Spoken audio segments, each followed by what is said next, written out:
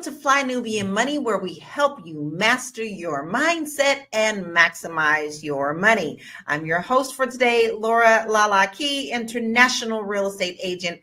And today, we're talking about the topic that's shaping our future, artificial intelligence, also known as AI. AI is everywhere, from healthcare to entertainment, education to finance. It's here to stay. But what does that mean for the Black community? How do we make sure that we're not just bystanders, but active participants? So did you hear that TV writers found 139,000 of their scripts were used to train AI? Hell broke loose. And as you recall, we had strikes last year, right? So this raises big questions about creativity, ownership, and control over our work.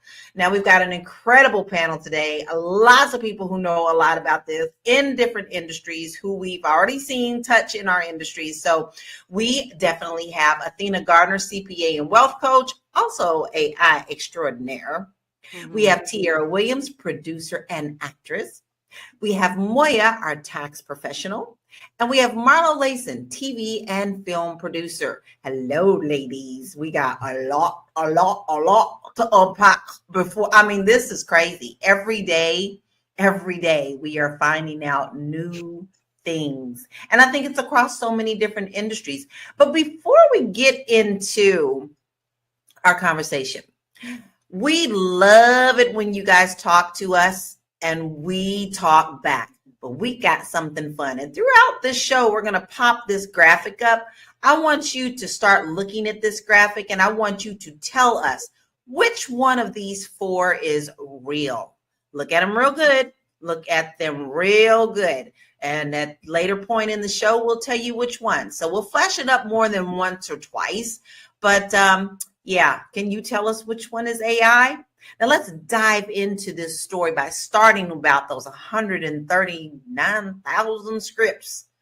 Check this out. AI steals 139,000 scripts. TV and film writers have just found out that over 100,000 scripts were used to train AI, and shit has hit the fan. The Atlantic has recently reported that over 139,000 scripts were used to train AI writing for tech companies. Showrunners spent much of the week typing their names into a search engine designed by the Atlantic's Alex Reisner. The search engine helped identify which scripts were actually being used by AI, and the results were horrifying. Reisner wrote in the Atlantic, "I can now say with absolute confidence that many AI systems have been trained on TV and film writers' work. Not just The Godfather and Alf, but more than 53,000 other movies and 85,000 other TV episodes. Dialogue from all of it is included in AI training data set that has been used by Apple, Anthropic, Meta, NVIDIA, Salesforce, Bloomberg, and other companies. It includes writing from every film nominated for Best Picture from 1950 to 2016, and at least 616 episodes of The Simpsons,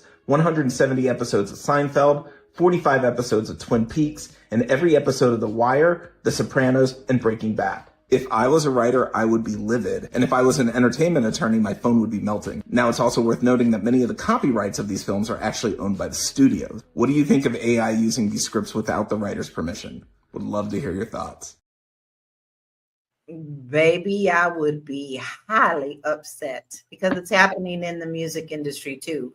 But I'm going to start with you, Tiara, because he asked us, what do you think? What do you think about the movie industry using these scripts without the others' permission, even though they own the copyright? See, this is sticky. What are your thoughts on this?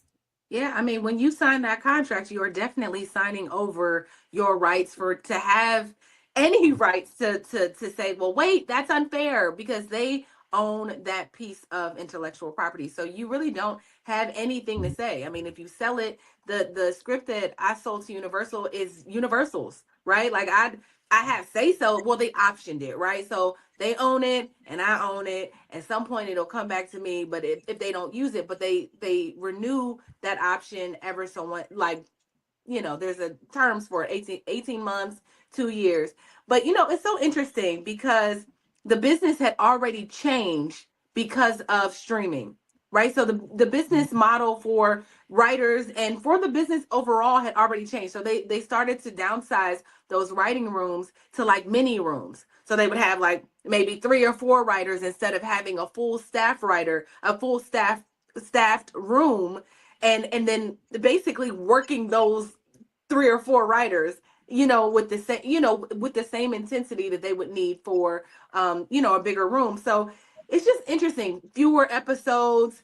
I mean, really, that's why we went on strike, because there were so many things that were happening and the landscape of this business was changing so fast. It's like, hold up, wait.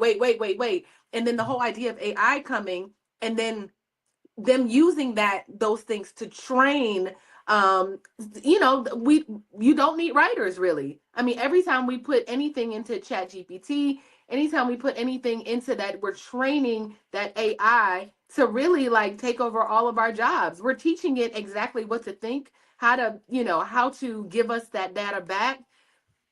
I mean, I don't know, man. It's crazy. Athena's gonna have to tell We're me. feeding the monster. We're feeding the monster. However, we also can harness the monster, but we're feeding it more than we can harness. That's what's frightening. It reminds me of the Game of Thrones when your girl came out with these baby dragons, and they're like, and then all of a sudden 3 years later they like blowing down cities. Like, we're feeding the dragon.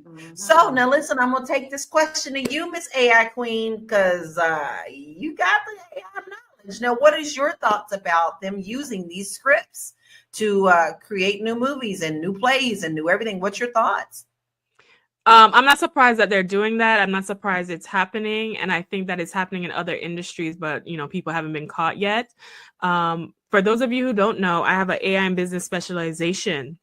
So when I was going through getting that certification, we were taught about the different biases that AI has and the ethical concerns and considerations, and how there's no legal body or entity that is, managing this. And it's going to be left up to every individual government to come up with whatever the ethical standards are going to be for that moving forward. Currently, there are none. So it's kind of like the wild, wild west in that area. I'm not surprised about this, and this is not going to only impact the Hollywood industry. It's going to impact all industries, and that's why I always encourage, and I am encouraging people to get on the AI wave and see how you basically have to do what they're doing. You basically have to leverage other resources and use AI for your benefit. There are a lot of tips and tricks that I use even in my own personal life and business with AI. And that's what I'm going to be teaching tomorrow at the Fly Nubian Money Club. So make sure your face is in the place. You sign up at flynubianmoneyclub.com. I will be going over at 10 a.m. Eastern Standard Time how to use AI to supercharge your success. And basically, they're teaching us what we need to do, which is It's a round robin. Like, we'll discuss solutions later, but it's definitely a round robin because, like I said, we're feeding, but we're getting, but we're feeding. So, at what point do we protect ourselves? And I'm sure that you are definitely going to be talking about that in the class tomorrow. So hint, early, go do it right now because we're talking about this today. All right, Miss Moya. We want you to watch right now. We want you to watch. Everybody has 5 devices. Get it on your second device. Whatever. Don't do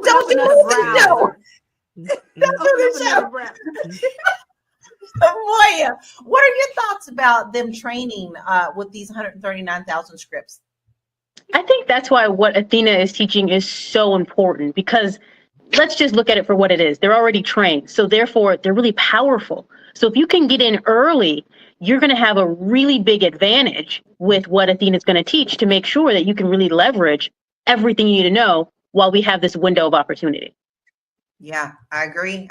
And honey, it's going to hit the tax too. It's going to hit the tax. It's going to hit everything. It's going to hit everybody. What about you, Marlo? You in the news, you do all this stuff. So how do you think this is going to affect your industry? I mean, what do you think about this 139 scripts?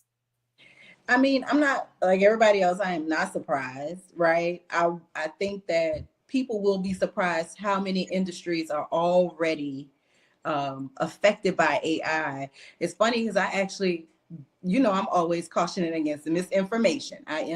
Call me misinformation, right? Because I saw something that made me kind of worried when we were having these storms in South Louisiana, these snowstorms. AI was telling people, because you have to put the proper prompt in to get the right information, that water doesn't freeze at below 32 degrees. It was like water freezes at 32 degrees. So therefore at 26 degrees, it needs to rise to 32 degrees in order for it to freeze. And so I want people to use your actual learning, right? Because these machines are baby machines. They're not big people machines. These are babies. And they haven't learned everything that we know. We're teaching them. They don't know nuance, right? They understand black or white. They understand, they're not going to give you the shade of gray. They're not going to give you the context. So I think while it's great, right, it's a great efficiency tool. I personally could always tell when something was written with AI. I can always tell when something was created using mostly artificial intelligence, right? So there's still something for me as a creative, and just my advice to other creatives: use it to streamline, use it to help your workflow, use it to free your hands to do things that are time sucks, where you can put the time into whatever your true passion is, right? Or whatever the real human connection work is required for whatever it is that you're trying to do. So, child, it's here, it ain't coming. And the people, especially my people, we need to not miss this wave, mostly because it don't know all of our beautiful shades of brown, honey. And that is very problematic.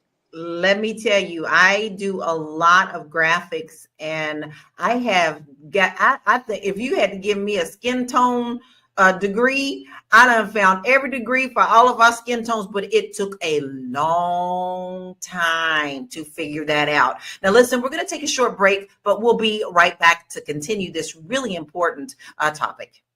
Hey, if you're just tuning in, you are watching Fly Nubian Money, where we help you master your mindset and maximize your money. I am Tiara Williams. I'm also known as Miss Black Hollywood, and I am the proud producer of this show. So I hope that every day when you join us, you leave a little smarter than you came, because that's the point. Otherwise, why are you watching? So if you want to receive notices for when we go live, Fly Nubian Money goes live every single day. That's Monday through Friday at 1 p.m. to 2 p.m. Eastern Standard Time. So if you don't know, now you know. All you have to do is text the word Queens, that's Queens, that's Queens, to 87948. That's 87948. That's Queens to 87948. Yes?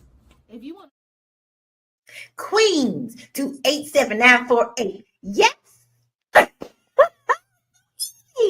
on, y'all. Come on. We talk about good stuff. You don't want to miss us. And we get notifications when you sign up there when we go live. Because, sometimes you get busy and you're like, oh, I'm missing my Queens. And you don't want to miss us. Come on. Text the word Queens to 87948. Yes. Yes and yes. Now listen, we got a little quiz going on right now. So I want to pull up this graphic, and later on in the show, we want to see if you got this right or not. Look at this picture very closely. I want you to look at that closely and decide which one of those is real. We're going to show this a couple more times before the show is over, but let your wheels start talking, okay?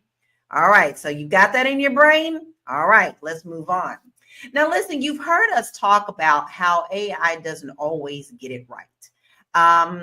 We feed the machine, but sometimes it doesn't spit back things, especially when it comes if you're making graphics and you're trying to get the right kind of fingers and the right kind of toes. You usually get about 10 on one hand, or, you have to really be specific when you do colors. When I want skin tone of mine, I have to say honey colored.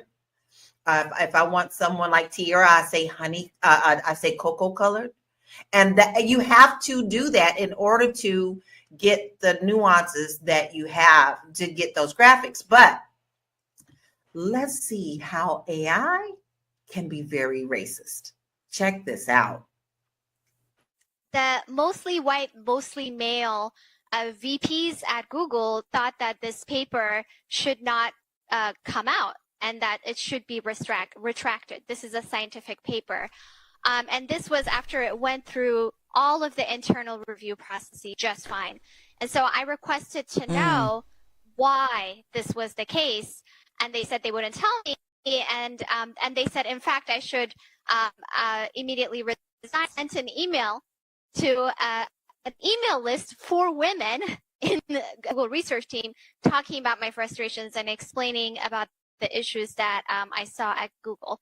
So this is in a nutshell what happened. And then, of course, what followed was even worse, because they said, first of all, that I resigned, which was definitely not true and could be very clearly proven wrong. There is a process for resignation, and a whole bunch of especially white men talked about their resignation process and how it was so different from mine. And secondly, they started attacking my work. And this brought on a whole bunch of harassment campaigns. It was a dog whistle to the white supremacists in the dark web. I started getting death threats, stalkers, and I still have stalkers, actually, you know. And so being publicly thrust into the public eye like that, you know, that's what it brought about. So that's in short. That's frightening. I love our ladies in STEM. I do. And I love that they are speaking out more and more about what they're seeing in their positions. You might think she's nerdy, but I think she's just as smart as a whip. And I love the fact that she is calling out big companies for what they're doing. So Athena, I am going to ask you this, because we don't have a lot of people in STEM. We don't really have too many people in technology. We have a lot of them, but not compared to the other races. So what steps should we take to make sure that we're not left behind in this AI revolution? Well, in this AI revolution, depending on where you want to go, right? I do know people who are in tech, definitely get certifications, definitely in areas of cyber security for sure, and areas that where AI is going to touch. For those of us who are not in any heavy technical tech situations, which what I'm teaching tomorrow is going to be for anybody, right? You do not need to be a tech genius to pick up what I'm putting down tomorrow. So make sure you go over to flynubianmoneyclub.com after this and sign up. You definitely want to, first of all, just show up tomorrow that's the recommendation. Show up tomorrow and learn all the stuff that we're doing for AI. But also you want to be abreast of what is going on in the environment in general. Just like how they're having this super group with Trump and everybody's creating this entity so they can get what 500 billion into AI infrastructure. So stay adept of current news, and then also learn the different tools that are available to you now. There's a lot of generative AI tools that are very user friendly that you can get familiar with in order to whatever it is you're doing in your career. ChatGPT is your friend, Perplexity is your friend, Bard is your friend. And it can be your friend because it also can help you grow your business, very much so. But, you know, tying this back into creative work, Tiara, I want to talk to you because you're directly in the entertainment industry. So how do we, like, not only just you as a script writer, as a movie producer, like, and for us, my husband and I, music creation, how do we protect our creative work in a world where AI can just replicate it so easy? Yeah, you know, I would say use it, right? And not use it in a sense of like have them spit out things for you, but if you know, if you can't beat them, join them, right? If you need help with ideas, if you need to, you know, I think that's the best part about having something there, a tool there that you can use. You can say, okay, I have an idea to do this, help me out, like, and it can stimulate your creativity, I believe. But I think the problem that people have, and I saw somebody mention this in the comments, that it will strip us of our creativity, our critical thinking, and all of those things, right? And so I think that's the hard part, even for our children, and giving them like, and I know you didn't ask me all this, Lala, but this is what comes to mind when I think of this, like our children having access to AI so young and not being able to develop their own voice, their own style, their own thoughts, just automatically being like, well, what does chat think, you know? And so I do think that, first of all, we just have to stay creative. We have to keep thinking. We can't rely on these AI tools for everything. just stay abreast of the things that stay abreast of the things that are happening, but don't allow it to take away your voice, because we need your voice. I think that's what makes us all so unique, is what we have to offer the world is our uniqueness. Don't let that be trampled on by AI. I often think like I was a huge imaginary friend girl growing up. Like I everything I was doing, I was either singing in my room, I was making up lyrics, I was playing in the mud pals, I was a tomboy. You hear me? I was doing it all.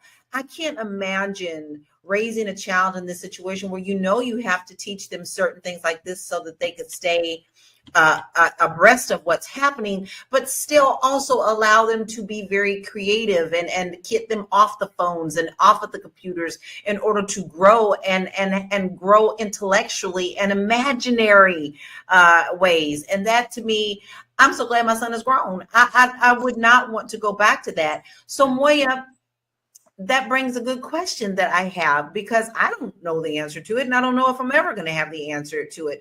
But are we as a community embracing AI? Are we more resistant to it? And why do you think that? Well, I mean, when it comes to a lot of the areas of technology, there's always room for us to become more acquainted with it. Because, I mean, I remember when I had Alexa in my house, and Alexa would still be on sometimes, and you'd be like, wait, is Alexa listening to me right now? Yes. And I felt uncomfortable, so I unplugged it. I don't even know where that thing is. Because it made me feel like they were intruding on my space. So I believe there's a level that definitely can scare us. Like, wait, what is all happening here? But that's why I'm really grateful for Athena's class tomorrow. So we don't have to be scared of AI. She's going to teach us how to embrace it. Definitely. I'm all for it. I can't wait. I'm excited about it. Listen, we still have so much to talk about. We have a lot of great comments coming from you guys. Keep them coming. There was a question about, Apple, the new Apple that's coming out. Yes, it will be training AI as you type and do things and send messages to people. So there is a way you can turn that off. I highly suggest, as Constance says, Google that shit to change your settings if you don't want that to be done. Yes. That is coming to all of your handheld devices, baby. Won't be long before you're feeding it just by doing a quick message to a friend. All right. So let's take a quick break and we'll be right back. You want to grow your money and not blow your money, as Constance says, check us out at flynubianmoney.com. There's all kinds of resources, programs, videos, resources. In 2024, there's no reason to be broke when there's information all around us. So get your money right. flynubianmoney.com. Get your money right. flynubianmoney.com. Listen, every day you come here, you see me. Listen, every day I tell you that we have great resources for you. And when I say that, I don't lie. All you have to do is go to flynubianmoney.com and start looking at what you can do to get your financial house in order. And we laugh and we joke, but I say that so that you can giggle too. Because sometimes when you laugh, things stick with you. But if you are feeling like your financial house is in dire need and you don't even know where to begin, then you can begin with us. That's what we're here for. That's what we're known for. That's what our name is. flynubianmoney.com. Go check it out and see where you can start to build your wealth. Now, listen, I know you had something to say before I left about the phone situation, Tiara. So kind of tell us what your thoughts are on that. No, I wanted to add to what Moya was saying. You were asking if Black people are resistant to things like AI. And I just think if we look at the history of Black people in America, we're always resistant to anything new coming, because usually it doesn't work in our favor. It's not something, it's like, how is this going to be used to against me? And sure enough, we're seeing in the healthcare system, healthcare claims are being denied, and all of these things, AI is being used for that. And so it just made me think of you. Somebody said it today. I was just thinking about the structure. If there's systematic racism, and there has been, and there's a system that is oppressing people naturally that system teaches and trains AI to do the same thing, right? Even without even considering, there are some things I put in and I get biased responses. I think I was talking to Moya one day offline. I don't know if it was Moya or not, but like it was like the response was like so like, wait a minute, why are you telling me, was that Moya, was that about the election? Do you remember?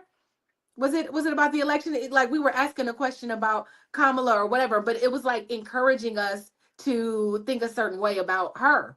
And so I thought that was interesting, right? That there's this system that is not real. Artificial intelligence is not real, and already it's racist. How is that? How is that? Well, I mean, we're looking around at the people that are training them, and because we're not Black and brown people are not in those spaces, we're not given the opportunity. We're not going to be given the opportunity because of DEI, but we're not going to be in those spaces. Hopefully, we can figure out a way. But I think there possibly it could be worse, in the future because we're not in those spaces. I think so. I was listening to a great podcast the other day. I'm a podcast freak. And it was all on AI. And there was a very well-known gentleman who started in the 80s with tech, with the internet. He's like techie, he loved that stuff. He went real far with that, built a really, big business. And he says he literally is afraid for marketing positions right now. He said, I don't say that lightly. He said, but if I can go to ChatGPT and get exactly what I need, I'm not going to need to hire anybody to do it. And I'm already seeing it. Now, the lady says, well, one of the things we don't have is choice. It's going to be woven. You don't have a choice to embrace it, but you can't avoid it. And with that, we're going to bring up something. We got a little fun game going on today. I'm going to bring up this graphic. I want you to look at it. We're going to leave it up for about, 10 seconds. But I want you to decide which one of these pictures is real, which one is real and not AI. Take a good look. Later on in the show, we're definitely going to tell you the answer, but do you really know? Do you really know? All right. So Marlo, with that being talked about, we're talking about jobs. So what risks do you see for Black workers as AI becomes more integrated into various industries? For everybody, right? But I think everything in this world is adapt or die, right? You have to find a way to get in where you fit in, and that's just the reality of this, right? There's no fighting it, because what do corporations care about more than anything is their bottom line. This saves the bottom line. This is a bottom line rescuer, right? If you can clip your marketing department, if you can clip or cut down your communications department, because this machine learning can do a bulk of the work, right? It can do what it took teams of 3 to 5 humans to do. You absolutely are going to run a risk of unemployment and underemployment, right? So I think that Black people need to be studying this, like Athena said, cyber security, right? Because as the Wild Wild West gets tamed, we're going to need people who can monitor this stuff, people who can put protections in place so that AI can't become you, right? Like there are so many endless sci-fi movies that I could write right now in my head about how terrible this could all end for humanity. The Terminator. Exactly. Matrix. Yeah, I mean, look, they already been written, right? So I think that getting in where you fit in, find your place in AI. I'm not a Siri person. I don't never talk to Siri. Old girl is not active on my phone. Alexa, I'm not talking to her either, because I understand what it means, right? So I use AI where I need to use it. And I think that everybody should adopt that notion. Don't reject it, but use it in a way that's most protective to you and your family, because they are getting all of our information. And you did bring up children, and I think it's very important for parents are going to have to lean in and be parents right now, right? Parents are going to have to actively have conversations with their children so that you are sharpening this tool, right? We can't just let the AI be the tool. You don't want your brain, what is it called?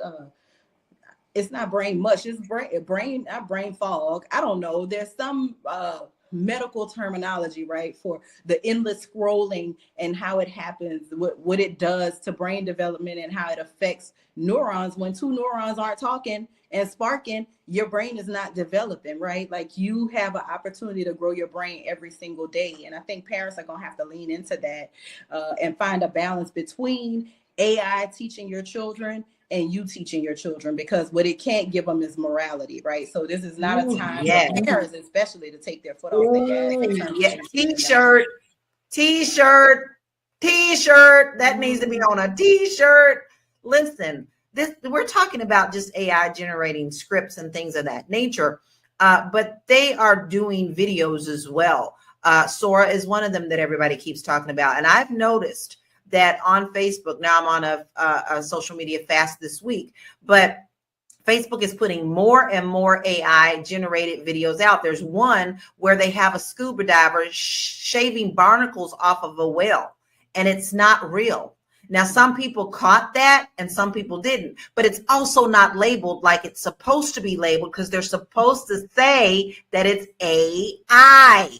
And these companies are not doing what they should be doing. So, Athena, how can we hold these companies accountable for how they use AI?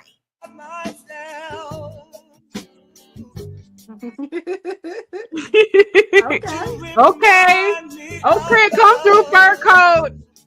Come through. But it looks so real, though. I know it. Look at it. And it looks good. Baby.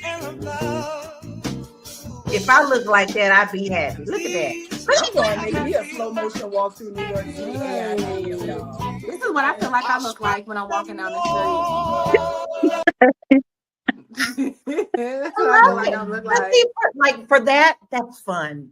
That's fun to me. I love it. But we know that that's AI. Now, you put that up, but I didn't notice. Does it say AI, or just let you assume? And that was a TikTok video. So, so it begs the question, Athena. I mean, how do we hold these tech companies accountable for how they use AI? Unfortunately, we are the masses, and they do not care about us holding them accountable. We're like, oh, Mr. Jeff Bezos, be accountable for, using AI. No, it's going to have to happen on a government level, and government tends to be slow. So I'm interested to see if this government efficiency department is going to do what it says it's going to do. I don't know. We'll see. Probably not. So it's going to have to be a legal body that will enforce it, obviously. And then we all know who can afford to lobby for their interests.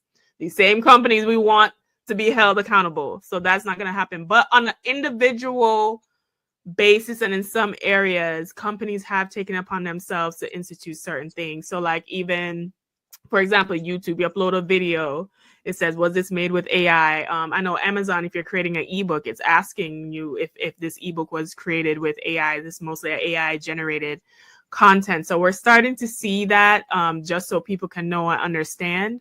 But in mass, that's going to take some time and government influence. Yeah, I mean, and government is already jumping on it. There's already an argument between the Orange Muppet and the apartheid Musk. The Orange Muppet came out saying he spent all this money for billionaires for us to get better with AI, and Musk told him that it was unrealistic. So you already have conflict there. But did you know, and this is something that you should know, America is not number one when it comes to AI. China is. So what we're trying to do is to catch up, because God knows, everybody like, oh God, China can't beat us. But baby, China been doing this a long day.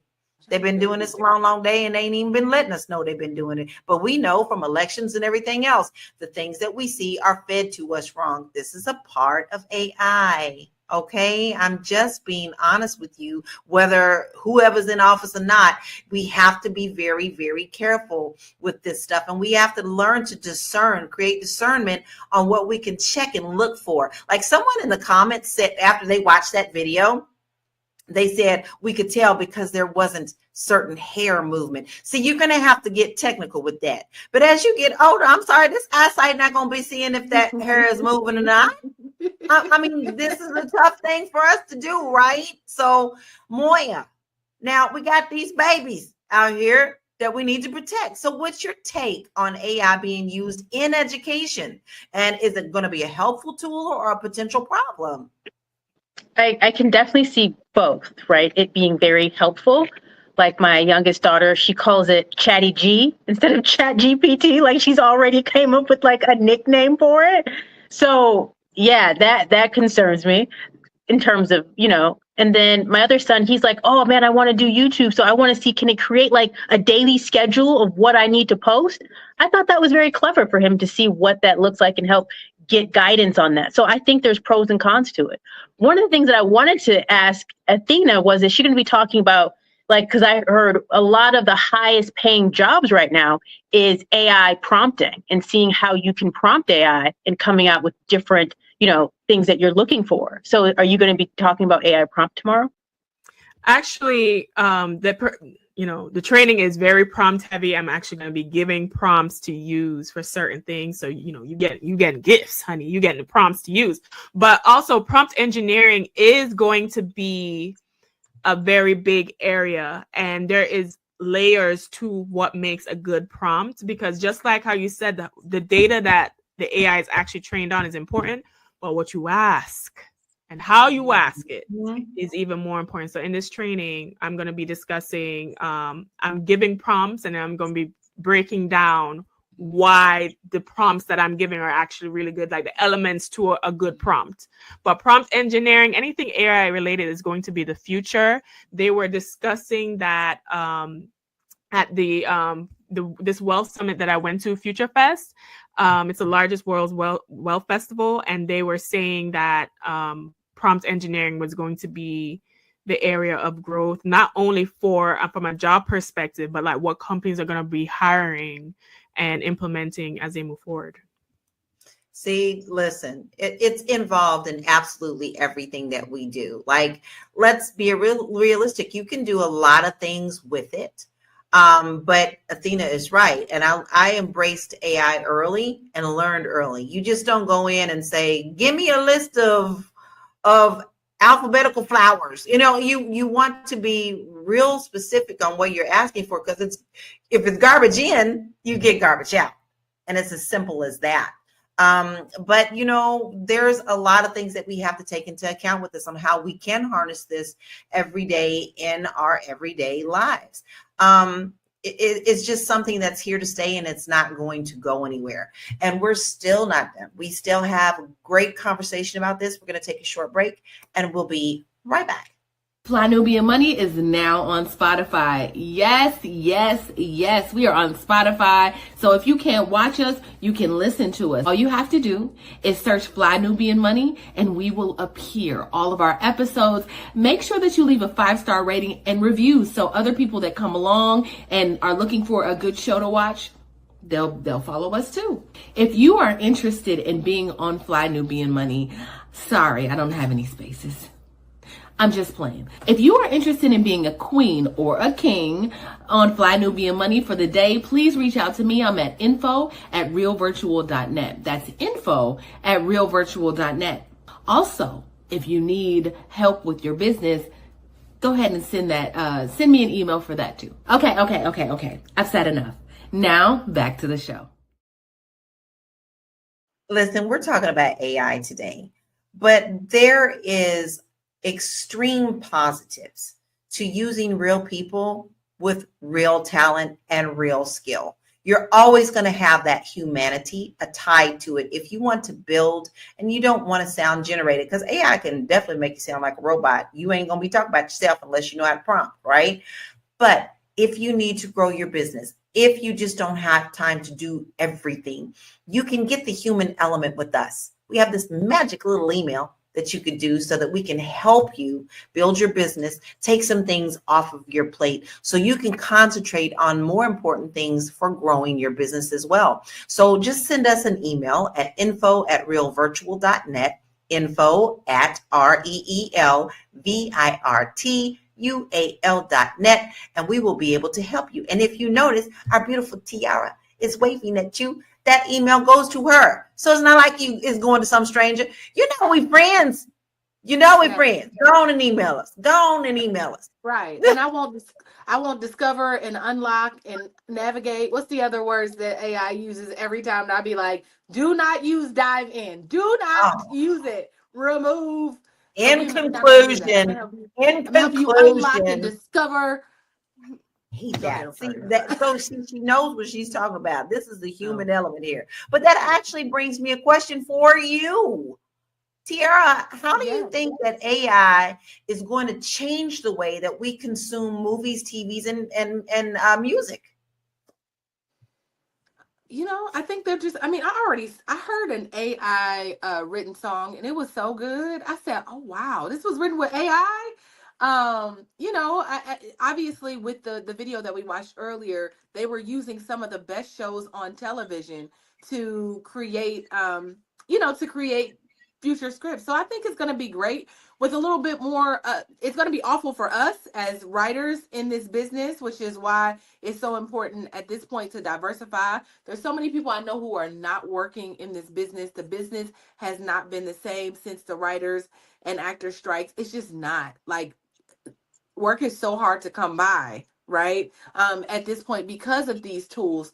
But I would just say that, it's just time to diversify. It's just like I said, like everyone was saying earlier, to just start to think about what ways creatively, and Black people are creative people. So we always figure out like, okay, all right, so we can't do it this way anymore. Let's try this. I just think we'll figure it out. But for the most part, at this point, after you go to the training, Athena's training, then start to brainstorm on ways that you can really like shake up and change your business, or figure it out. You got to figure it out, and you got to figure it out and figure it out, or you're going to be left behind. Listen, in the music industry, Spotify is getting over on people every single day. Now, my husband and I we've taken one project down, and I think we're going to take the rest of our projects down as well. Spotify has trained its AI as well on much music. And what it's done is it creates these songs, the ones that get the most listening to, and then they create these playlists. So if an independent artist such as us gets less than 1,000 plays, they won't give you a dime. They will just continue to pocket that money. Now, if you do get over 1,000, they're going to question you to see if you have bought, and then they'll take your music down while they're supposed to do some kind of investigation. Next thing you know, you go to a playlist and there's a song that sounds like yours. So I want you to understand that this is going on in all industries. And then you have Netflix, who's ready to buy places like Spotify and stuff, so they could start using this stuff. Now, what do I say? Billionaires always buying billionaires, baby, because Netflix just announced they're getting ready to go up in price.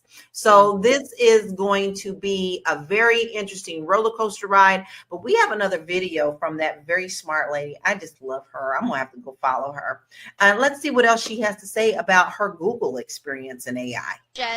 For instance, there is an example of how Amazon scrapped a hiring tool, an automated hiring tool, because the tool was trained on historical data that based on who to accept for a particular job. Let's say in computer science, for example, and who to reject.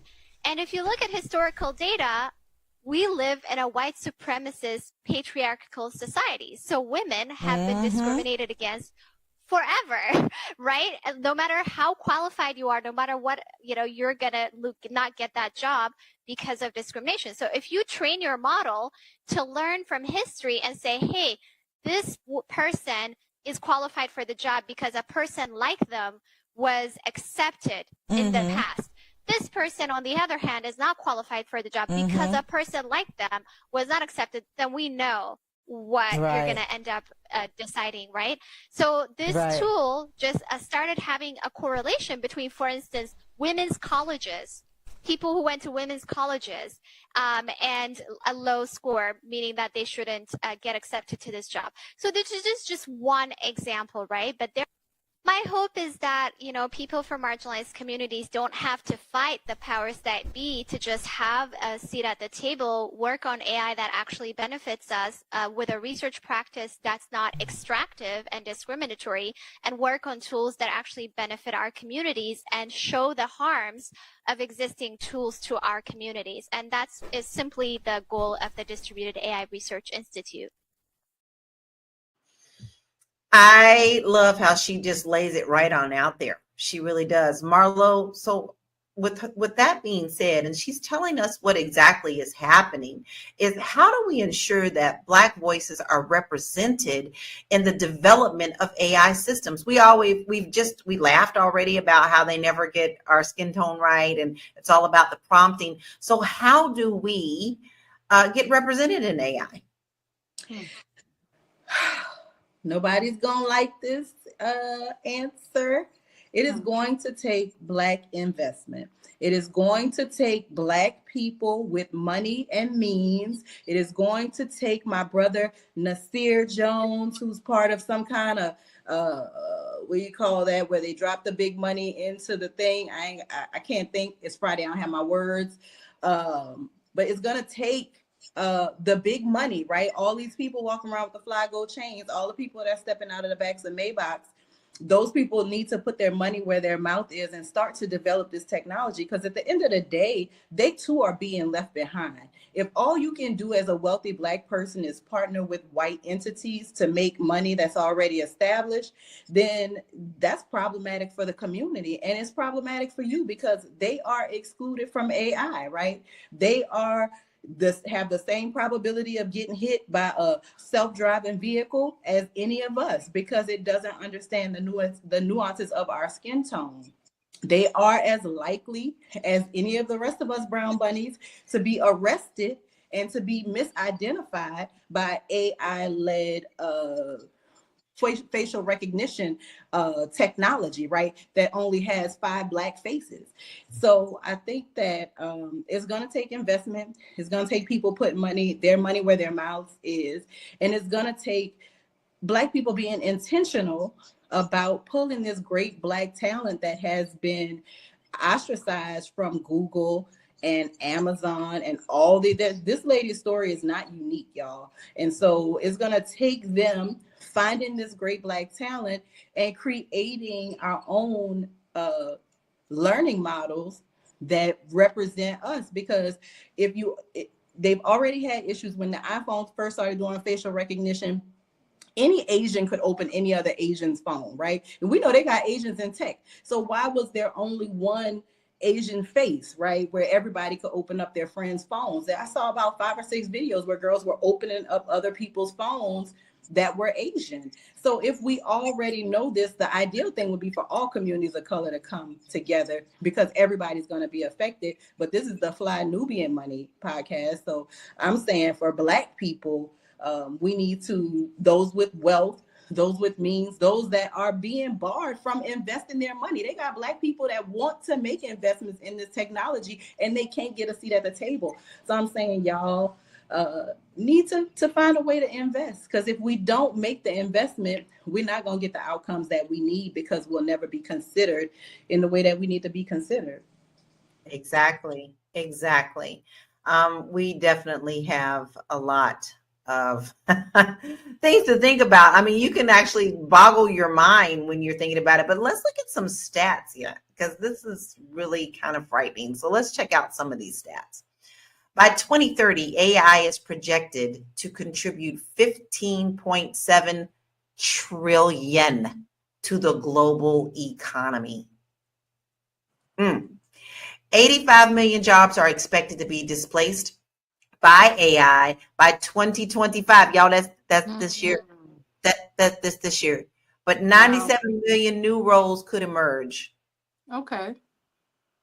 And only 9% of Black workers are in STEM fields, didn't I tell you, compared to 20% of white workers. A 2020 study found that AI systems can exhibit racial and gender biases, such as facial recognition systems misidentifying Black faces more often than white ones. And Black-owned businesses using AI tools report an 18% growth in revenue compared to those that did not. This is proof to tell you that you need to be in our class tomorrow. Yes. No joke. A study showed that 65% of Black parents want their kids to learn coding or AI-related skills compared to 50% of parents overall. Good for them. But I'm going to tell y'all, when it comes to the bias and the things that they notify, if you haven't looked up the Meta glasses and how they could just look at you now, because college students hacked it to look at anybody and pull up their information on LinkedIn and Facebook. And they walked up on people they didn't know and say, "Hey, Brother Brown." And Brother Brown looked up like, "Hey, you teach at such and such, don't you?" "Yeah, I was in your class." "Oh, okay." And then they got up and shook hands and everything. Guys, this is more deeper than we are able to even discuss in this. So let's take a short break and we'll come right back. Are you ready to take your brilliant business idea and turn it into income? So my name is Athena Gardner. I'm a CPA, wealth coach, and also a Fly Nubian Money host. And I am partnering with the Fly Nubian Money Club to bring you this exclusive training called Idea to Income, how to supercharge or elevate your current business and using the power of AI.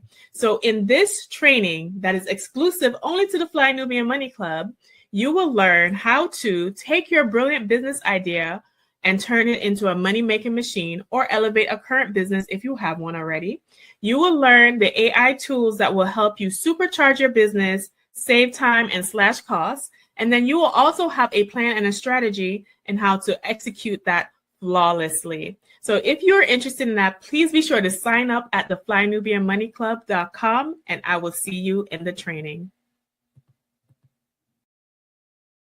Well, I can't add to that. You've got the instructor here. You've got the AI goddess. Take it away, Athena. Thank you so much, Lala, for that. And listen, I need you guys face in the place tomorrow. We're about to snatch eyelids back. We're gonna scalp you. We're about to just reveal the gems that you need to do with AI. You do not need to be a tech genius. You do not need to be a code genius, even though I date them. All you need is to be in the flynubianmoneyclub.com. So after this show, I need you to go to that link. And guess what, guys? If you have not signed up before, we do have a free trial still going on. So it is not going to hurt your pockets. All you need is the investment of your attention, okay? Because you still need to invest time and attention, and to sign up and to be in the place tomorrow. So we are going to go over prompt engineering, how this affects us as a community, specific prompts to help you for your business, tools to use. I'm giving you gems tomorrow. Yes. So this is what I need for you guys to understand. As Black people, we tend to lag in adopting new ways of thinking, doing, embracing technology, embracing with the change. And I need us to be the forward-thinking, intellectual, divine beings I know that we are, the greatness that we come from, Hashalabo, and be on the way to focus on the future, which is AI. It is not going anywhere, okay? Tomorrow, we could be in a Terminator Matrix situation, all right? But do you want to be in that situation with some more money? Yes, all right? So this is what we need to do. Sign up for our training tomorrow so you can learn how to take that ideas of yours or your current business and how to generate more income. All right. Now you heard it. Now listen, here's another benefit that you have. Not only that you're going to do that at flynubianmoneyclub.com, you're also going to get Constance's class that taught you how to make shipping figures. Shipping figures. I said shipping. You want to make sure that you sign up so that you get that training. And you also get the training that I gave you about how to buy a house domestically as well as abroad. I don't know what you're waiting for. Just go on and do it. Just go on and do it. What does Nike say? Just do it. It is tomorrow at 10 a.m. Eastern Standard Time. Don't miss. And I just want to say one other plug for Fly Nubian Money Club.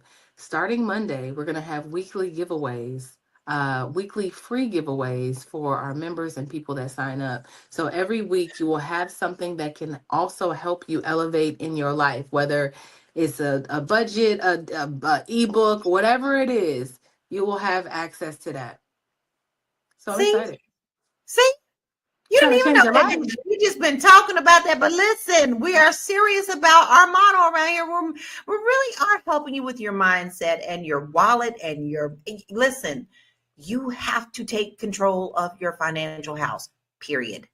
Now, I'm going to put up this picture one more time. We have a photo that I want you to look at, and I want you to tell me if you can figure out which one of these are real and which one is not. So which one is real, right?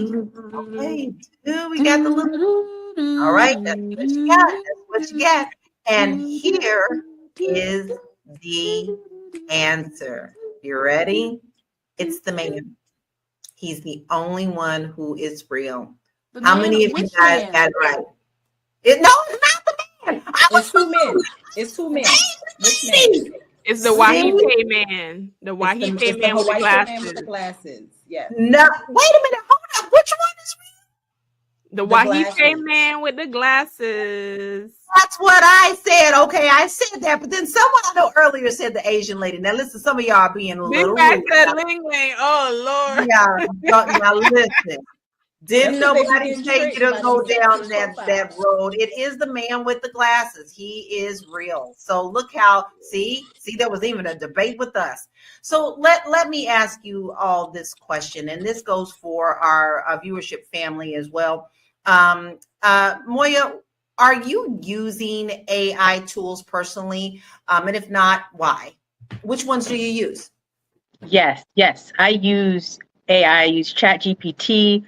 I use Canva Premium. Canva Premium gives you access to do a whole lot. They have Midjourney. They have so many things. With that being said, I'm still so eager to know what Athena is going to be talking about tomorrow. I know. I'm so excited. What about you, Marlo? Now, I know you've kind of said a couple of things during our conversations, but do you use AI at all? Oh, absolutely. I use AI. I use the Canva AI features. I use a platform called Lumen 5 to make small little informational videos. I use ChatGPT as I'm on my can't eat nothing that's delicious journey so that it can help me put these foods together in a way that's a little bit more creative from week to week. So yeah, I mean, I'm not anti-AI, y'all. I certainly use it. I work in analytics, so I have to use AI to make my day easier. I have to use it to help digest the analytics that I then have to go and think through to figure out my audience. But I'm just saying, like, learn it, be aware of it, but also be wary, be protective of your data. Like, your data is valuable, right? The information about you is valuable. And so I'm just saying, be selective and protective. But I certainly use AI tools because it make my life easier. We all got 24 hours. We got to figure out the best way to use them, right? Yes, and it can definitely help with your time. I don't really need to know the answer from Athena. But I'm still going to ask you, what are some of the tools that you do use? Listen, I'm a ChatGPT goddess at this point. I love Perplexity. I'll be discussing those tools as well. I use Canva Magic AI as well. Even StreamYard AI, I use them to do AI generated content. So I'll leave the rest for the training. Teaser. All right, Tiara, what about you? What do you use it for? I use all the things that the other queens have said. I use Chat, I use Canva, I've used Lumen, but I also use Opus. Oh God, I love Opus. I use Opus. So those are the top 4. I too use it. I use ChatGPT. I also use Leonardo. I also use DALL-E. I also use Perplexity, and of course Canva, because Canva just keeps getting better and better. I just love it. Yeah.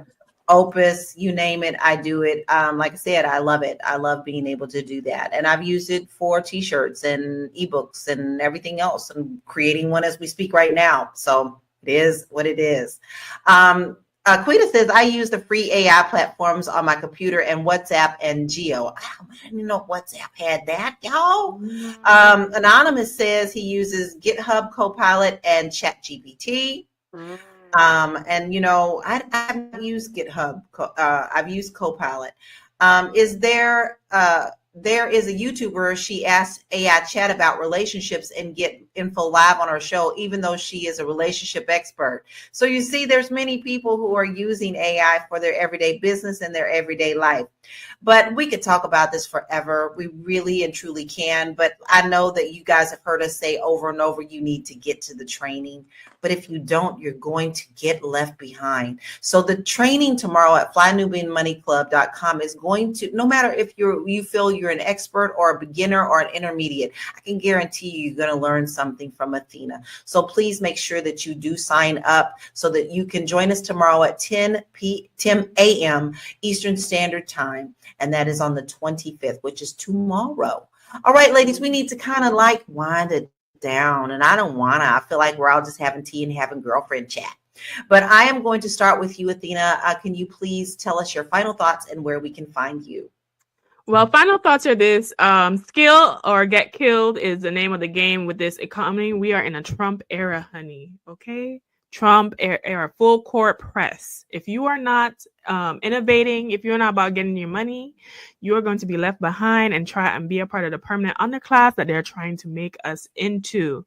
So I need for you guys, especially to sign up for the Fly Nubian Money Club so you can see my training tomorrow. Idea to Income, how to supercharge your success with the power of AI at 10 a.m.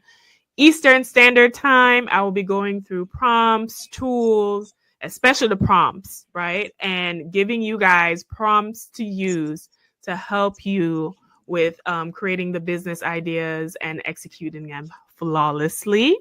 Also, if you're interested in all my other offerings or anything that I'm doing, okay, elevatewithathena.com. It has my social media, it has my offerings, it has my podcast, where you can find me. All of it is there. Elevatewithathena.com. I love you guys, and I'll see you in the training.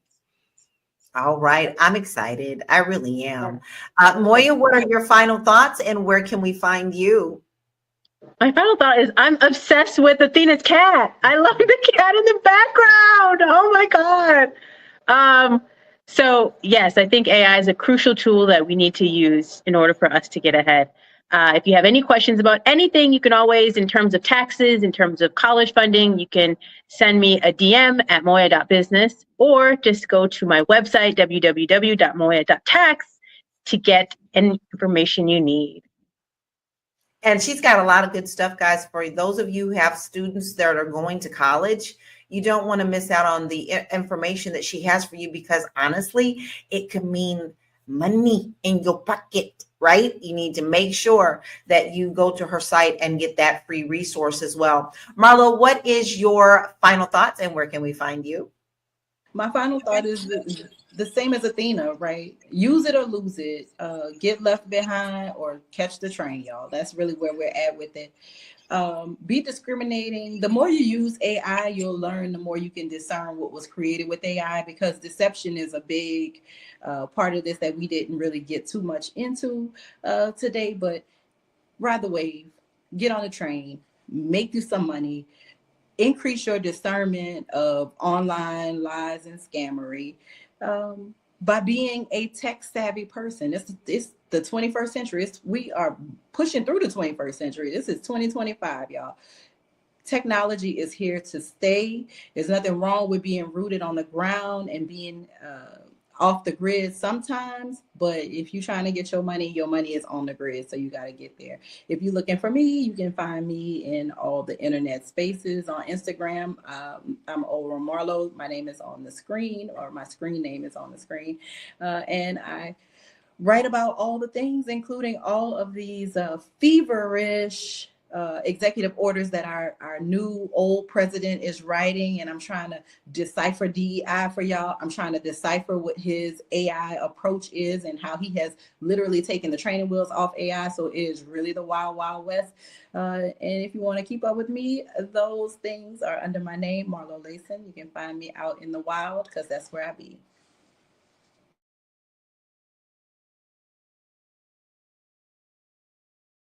I didn't do that. Not only that, but Marlo is on a beautiful journey. And as you can see, you can already see changes in your body, Marlo. You're looking great. She is on a journey with health and fitness. And listen, if you want to follow her on that and, cheerlead her on, because there's nothing like true encouragement. Got my pom-poms up for you. So make sure that you follow her and give her encouragement. Tiara, what is your final thoughts and where can we find you? Yes, let me unmute myself.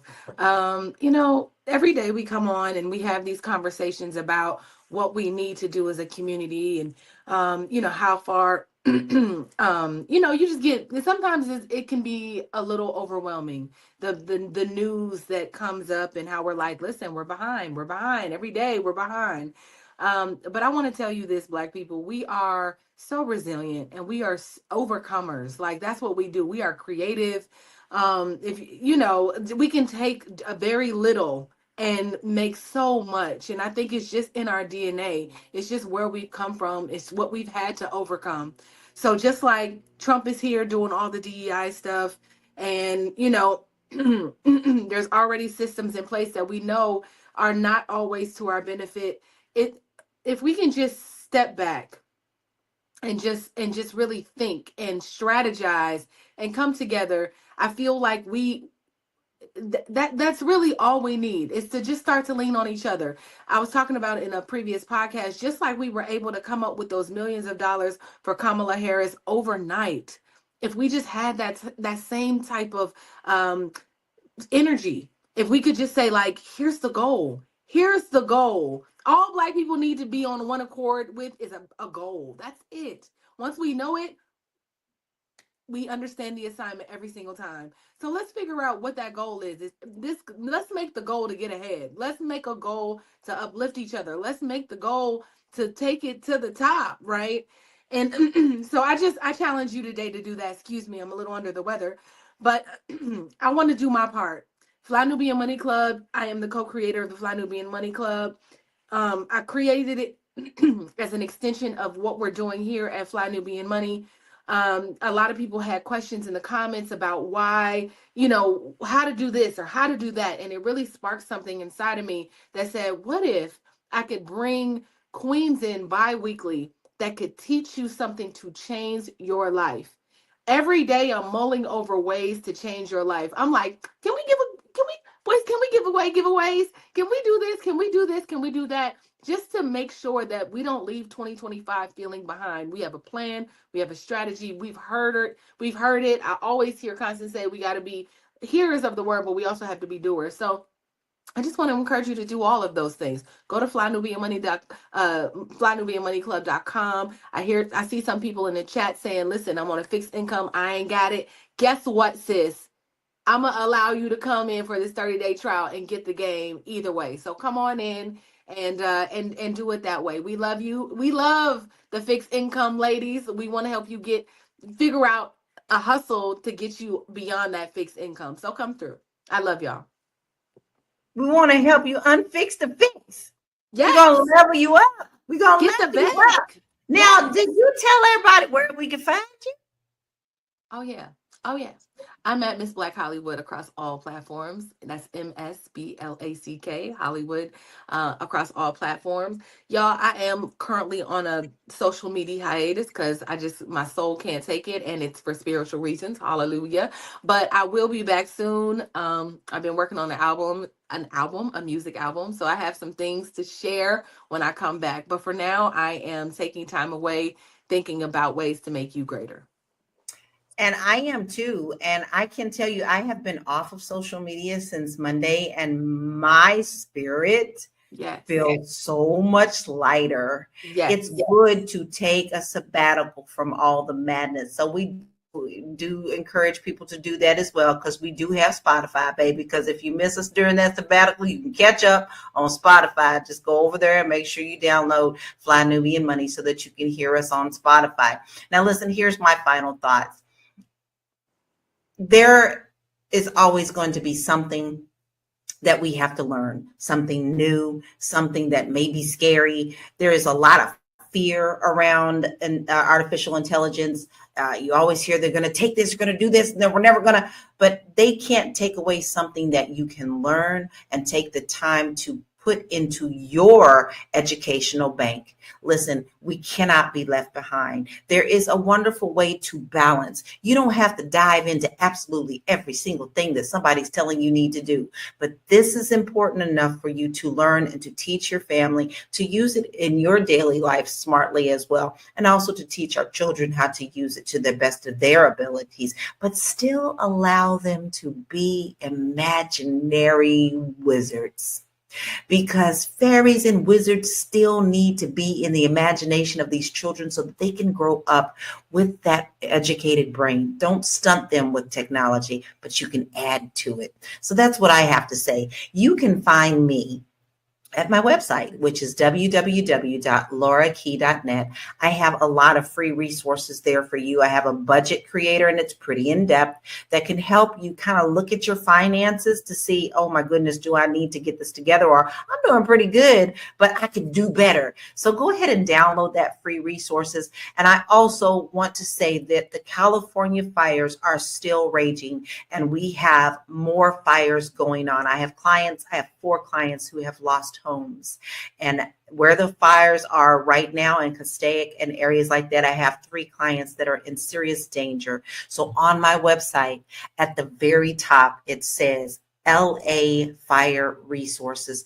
Please go there. It's a list of places where you can donate, where you can take things, where people request things. It's an all-inclusive spreadsheet that they have put together. That's not my creation.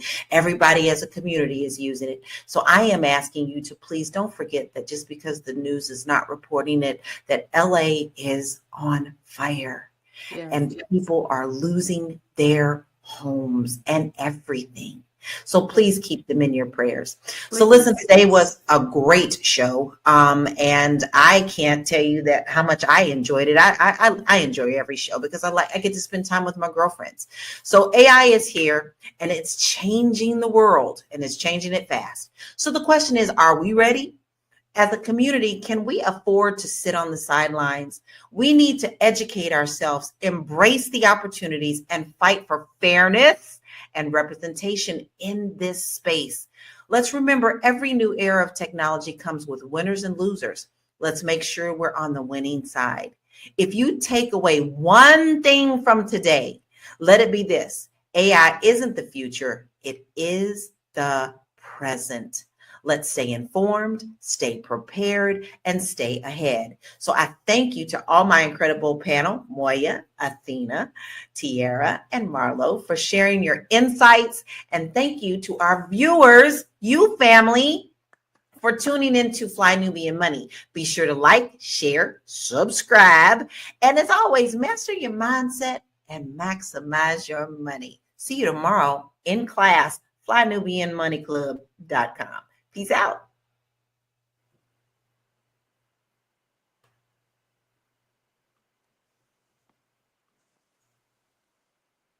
I was blind, but now I can see. Yeah, calisthenics number 12. Yeah. Fly robotics. Bifocals, my only purpose is to feed the locals. I'm spreading love when I see you and gotta approach you. I see the goodness in you, I wouldn't John Wick you. I know you hustling for your family just to pay the fiscal. I see the God up in you, you bless your physical. While we navigating problems, the world is abysmal. Skip the one up, let's get it to the center. Your house is big as mine, we can always help each other. Affirmation smother, it ain't even cost me a dime to uplift my brother.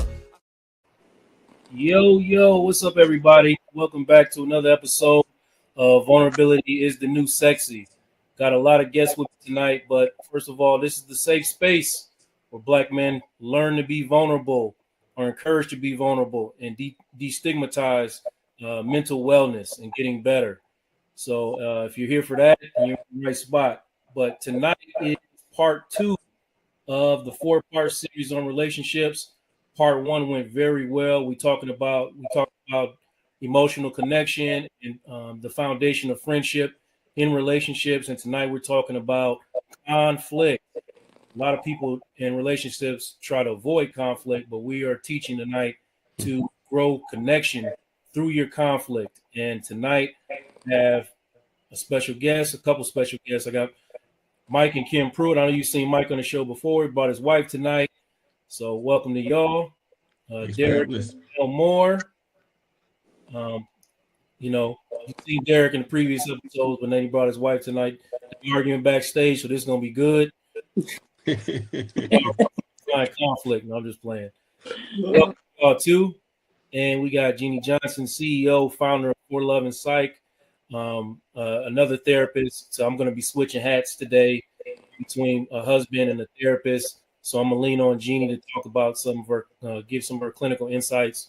Absolutely. Hi, everyone. How you doing? Hello. And then I got my wife tonight, everybody. You know, I told y'all she existed. She was really sick last She was really, really sick last week. And you know, but today she is live and on stage. So listen, before we get started, I want everybody in the chat to please engage. You know what I mean? If you have questions that you want to get answered by one of the couples or one of the therapists on set, please feel free to ask them. We'll try to get to as many questions as we can. But you know, how's everybody doing tonight? Doing good. Wonderful. Yeah, feeling good. Good. So listen, we're going to unpack a lot of stuff that a lot of couples struggle with tonight. You know, I think it's very important to me and Donna have been married, are going to be married 17 years next week, actually. Sunday. Oh, wow. Happy anniversary. Yeah, happy early anniversary. Happy early Annie. Mike and Kim, y'all been married. I'll just let y'all tell. I want to. How long y'all been married? It will be 25 years in August of 26. Okay, cool. And Derek and Mel? We will be 4 years, May 2nd. Okay. Well, cool. Let me ask you something, man. First things first. Sorry, I should be ready for this. What are some of the most common things that in the beginning? Because you know, y'all 25 years in, I'm talking to you and Mike and Kim. What are some of the things in the beginning that y'all used to have conflict over? Wow. I'll let you answer. I would say in the beginning, the conflict was more about other people, like family members. It really wasn't with us. Right. So we had to learn to navigate through that. Yeah, mainly me being the oldest, and my mother was, she wasn't accepting me being married and being with someone else. You know, she wasn't adapting to that very well. So it took us a while to work through that. But there was our major conflict that we had in the beginning. Okay. Yeah. Well, how did y'all navigate through it in the beginning when y'all were young? Wow, we didn't know how to. Yeah, right. It was something new for both of us, and it took a while for me to kind of grab hold of the situation and do what I needed to do, simply because it was my mother, didn't want to hurt her feelings, you know, that kind of thing. But it just progressively got worse, you know, and it just came to a point where I had to just say, hey, mom, I'm married now. This is my wife. She's the main lady. And, you know, we need to, kind of recognize that and accept that. And that's basically, you know, how it's going to be from this point forward. So y'all was just stumbling and bumbling through the first. Yes. Sure. Yes. Yeah. You know, it was tough. Very tough.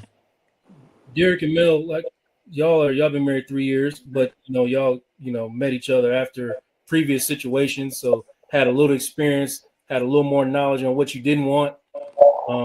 But how was conflict for y'all in the beginning? Conflict. Did you want to go? Conflict was hard. Yeah. It was hard for us, and I think we are hopefully at a point where we're kind of level setting and understanding how to work through it. For me, because when I was married previously, I can honestly tell you we didn't have we had conflict, but it wasn't spoken. Like it was the elephant was in the room. We saw the elephant in the room, but we didn't deal with it, you know? So coming into, you know, after being divorced, 13 years and then remarrying, it was just like, this is hard. Like, Right. I don't like this.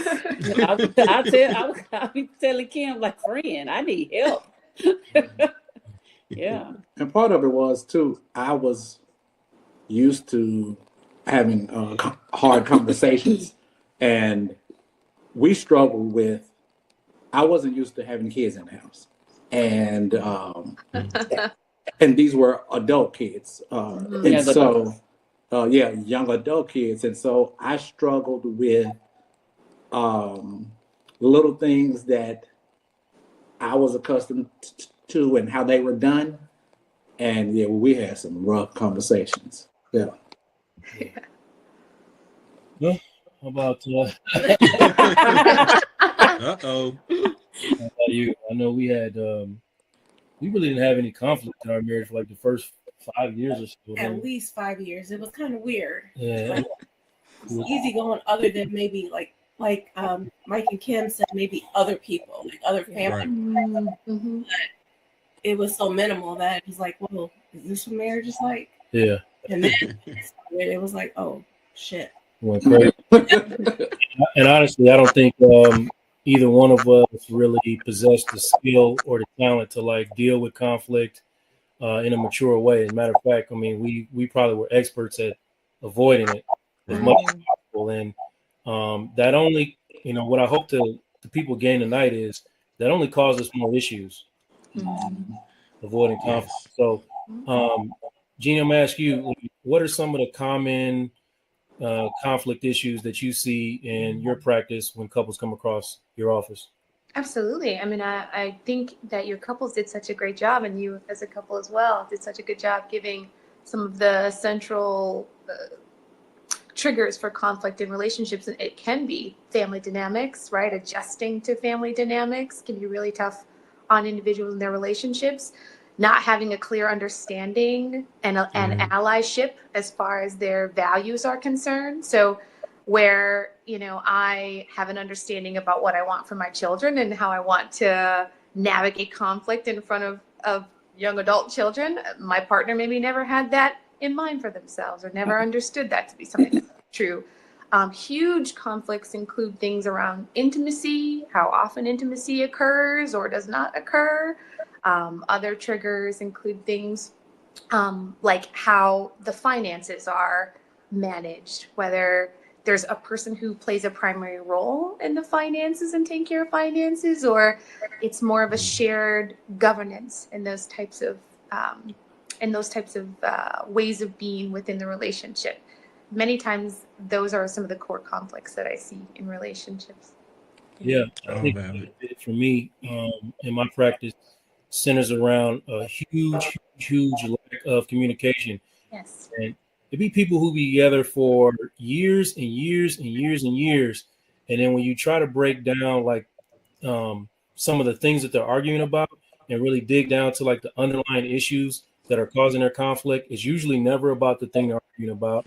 Right. And it's usually a lack of understanding or knowledge of a person's emotional triggers. Absolutely. Yes. Yeah. So They had no idea. Yep. Right, no idea. You see that too, Jenny. You could be with somebody for years and years and years and not understand what triggers them.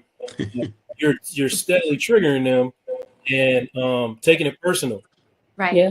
Come back at you, right? Absolutely.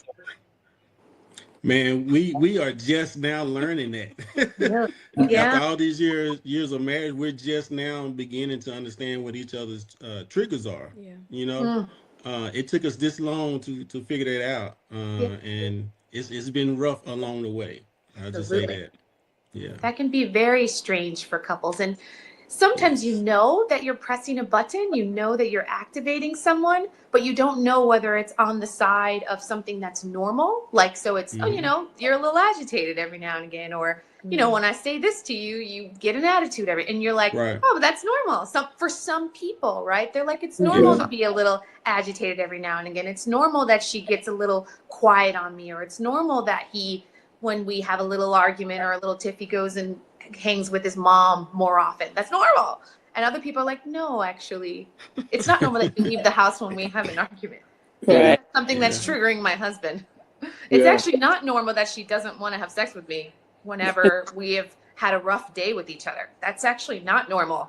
I probably should figure out what's going on there. I'm triggering my wife in some way, right? I'm having behaviors that are triggering my wife. So yeah, it's rough.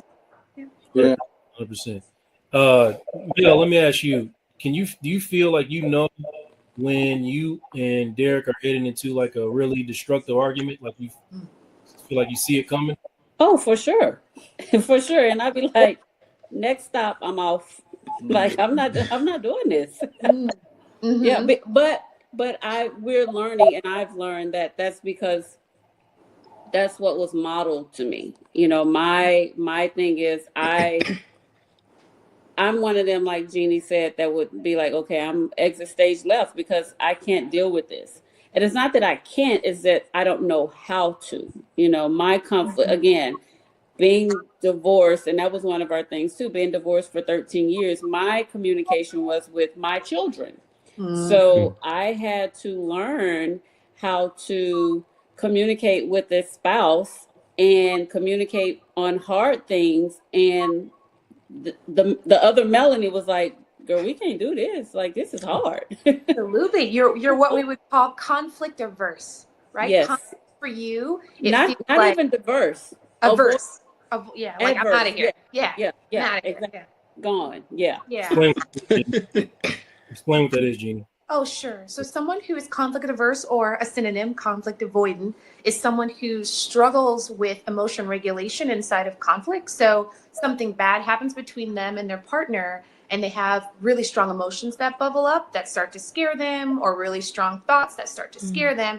And it creates this impulse to what I call run or fly, right? So I get out of there. Either I shut down. That's a way to avoid. So I'm not talking about nothing. And I might be in your presence and be telling you I'm not talking about nothing. Not at all. Don't even try it. Or I might actually exit stage left, which is like I will leave the home. Like if I feel strongly enough, if my emotions bubble to the surface enough, I need to exit. I can't be in the same environment. The tension is too much for me to withstand. So I'm out of there. Is there an opposite to that? Absolutely. Yeah. Someone who's conflict inviting. So someone who recognizes and understands that, hey, you know what I saw and what was modeled for me is that people fight sometimes, and I still love you. I still see you as really beautiful, and I still want to be around you. And even when you're upset or mad at me, I still want to talk to you, and I still want to get it figured out. I actually really want to get it figured out because I miss having your company. I miss being around you, and I miss seeing you be happy. That's me. All day. Yeah. It's nice to have that compliment. Most times, a lot of people in relationships that I see, you're like one or two people, and there's not, everybody's different, and some situations they vary, but for the most part, I see people that are avoidant and people that are anxious, right? Yes. And it's usually they're both in a relationship. The person that wants to follow you around and get answers to the conflict right now. Let's do it right now. And the person that like need a whole room and don't really want to deal with it. And if you don't talk about it again, you'll never hear about it again. But we're here to teach that both of these people are wrong. Okay. You have to be willing to take a break, breather, right? But also you have to come back to the conversation. If you leave it, you have to come back to it. Yeah, absolutely. Back to it. But Mike, when I say that, man, 25 years in, what comes up for you when I say that? I feel like when it comes to conflict, most of our problems came from me having like such a big personality, overpowering, personality and stuff like that, that whenever it came to conflict, my wife would shy away, quiet, get quiet and not speak up for herself. I'm learning that I did that so much through the years of our marriage that she didn't really have a voice. and she avoided the conflict by just not saying anything. Mhm. You know, because she felt like it would create even more conflict. You know, that type of thing. And then, you know, a lot of times I'll be like, let's just go ahead and talk about it and get it over with. You know what I mean? And that kind of thing, just to get it out there, you know. And she was like, no, we don't want to talk about it now. That kind of, just because she know what it could possibly lead to. So yeah, I was real bad on that. Mike was very, very triggering with his voice, Yeah. his tone, very loud, which I just found out probably about a year ago. Yeah. You know, that's from the way I grew up with my father being loud. So I just would shut him out and just I didn't want Yeah. to talk no more. Yeah, and that would create even more conflict for me, because I'd be like, she's ignoring me. When he's ready, I'm ready. Yeah. Yeah, that kind of thing. Kim, you saying basically you had a trigger you didn't even know about. I didn't. Yes. I didn't. But you were getting triggered by it anyway, nonetheless, right? Right. Yeah. Right. And you're totally unaware of it. I think that's important for the audience to recognize. Sometimes you don't even know Right. what your triggers are. But yet, when I tell you, let me ask Jeannie first, and I'll tell you what I think. Yeah. When you're in a relationship, how do you, I guess, identify triggers? Absolutely. Well, some of us are fortunate enough to have done some inner work prior to getting into relationships. And so we have some understanding, some cues about what can create an activation for us. Learning in relationships is a little bit harder. Sometimes it's trial and error. So it's touch and go. It's like I'm going through life with my partner, and then I'm picking up as we go along things about them in our dynamic, in our interactions that I'm learning from. Other ways to learn are from just direct feedback. Hey, I said something to you the other day, or I'm gonna be honest with you, I touched you the other day and you kind of you recoiled or you flinched in some way, and it worried me because I thought, oh, what's going on with her? Or like Mike's situation, I get into this, I'm a powerful man, I'm a strong man, and my voice elevates when I'm ready to like command the room. It elevates, it escalates.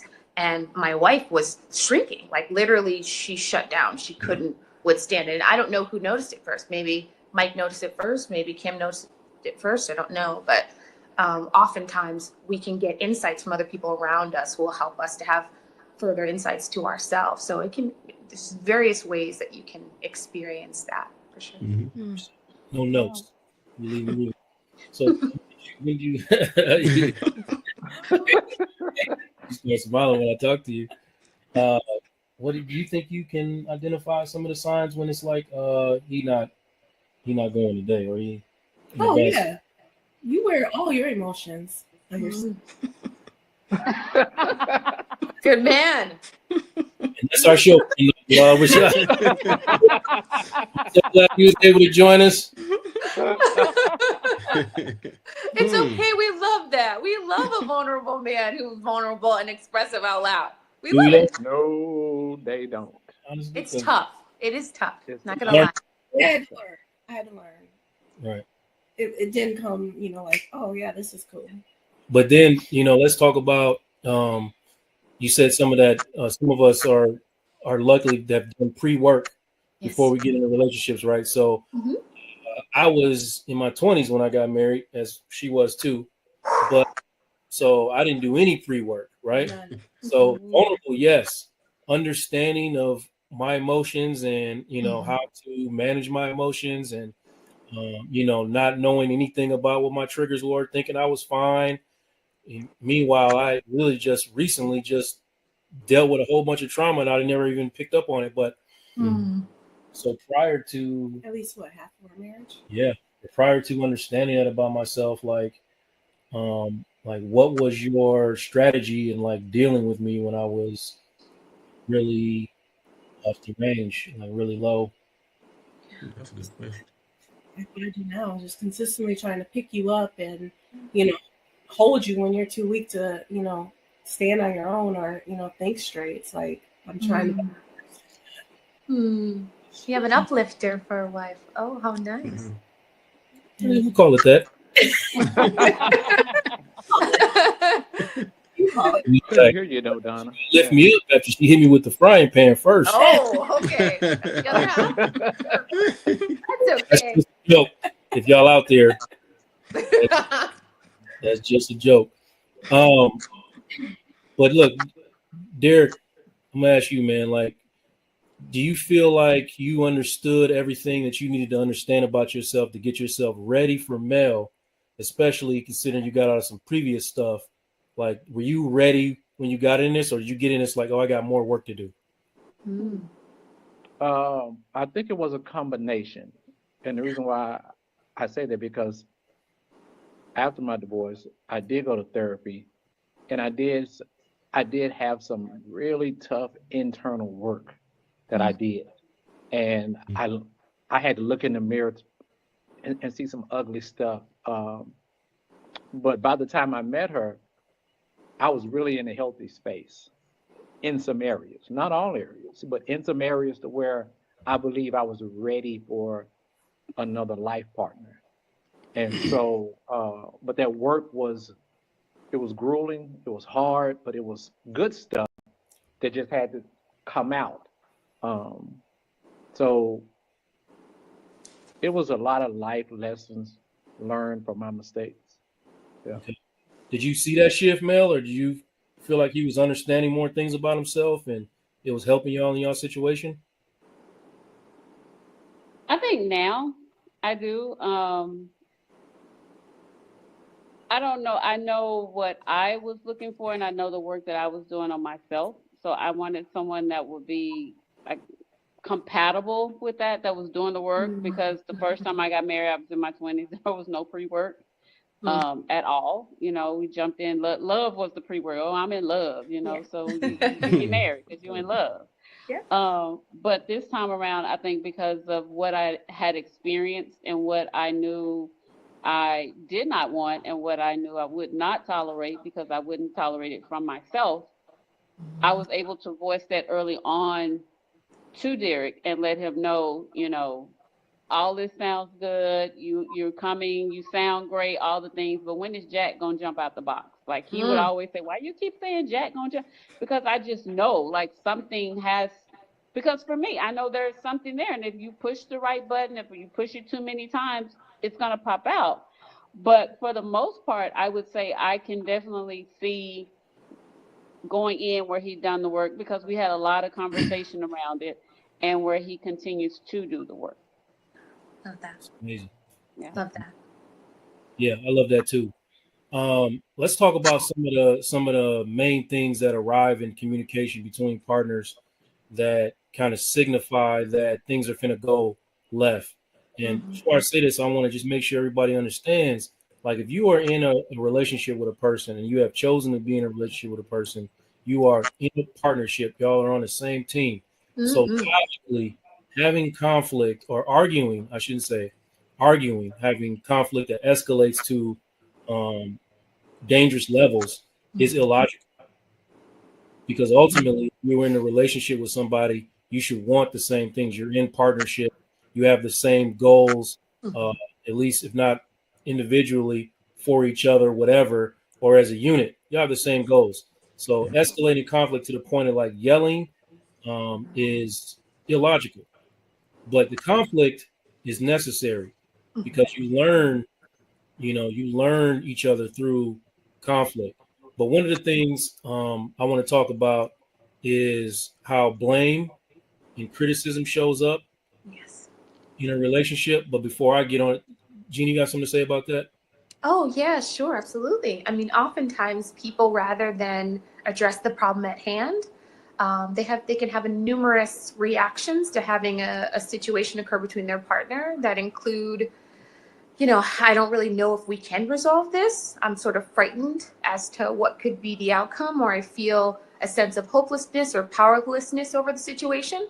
So instead of focusing on the situation, you're describing blaming, which is, I'm going to just say it's your problem. It's your fault. You're the one who's summoning this conflict between us. Or you're the one who's summoning, most people don't use that word, right? They're like, it's tension, or it's, you know, it's like you got an attitude, or there's a funk or something to that degree inside of the relationship right now. And you're the person who's creating it. And I'm going to pick apart what you're doing, the way you've been looking at me, the way you've been talking to me, the way you've been, skipping out at dinner, eating real fast and not waiting on me, like little things they'll pick at and blame towards the other person versus dealing with the conflict at hand. 100% talking, you dirty bastard. Yep. Clean up this or clean up that. Yep. Wait a minute. Did Donna talk like that? Jesus. Sick and tired of all the things, but really what you're saying is I'm really exhausted. I've done this all week. I feel very unappreciated. I feel very disregarded. But instead of saying those things, you're hurling out insults. Right. When no one can really argue with your feelings. If you feel disregarded or unappreciated, you can say that, or you should be able to say that. And however the person reacts to them, that might trigger them. But the conflict, is going to lead to the understanding. Mike, you fight dirty? No, I wouldn't say that. I wouldn't say that I fight dirty, but what I do is I will ignore you as if you don't exist. Dirty. That's dirty. That's dirty. Yeah, you don't know about that, Mike, and people always get surprised in session when I say this, that when you ignore somebody or shut down, that is actually abuse. Well, I have been very abusive in our relationship, in our marriage. Me too. I admit that 100%. Yeah. And that's something that I still struggle with now. So I want you to think about it like this. I don't want to deal with what's happening, so I'm going to leave you alone in it. That's what it is when you refuse to give yourself, when you refuse to show up. You say to your partner who you got into marriage with, who you said you were going to do life with, and that we were going to be on the team together for life. You say to them, nope, I know we got to win this game, and it takes all of us to win the game and to bounce the ball. I'm not picking it up anymore, so you do it all. Do it. Yeah. And also we've been struggling with this recently. So just in our last few therapy sessions, I also found out that I don't think that a lot of times she can handle the things that we need to talk about. Or if there's a problem, I don't give her credit for being able to handle that conversation. So instead of trying to put this on her for some of the things she can't handle, I just don't bring it to her at all. Right. So that's been trapped as well, right? That's the mindset that I was talking about. That's keeping you trapped. That's the blaming mindset. It's, I know she can't handle it, so I'm going to avoid bringing it to her. Whereas I know that there are triggering behaviors that I get into when I'm inside of a conflict with her. I yell at her, I talk over her, I overpower her. And I know that those are my things that I need to take on and that I need to change if I want to have a productive conversation with my wife. But instead of saying it's me and I'm the one who needs to bring it there because I'm the leader of this relationship, I'm going to put it on her. And then I get to avoid and I get to stay in my comfort zone and I don't grow. Wow. Absolutely. It really hit home for me when we discovered that one of her triggers is that I'm carbon copy of her dad, right? And that kind of put it all in perspective for me because I used to be like, man, he crazy as hell. I'm watching some of the stuff he's doing. I'm like, man, this dude. But then I'm doing the same exact thing. But it didn't really hit me until that connection was made that I trigger her in the same exact way. So that was like me looking in the mirror at that point. Which felt kind of normal to me, right? Because I experienced that growing up. So, You had those ways set in on how to deal with it. You already had them implanted in you. Exactly. I'm going to ask you to do something real quick, Mike, just for me and for all of us real quick. Untuck your arms. Untuck them. Yeah, you're a little guarded. You were both like this, and then she calmed, and I was waiting to see if it would come down, but just it's uncomfortable. It's just a natural thing for me. I know it is, but untuck because it's an open heart conversation. Oh, Miss Jamie. I know. I'm sorry. Joe, we can't have her back on. This is her last time. That's it. I'm gonna head on out. Can I put one? Ain't observe that body language, man. That heart go. Man. Let that heart out. Let it out. All right. Both of you. Okay, You're Miss Jamie. tough. Hey, I I'm want you to do it. I was trusting like, you. You're good. All right. I'm trusting you. You feel like that's like I can't handle the. Yeah. Yeah. But I That sounds familiar. I don't hold back from telling you sometimes because you're gonna get angered. It's more so like, I don't want to put him in a bad space and have this conversation. You know, whatever it could be about. Let's just say like finances or something. So I'm thinking I'm protecting him when really I'm not. Yeah. Exactly. No. Exactly. Yeah. The modest is very aware that I went through a deep depression, and it's really tough sometimes for me to get into a good space when I hear bad news. But I recognize that as a part of a unit that sometimes I just gotta prepare myself to deal with some of the things, whether because it's better for me to know and be upset or down than it is to not know and find out and be blindsided, thinking everything is all good, right? So that's just part of knowing and understanding each other. But like Mike is telling you, they and Kim are telling, they've been married 25 years and they just in year 23, 24 finding out stuff about each other that's helping them understand more and themselves. Yeah. Themselves. Yeah. Because that's a lot of the work, right? Knowing and understanding your own self. Well, actually being open to learn those things about yourself. Yeah. I mean, that's the hard part. Yeah. Yes. Derek, talk to me. We're gonna move on from blame and criticism and talked about like disrespect, and contempt, and like sarcasm and eye rolling and things of that nature. Yeah.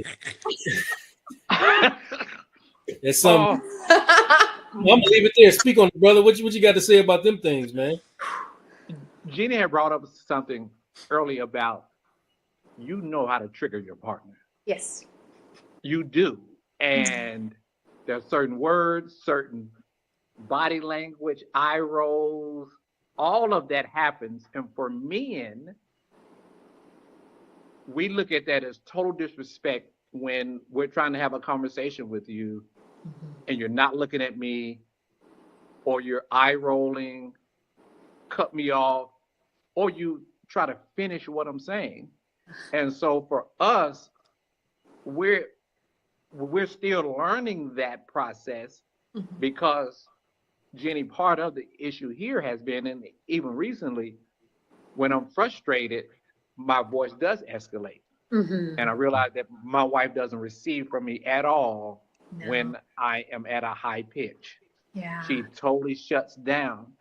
So I'm learning I'm in the process of really having to rewire how I speak to her so I won't think that she's disrespecting me, because literally I'm triggering her, which then she does something that triggers me. Absolutely. Yeah. You need to be mindful that there are 3 women who can show up when it comes to you escalating as a man and you're dealing with a partner. 3 different types of women. There's the woman who will shrink under that. She cannot and will not. It's not going to happen. I'm not going to try to meet you at that high power level. That doesn't belong to me. It's not a part of my nature. And then there's the other end, which is like, I was taught and I was raised under that, and I'm going to buck right up. I will meet you right exactly where you want to take it. And I have no problem with meeting you there. That does not bother me at all. And then you have the in-between, she softens and asks questions and is investigative and is trying to figure out, okay, what do I do? Where do I go with this? How can I handle it? But you've got to be prepared for each 3 of those types of women. And that's a lot of women in one person. Yeah. Well, and I can say this. We're versatile, baby. Versatile. We are versatile. Oh and my I can God. and I can say this. He normally, depending on what the conversation is about, what's happening, he normally gonna get number 2, because I'm gonna meet you right there, because you will not. You will not. And then I'm gonna come down. I'll be like, you know what, girl, just be quiet. So I'm gonna go between 1 and 2. I rarely will be in the middle. I'm gonna just be honest. Right. Rarely. It's either extreme, one or the other. But going back to the triggers, Janie, when you know you're triggering your partner and it's, for us, feel disrespectful, how do you navigate that space when that person know they don't trigger the hell out of you. Absolutely. It's taking out this idea that it is intentional and it's meant to hurt you. So I think in your brain, you've already decided because she knows what gets me, she's doing it on purpose for sure. And I know she's doing it on purpose to undermine me, to maybe belittle me or to demean me. And that's where I'm taking it with my mind versus approaching it with a healthy curiosity or with the thought that what's going on here that might be creating this situation, and how can I, as the man in this relationship and as a strong lead in this relationship, ensure that I'm in my space of looking to command the respect that I say I deserve by entering in with a calm mind and a calm heart and with the thought that, okay, something's going on here. Something's not right here. I don't know exactly what it is, but I want to figure it out. I want to investigate it because I want to ensure that we stay where we are. Gene, yeah. I don't want to be the big man all the time, okay? Listen, I didn't say you had to. Dude, I didn't say you had to. I said if you asked me how to navigate this, if you want the best outcome. Exactly. Now, my friend, if you want problems, choose problems. But if you want peace, you want peace. God. This is the hard stuff about relationships, right? Mhm. You're like, I don't always want to be the bigger man, so go and be the petty man and see what you get. Well, 9 times out of 10, I am bigger. 9 times out of 10. It- But that one time I want to be petty. I want to be petty. You said, call me Betty. I'm gonna be petty. I cannot. Right. That is funny. It requires partnership, right? Like, you know, it's so sometimes it's going to be difficult for you to be the person, but it's a requirement for both people if you are in a committed partnership to step up when it's time to step. You got to recognize when you're using blame, when you're using criticism to communicate to your partner, you are attacking them with the hopes of hurting them. Mm-hmm. And if you were in a relationship that you say you in, like you love this person, you got to ask yourself ultimately, why would I be doing that? Yeah. I mean, and that's the kind of, and it sounds crazy, man, but when you really start digging into wellness and understanding of these things, you know, you really realize the things that you've learned over time have been incorrect. You know, Yeah. That part. you learned it. Where did you watch it? Yeah. You know, That part. Right. where did you learn your conflict resolution from? You know, That if you haven't been inside of a therapy room, it's usually every single time, you know, you'll have somebody with the shut off body language, but as the process goes through, you start seeing that light bulb coming on, and then realizing and recognizing, oh man, I don't have to be this angry dude in order to survive in this relationship. I can really be honest. Like I don't have to lie about this and that and this and that in order to survive. So I hear you, Derek. Man, that's why I asked you that question, man. I knew you was gonna give me what you gave me, brother. Yeah, man. Very good stuff. You're 100%. But let's talk about defensiveness. We kind of talked about some of it a little earlier. You know, so I really want to make sure we recap. We're talking about blame and criticism, those things. We're talking about contempt, which is like sarcasm and eye rolling and all the body language that lets you know that I'm not really receiving what you say, or I don't care about your feelings. And now we're talking about defensiveness, which basically we're shifting accountability and turning it into blame. We kind of touched on it a little earlier, but when it shows up in relationships, you know, what do we do? You know, what do we do? And let me ask you, Kim, can you, because I know you've had it. I know you've dealt with this. What do you do when Mike gets defensive? So I really do try to talk to him. I express myself and my feelings and just really try to get him to open up. Now, does it work all the time? No. But I do try to work on it and give him grace. Right. I asked you that, Mike, because you know you've been open on the show, man. You've experienced a lot of things within your family that has caused you to defend yourself, right? So certain things that have nothing to do with Kim that she might say or touch on might cause you to start defending yourself immediately, right?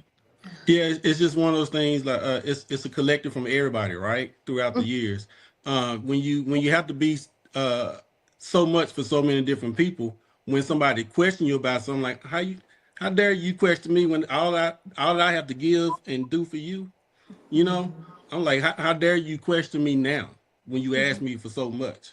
And that's kind of where my mind goes with it. And I'm learning that has been the wrong thing to do. But it's like I've been doing this for so long, it's taken me a while to get out of that mindset, and I have to be like intentional and catch myself when I'm doing it. But I try, but it's yeah, I'm not all the way there yet, but I'm definitely trying to get better on it. So yeah.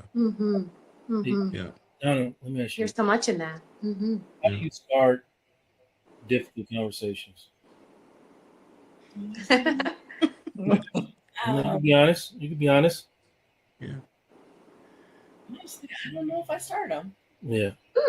Okay. Right? I think I avoid. Is it difficult being a therapist? Oh, yeah, you were always trying to therapize me. Oh, really? Oh, it's fun. It got better, but. So, yeah. understanding mental wellness and understanding that I was doing a lot of things the wrong way kind of opened me up to talk different. And, you know, it's kind of hard to get used to, I guess, right? Yeah, you pretty much told me at one time you wanted our conversation, day-to-day conversations, to be like I was his therapist. And like, ask him, well, how did that make you feel? So he wants to he couldn't say, I wanted more nurturing language from you. I'd like more affirming language. I want to hear from you more that you feel an investment in my comfort in the same way that I feel an investment in yours. So he said, I want you to act as my therapist. That's interesting. That's so interesting. I don't know if that was his intent, but that's not natural for me. I'm not a therapist. Yeah, it was more, my wife is a problem solver. It's logical brain. But, people communicate for two reasons, right? To either vent or to solve a problem. I don't always communicate to have my problem solved. I just kind of want to vent. So, like, rather than like, if I say, something went wrong, she was like, well, you should do this, this, and this. That'll fix it right up. Yeah, that's Donna. Yeah. Guilty. Yeah. That's it. I mean, that has its place. It has a wonderful place. Yeah. Yeah. Can you ask me how I feel first? So you're looking to connect, and to instigate soothing, to instigate a loving, nurturing connection. It's not venting per se. It's to initiate some form of love, some form of attention and care. Right. This is my best friend. She is 100%. So I'm just trying to connect with my best friend, without feeling like, because you try to solve my problem. I don't know. I mean, this might be a me issue, but it kind of feels like a hit against, I don't know, my masculinity or me as a man. Because I'm like, hey, I have a problem. I don't want to tell you because you're trying to solve it, but I want to tell you because you're my best friend.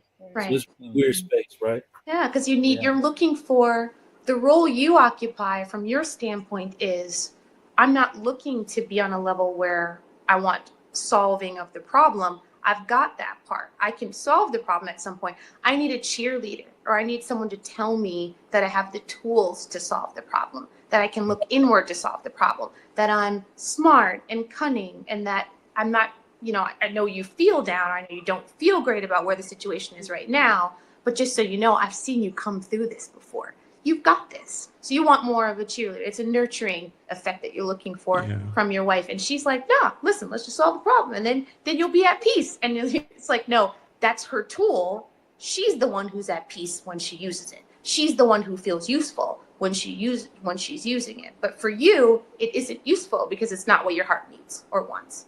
Very good point. I mean, that part what you just said is something that I need to understand, that she feels at peace solving problems. So I have to understand that. So yeah, thank you for that. But and also those of us that are fixers, it's hard for us to even recognize that and offer that. It's just not the way that we think. No, absolutely not. And I think a big part of yours, my heart just kind of bled for you, Mike, when I was hearing you tell the story of being so much to so many people, because I can see that. It's like you wear it right here and like in the backs of your neck.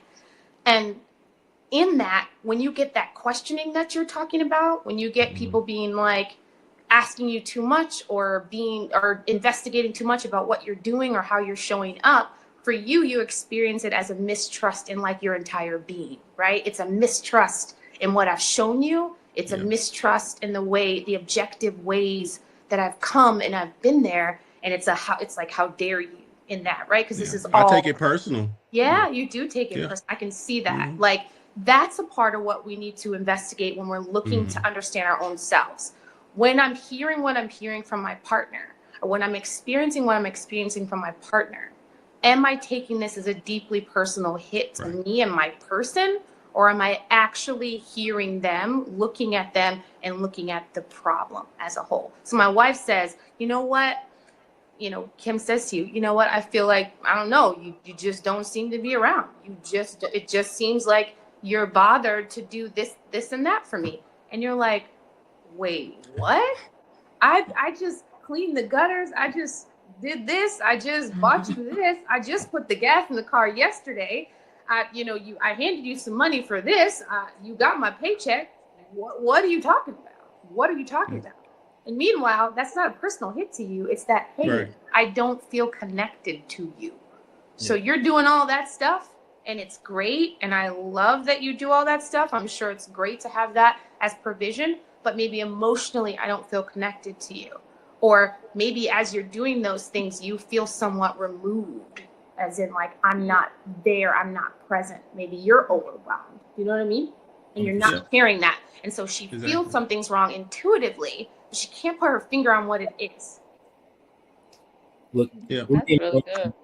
True. Thank you, Gene. That's very important to say, and that's part of what we're going to lean into, talking about. We got not that much time left, but let's talk about some skills that we can share for conflict resolutions to help people understand how to use the conflict. I think it's important at this point that I hope you understood that when you feel a conflict, if you are escalating that conflict to a dangerous level, then you probably need help. Honestly, you might need help. So back yourself out of it and like admit that you need somebody to come and get in here and kind of mediate the situation, because unless you want to be gone or you're in a situation that you do not, and we're talking about loving relationships. We're not talking about abusive ones or anything like that. We're talking about loving relationships where people want to stay together. Let's stay together. That's the whole thing of this series. Then if you're escalating, you need some help. Yeah. So before we get into this resolution, I want every couple to kind of answer this, man. How do y'all come back? Derek and Mel, how do y'all come back after you have an argument?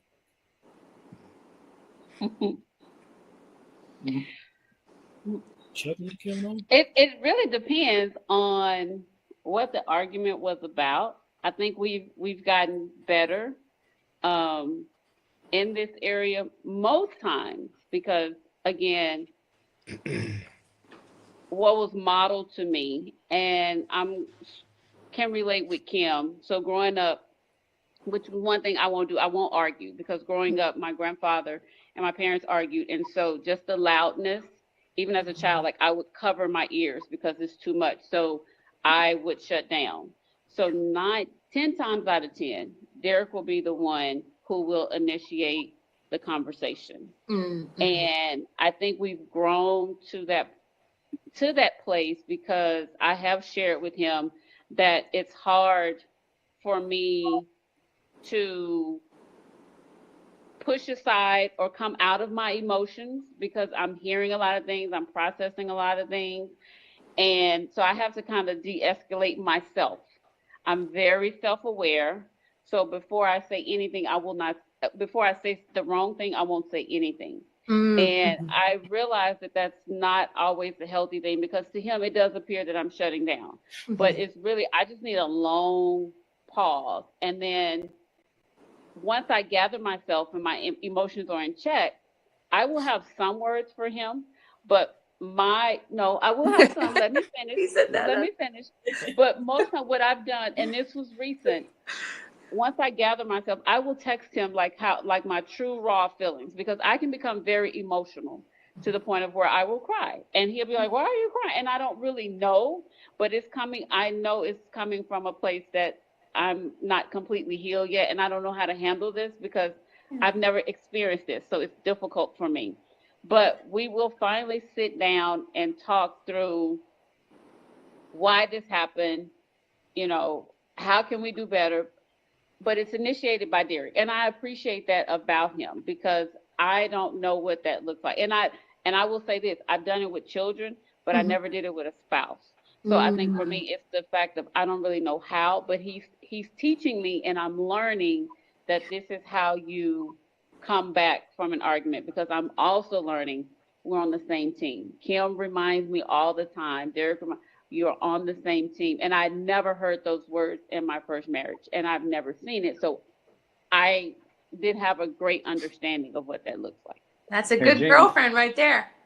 Yeah. She is. And Jenny, I grew up where we didn't let disagreements linger. Yep. And so when you come from that, and then you're in a situation where a person withdraws and it could be like a day or two.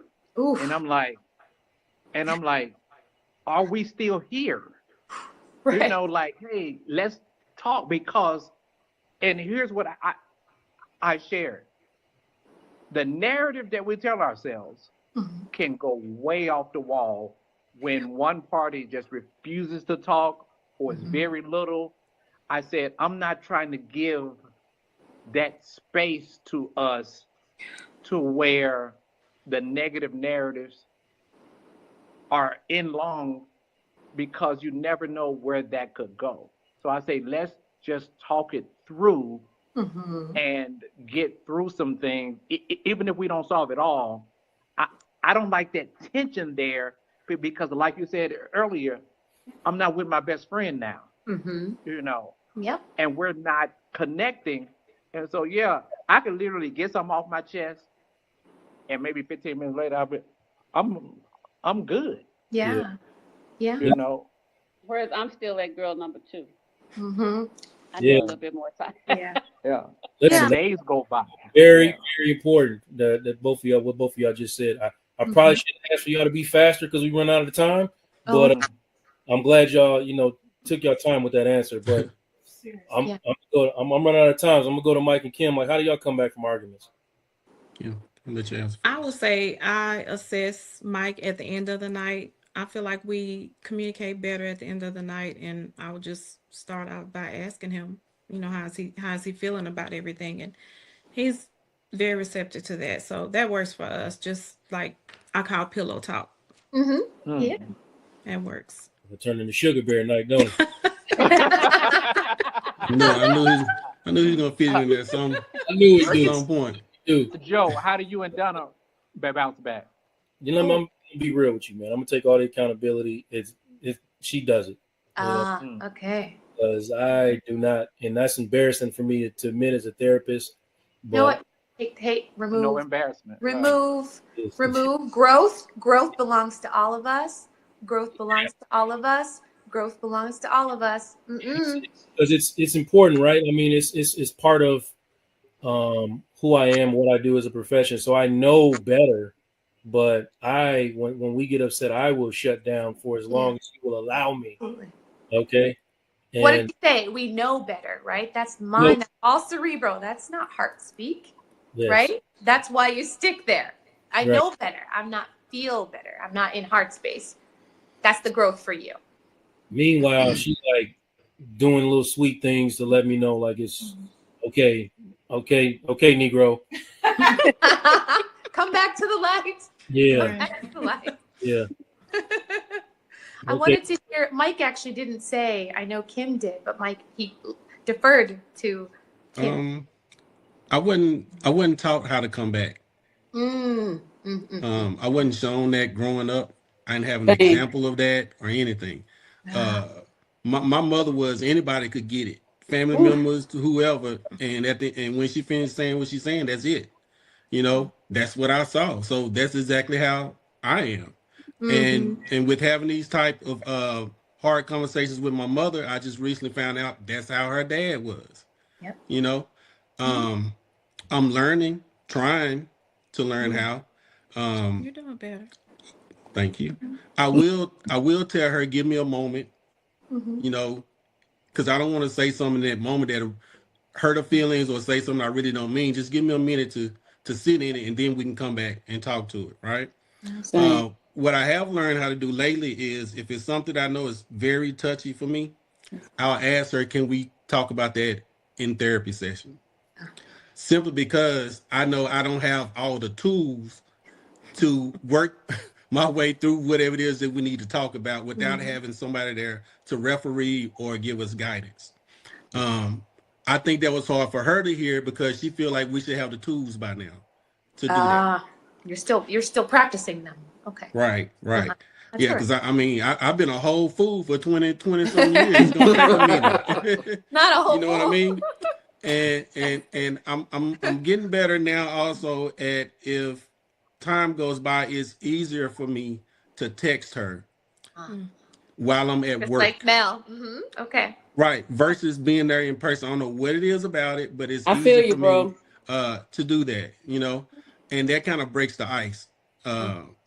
Whenever, because normally she's the one who circles back around and say, hey, it's time. Right, it's time. You know, you hadn't said anything to me. You haven't touched me. You haven't kissed me. You hadn't told me, you know, you love me before you go to work. You know, that kind of stuff. So we get emotionally withholding. We withhold. Okay, we're like, oh no, taking that. You can't have that. So I'm trying to get better at that because, like I said, that's not something that was modeled to me growing up.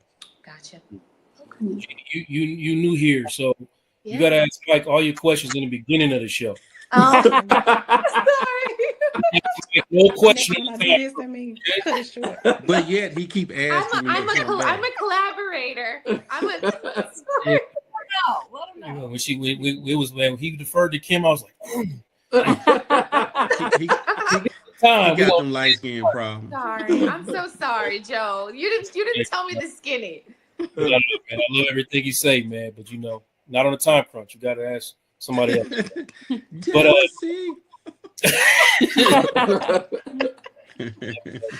listen, we run out of time. I want to ask the couples, and I'm gonna ask Jeannie to throw some insights on at the end. But I want to know, basically, you know, we didn't get a chance to get through a lot of stuff.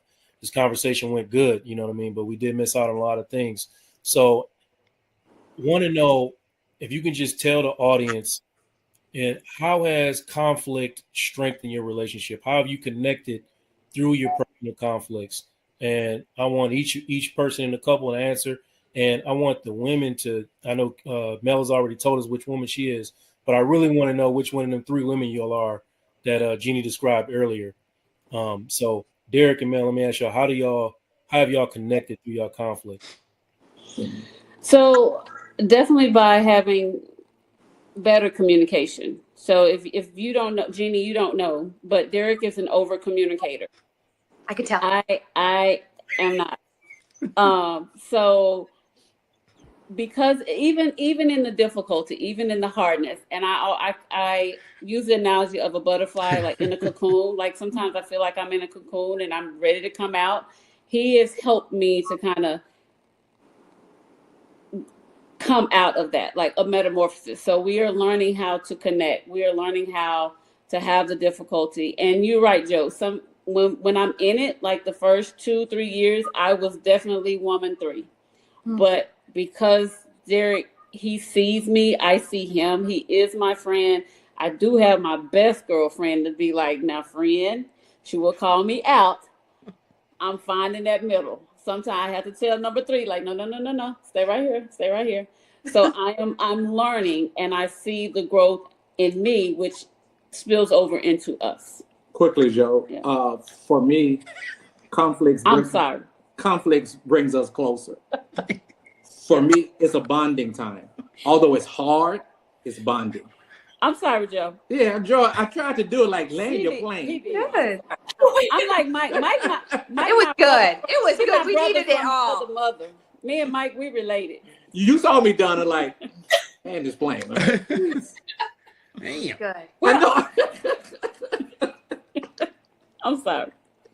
It's all good. I'm learning. So did you answer that, Derek? My bad. I didn't mean to. Yeah, I did. I said when we have a conflict, it's bonding for me, even though it's hard because I'm learning more about her and I'm learning more about me. Okay. Okay, Mike and Kim, man, how's conflict brought y'all closer? Have y'all connected through y'all conflicts? I mean, y'all kind of talked about some of it already, but sum it up. I'm learning how to be softer with her. I haven't been good at that at all. So just trying to be softer with her, allowing her to be more feminine without her feeling like she has to hold back. So yeah. And he learned that in therapy, and I'm so happy because it has made a difference in our marriage. Because I feel seen and heard, and I have my own voice. So. Oh, and you deserve that, all of that. Yeah. What improvements did you have to make, Kim? I think just trying to understand, really like going back to how he grew up, just learning his background and understanding it, and learning myself, and it's helped a lot. The boy said his hero was James Evans, so when the James boy, he ain't lying. He never laid his hands on Florida, but he threw that chair against the wall a few times and beat the hell out of the kids. Yeah, that was me. That was me. It was. Yeah, it was. How have you? How's conflict helped you connect with your husband? This is hard. Hard question. Yeah, it's a hard question. Why is it hard? Because I don't like conflict At all. I'm shocked. I mean, I'll argue with you all day, but No, I'm talking about. I've seen you at work handle business, but I guess that's work. yeah, I think it's different. It sounds strange if you know her, right? She runs up this chimney looking for smoke. Right. But with me, Yeah, complete it's like avoidance. with family and friends. I avoid not it just at me. all costs. Oh wow. Okay. Once. Yeah, there you go. I don't know, but the conflict that we have had that we've tried to talk through, work through, I mean, it does bring us closer, like everybody else, because you're learning each other, and you're learning more about yourself. So, Mandy. You are. Bye, James. Yes. Damn. Listen, connecting to conflict for me has given me an opportunity to, and we've known each other since we were 14 years old. I was 14. here we go. She was 15. Go there. And so I've watched her go through, many stages of life. You know what I mean? And when we got together and started having like intimate conversations, I realized just how much I did not know about her. And I'm still like uncovering these things this will be the 30th year of us knowing each other. Wow. So in year 30 of us knowing each other, I'm still right now to this day uncovering things about her. And usually comes out through conflict because, one of the things I would say for us arguing, like, before now, she's better now, but she used to go like tunnel vision, dark, like, nothing's going in. Nothing's going in. Not listen. I'm not ready to hear none of this, none of it. But I was definitely number 3. Yeah. Yeah, I'm out of here. Yeah, that's it. Here. So we had to, through conflict, we got an opportunity to learn, look, I'm not going nowhere. You ain't going nowhere. We better figure this out. Right. Because these arguments are going to a level that we're not comfortable with sometimes. We don't argue very much, but we do when it gets real, real heated, it gets really, really bad. Yeah. But that's before. Now it's like we can talk through stuff, and it's still surprising sometimes. Like, oh wow, for me, it's like, oh, you really are trying to listen to me. So I have to adjust to, stuff that I'm not used to. But so the conflict You know what I mean? I think it's probably kept us together. It's part of the reason we stay together, because we've learned so much about each other. And at the end of the day, like how we come back from argument, like we still laugh. We like to do a lot of, we like to say stuff. So Yeah.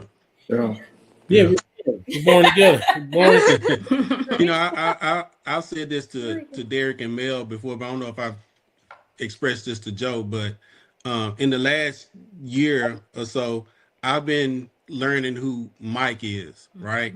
Without having to be Mike for who everybody else need me to be for them. So with me focusing on that, it's allowing me to know myself better, which will make me better for her. So as I'm learning that, my walls are coming down. I'm getting softer, listening to her, you know, that kind of thing. So once I begin to know, you know, more and more about myself, then I feel like we'll become stronger. So, Absolutely. I have no doubts. Jeannie, please enlighten us with some of your clinical insights about conflict. Sure, absolutely. If you don't mind, please. Absolutely. I'll give a little summation because I think that can sometimes Close be. thoughts, I should say, yeah. Oh, absolutely. I'll do it. I'll try to make it. I'll try to close you out really nice.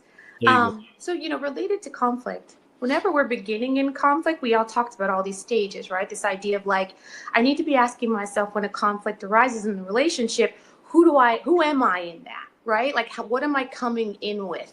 So am I coming as a blamer, as someone who's defensive, as someone who's avoidant, as someone who is criticizing inside of the conflict, right? And getting on par with the problem. So I've got the conflict, here it is. What is actually the problem? Here are all the layers that exist that are keeping me from that problem, which we discussed, but I've got to get to what is at the heart of what's happening. And then once I'm at the heart of what's happening and I'm understanding where I am, right? Understanding what I need in these things and understanding and seeing my partner as a teammate rather than an adversary, I can hone in on communicating the issue and what I need to help resolve the issue. And then we can begin inside of the resolving of the issue, which is giving what is needed and asking for what is needed, or, being asked what is needed and answering what is needed so that we can get what is needed, whether, that is what's happening in the relationship based on the dynamics and which role we play. So I think you all did such a beautiful job of that. And some of the insights that I would say are super important to just remember are that conflict is an opportunity. I know that you're afraid. I know that you feel worried about what it's going to mean for the relationship in the moment, because it can create these blowups and escalations. I know you're worried about what it could mean for the relationship overall, whether that's the longevity of the relationship or, what type of cadence it's going to get into if we have the issue. However, conflict is an opportunity for us to learn about ourselves, and it's an opportunity for us to learn about our partners, and it's an opportunity for us to learn about the relationship at large and what we can move it through and how we can grow. And so shying away from that and noting it as something that's something to run away from or something to throw out or something to discount is not the way to move our relationship forward. So that's what I want you thinking about when it comes to conflict. It's not really the bad guy.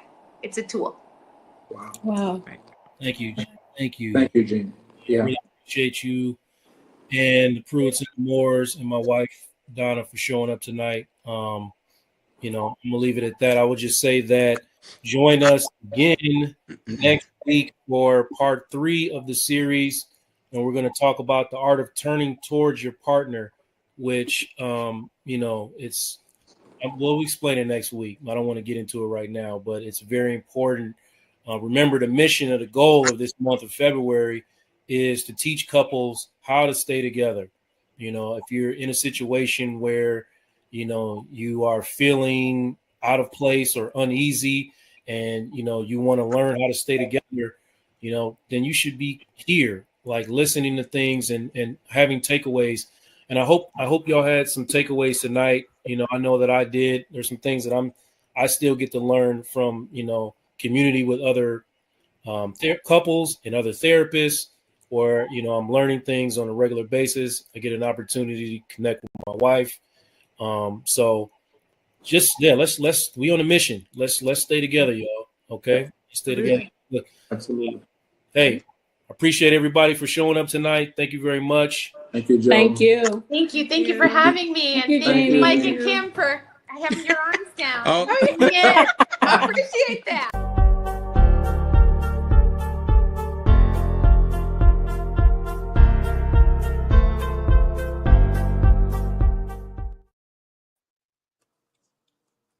Welcome to Fly Nubian Money, where we help you master your mindset and maximize your money. Today, we're getting into a conversation that hits home for a lot of people. We are staying in relationships or marriage not for love because it's just too expensive to leave. Will and Jada's situation got people talking. They're still together, but living separate lives. They've built an empire, so splitting up might not make financial sense. It might just be cheaper to keep her. But let's be real, they're not the only ones. All across the country, couples are living like roommates instead of lovers because separating financially is just way too difficult. So are relationships today being driven by love or money? Are people staying married, dating, or even cohabitating just because breaking up would cost too much? We're unpacking it all today, and we have an incredible royal panel. Today, I have Joe Corley, licensed therapist, mental wellness coach, and educator. I have Marlo Layson, TV and film producer, Erica Lewis, author, Faith in Transition, and we have Tiara Williams, actress and TV film producer, and everything and all the entertainment. Listen, this is a really interesting conversation. And I actually, being a real estate agent, I actually see this quite a bit. It's not just celebrities who are doing this. I mean, it's very interesting to me that celebrities are doing it, but they got a bigger pot of money, I guess. But I'm also seeing this in everyday occurrences with couples. And when they divorce, they end up still staying together. So let's just kind of see what Jada is saying about this situation, because we all know that they don't really live together. So check this out. You know, it might change and transition again. Yeah. You know why I never got divorced? It's cheaper to keep me. No. I can't believe it. Oh my goodness. Because I've never met anybody like you, and I knew if I wasn't with you, I'd be searching in vain for the rest of my life. Aww, Willard. See, sometimes he says the right thing. The truth. That clip hurts the hell out of me because she don't care. I'm sorry. I just feel like she doesn't care. I feel like he still is in love with her. But I'm going to ask this question to everyone, including you, family. I want you to answer this question as well and let us know your thoughts on this. I'm going to start with you, dear Marlo. Have you ever stayed in a relationship because it was financially easier? It wasn't financially easier, but it was certainly to not give my kids too much instability. We had young children, and so we stayed as long as we could until I felt like it was impacting our kids, until our kids were commenting on the fact that we were moving separately, right? I would arrive with them, Dad would arrive separately. Once the kids caught on to the difference in the way that our motion was not as a family unit, that's when we decided that it was best for them and us to separate. So not for money, but definitely we stayed together longer than we should have for our children. You know, that's an interesting aspect because it isn't always financial. It could be a family dynamic that could be thrown into this situation. You do think a lot about your children and how it will affect them. But like you said, they started noticing, right? They definitely started noticing. So kids are not as oblivious as you think they are. How about you, Tiara? Have you ever stayed in a relationship because it was financially easier? Can't hear you. I'm sorry. Yeah, the answer to that is no. No. I've just never been in a situation. First of all, I've never been married. So there's that. So it's always been, now maybe somebody sat on my couch a little longer than they should have because they couldn't afford to do what they needed to do. But the other way around has never been a thing, Got it. unfortunately. How about you, Erica? Have you ever stayed in a relationship because it was financially easier? In brief, quick recap, I was in a domestic partnership after working on ships. And when we came home after being stuck at sea for COVID, I knew that relationship was over. He knew it was over. However, we had this cutesy little apartment that was dirt cheap. It was $600 a month. And I said, look, you got a room, I got a room. It's business. This is basic math. We ain't got no kids. I don't care where you go. You don't care where I go. He didn't know how to stay on his side of the apartment. So he couldn't keep his side of the deal. My side of the apartment, was closer to the kitchen. So, I said, this is just not gonna work. Biggest mistake of my life. I should have, when we got back from COVID, I should have made plans to bounce. But yeah, because I had sat there for 90 days after COVID and then I ended up having to stick it out 6 more months. Yeah, I did. But I'm glad that I ended the relationship and got out of there. But I did sit 6 months too long. Very interesting. Very interesting thing, especially the part about him not staying on his side. Yeah, just always in the kitchen, and now because you in the kitchen, you looking to see what, sir. Trying to see what snacks is around. Trying to get a snack. Trying to get a snack, right. No, I love it. Because this kitchen was closed. Sip of that chocolate milk. Ow. Yes, indeed. This kitchen was closed, baby. I love it. I absolutely love it. Okay, Joe, you chimed in. So with your chocolate milk, have you ever stayed in a relationship because it was financially easier? Oh no. I had a whole house with my ex and I bounced unhappily and whole thing went into foreclosure. So no. I prioritize my happiness. I answered that. I never was in a situation where that was even a case.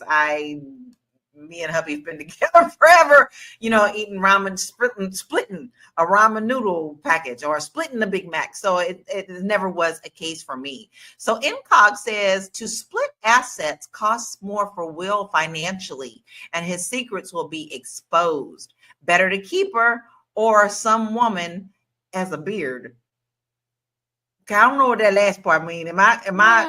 Well, that is the ongoing Will Smith is gay line. Yes. It's a whole Did thing. we go there, Cog? We're not going there. That's not the topic. Stay on topic, sir. Stay on topic. Will is Focus not gay on today. what's really at hand right here. You got me with that one, bro, because that one slipped right by me. Okay, so this begs to differ. Is it really actually cheaper to stay together, or is this just an excuse? Tiara, you shook your head real quick, so I'm going to you first. In this situation, there's so many, I know we'll get to the photos and all of that, but we're talking about people who got married literally when I was in high school. I remember being in 12th grade watching Will and Jada get married for New Year's when I was in 12th grade, right? And they've been married for so long and they have amassed so much together. Their names are both on the production companies, on everything that they have, homes. To undo all of that is will probably put Will in financial instability, right? So you just want to sometimes it's just easier to just be like, okay, we're gonna stay together, but I don't plan to marry anybody else. Maybe their position is I'm not getting married again.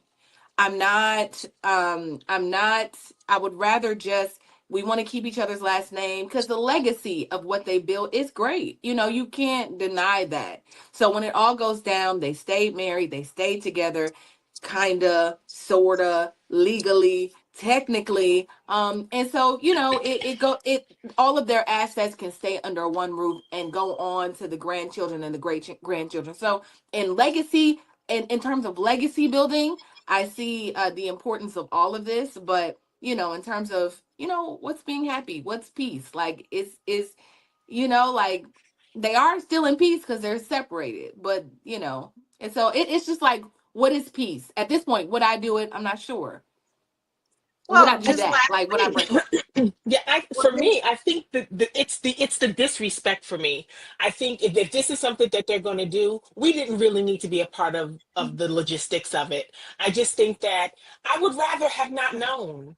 I would rather have pretended that they were Ruby Dee and her husband. We know that that was a mess, but we didn't know what the mess was. I would just like to think that, oh, look how happy they are. The kids are well behaved. Look at that. Well educated, got their own businesses going, doing their own things. And now it's like, oh, she live here, he live there. Oh, he's so sweet. Oh yeah, he say that sometime. It's like, it's the disrespect. She's so disrespectful to him. And it seems as if, my opinion, that she's intentionally disrespectful. It's not like she says something in passing. It's like she says things to be hurtful. And you can tell that these things are well rehearsed and said all the time because it flows out of her mouth. And once it hits his ears, he's like, oh yeah, she says that all the time. I mean, Yeah, but it you definitely still makes think sense. I think I think that we are making Will Smith a pushover version of his Will Smith character. I think that they have made a decision. And here's the thing about this LA coupledom, right? There are no secrets. People are going to go to the tax records. People are going to pull the real estate records. People are going to call their friend and be like, girl, guess what? I just sold a house to. And she say, Will not moving in. Like, this is the Hollywood, what the Hollywood game has become.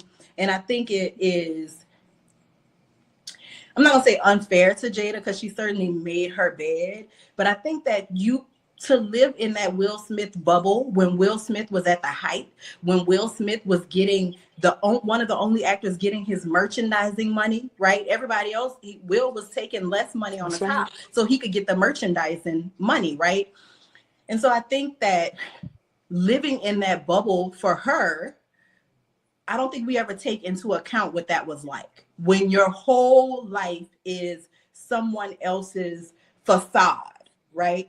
They were living behind the Will Smith shield. The woman, the children, the man, everybody is living behind this veil.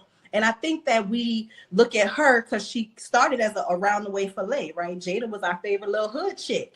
And then she married Will and she became Hollywood. And she had to become Hollywood because Will Smith was already there.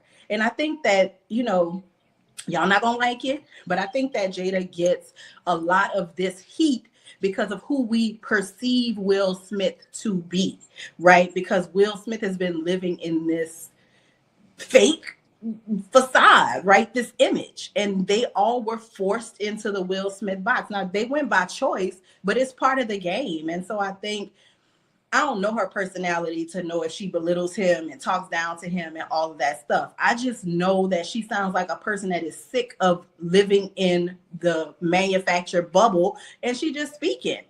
For a long time, she wasn't saying nothing. And now when she speak, we like, oh, girl, you need to shut up.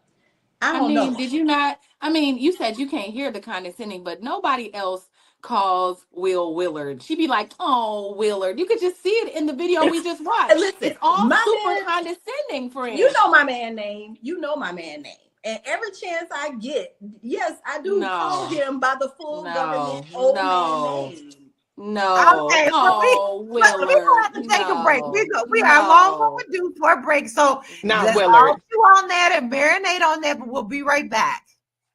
Hey, if you're just tuning in, you are watching Fly Nubian Money, where we help you master your mindset and maximize your money. I am Tiara Williams. I'm also known as Miss Black Hollywood, and I am the proud producer of this show. So I hope that every day when you join us, you leave a little smarter than you came, because that's the point. Otherwise, why are you watching?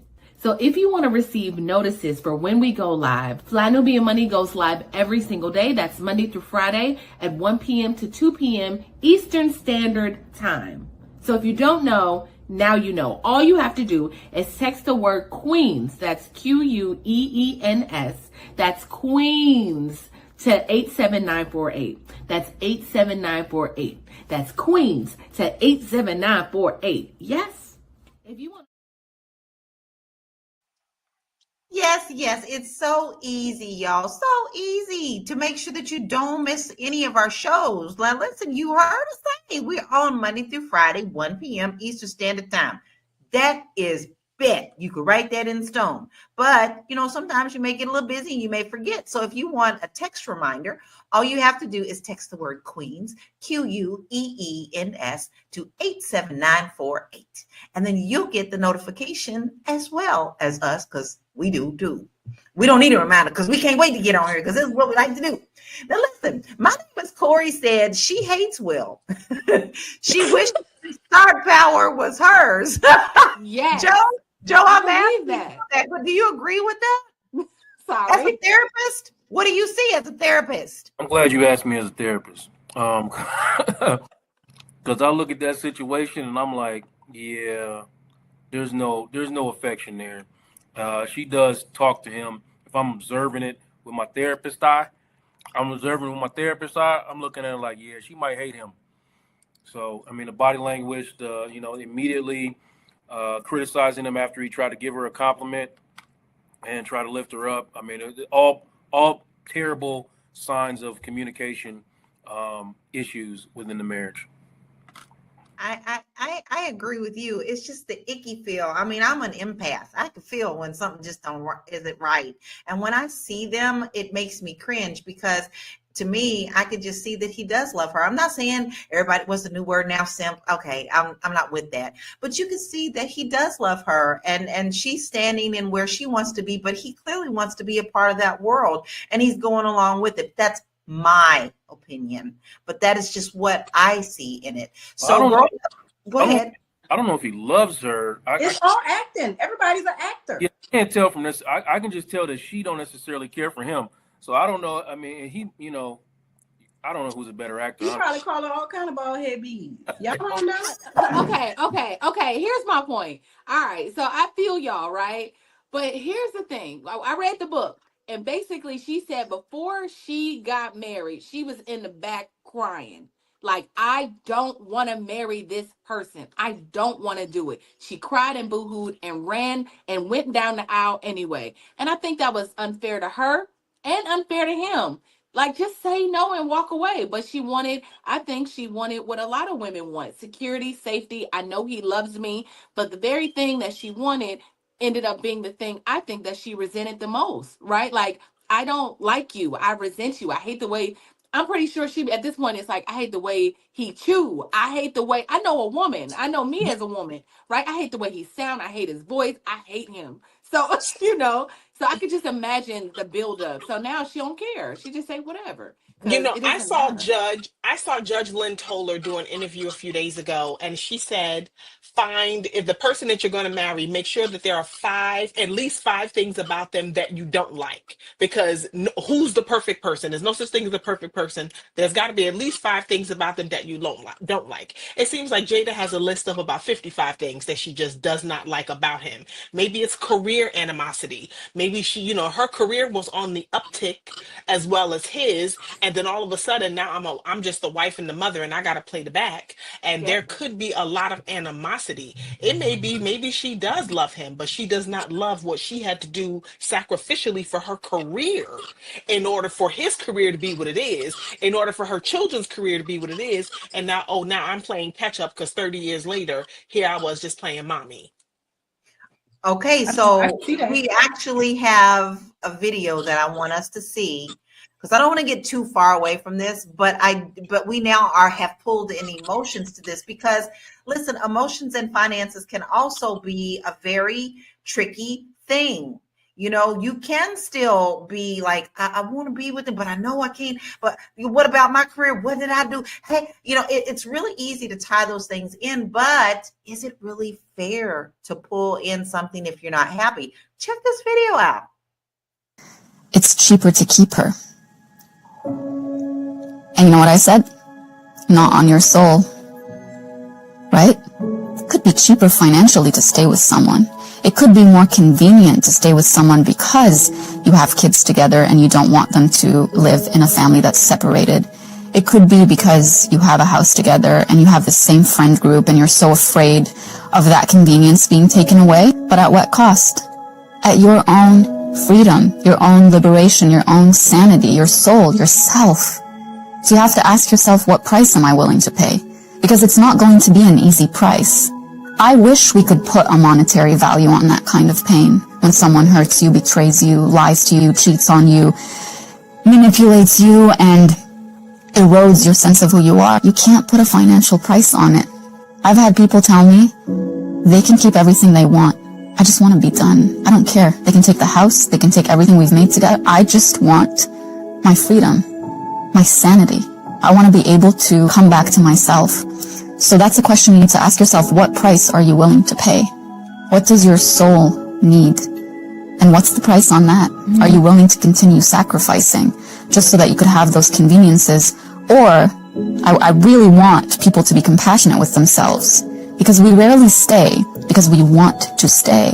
We stay because we're afraid of leaving. With that, we're going to take a short break because I want you to soak that in because we're going to dig into it. We'll be right back. You want to grow your money and not blow your money, as Constance says, check us out at flynubianmoney.com. There's all kinds of resources, programs, videos, resources. In 2024, there's no reason to be broke when there's information all around us. So get your money right. flynubianmoney.com.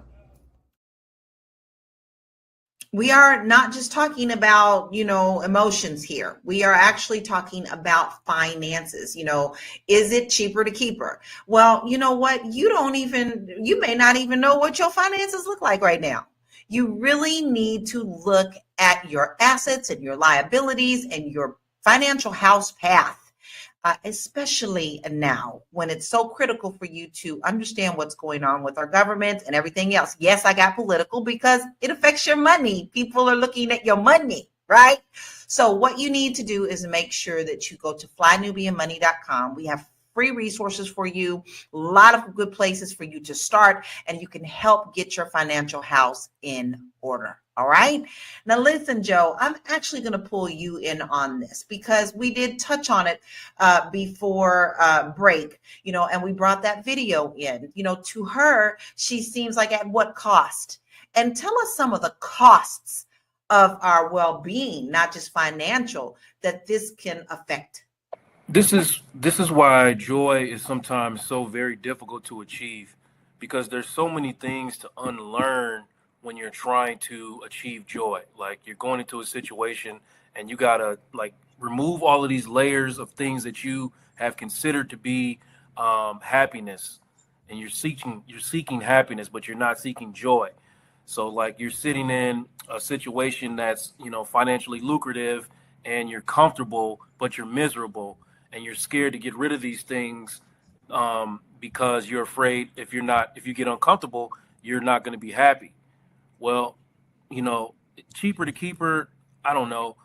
Ask yourself financially, if you lose the things that you've gained through the relationship or through the marriage, is it going to make your life harder? Are you going to be miserable? What are your true values? What are the things that really make you sad? What are the things that really make you angry? What are the things that make you feel good? And if you really sit with that, you'll find out a lot of these material things that you are surrounding yourself with aren't really what's making you happy. Great, you got a new couch. How long does your happiness, how long does your joy last from that new couch? You got a nice new car. How long does your joy last from that nice new car and all of the things? Well, but you're in a situation where you don't feel loved, you don't feel appreciated, you don't feel admired, and you're just enduring that for comfort's sake. So yeah, no, it's it's cheaper to keep it. Yeah, right. Not in your soul. Not in your soul. I agree with that wholeheartedly. But I also give grace to the people who, remove themselves from situations like that, and their life is miserable. You can't do the things that give you joy, like traveling the world, or, all the things that money brings you, that you won't no longer be allowed to do because you're poor. You I know what I have mean? to agree because other things can affect not only your emotions, but that also can manifest in your body as illness. You could debate me on that if you want to, but I'm going to stand firm on what I just said. I'm standing on word. You are miserable. Everything around you affects that. This is why you must protect your peace.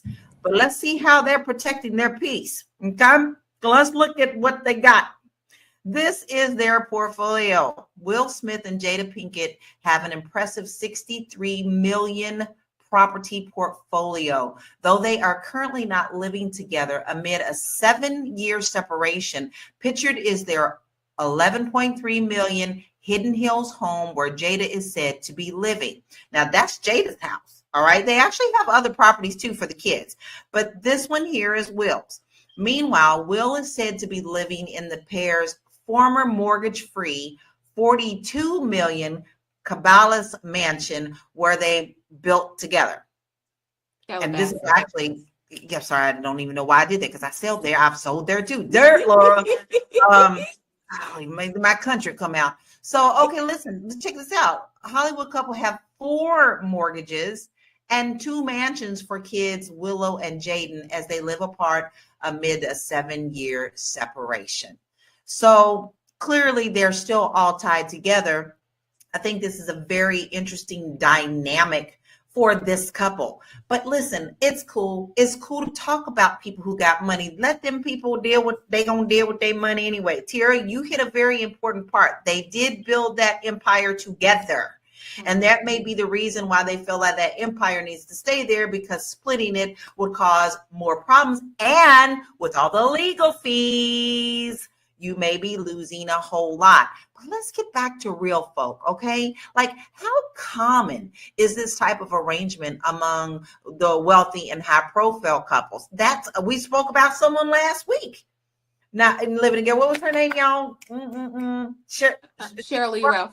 Shirley Ralph. Mm-hmm. Same thing. So we talked about this last week, but let's look at some stats. Okay, let's look at some stats. This is also common amongst us common folk, all right, because I see it every day in real estate. 41% of first marriages end in divorce, and financial stress is a leading cause. That's pretty high, y'all. The average of a divorce in the United States is $12,900, but it can go up to $50,000 plus for high net worth couples. Now, listen, when they say high net, they usually mean right now, a high net is just, the starting at the $100,000. And depending on where you live, that could be easily hit, like LA or New York.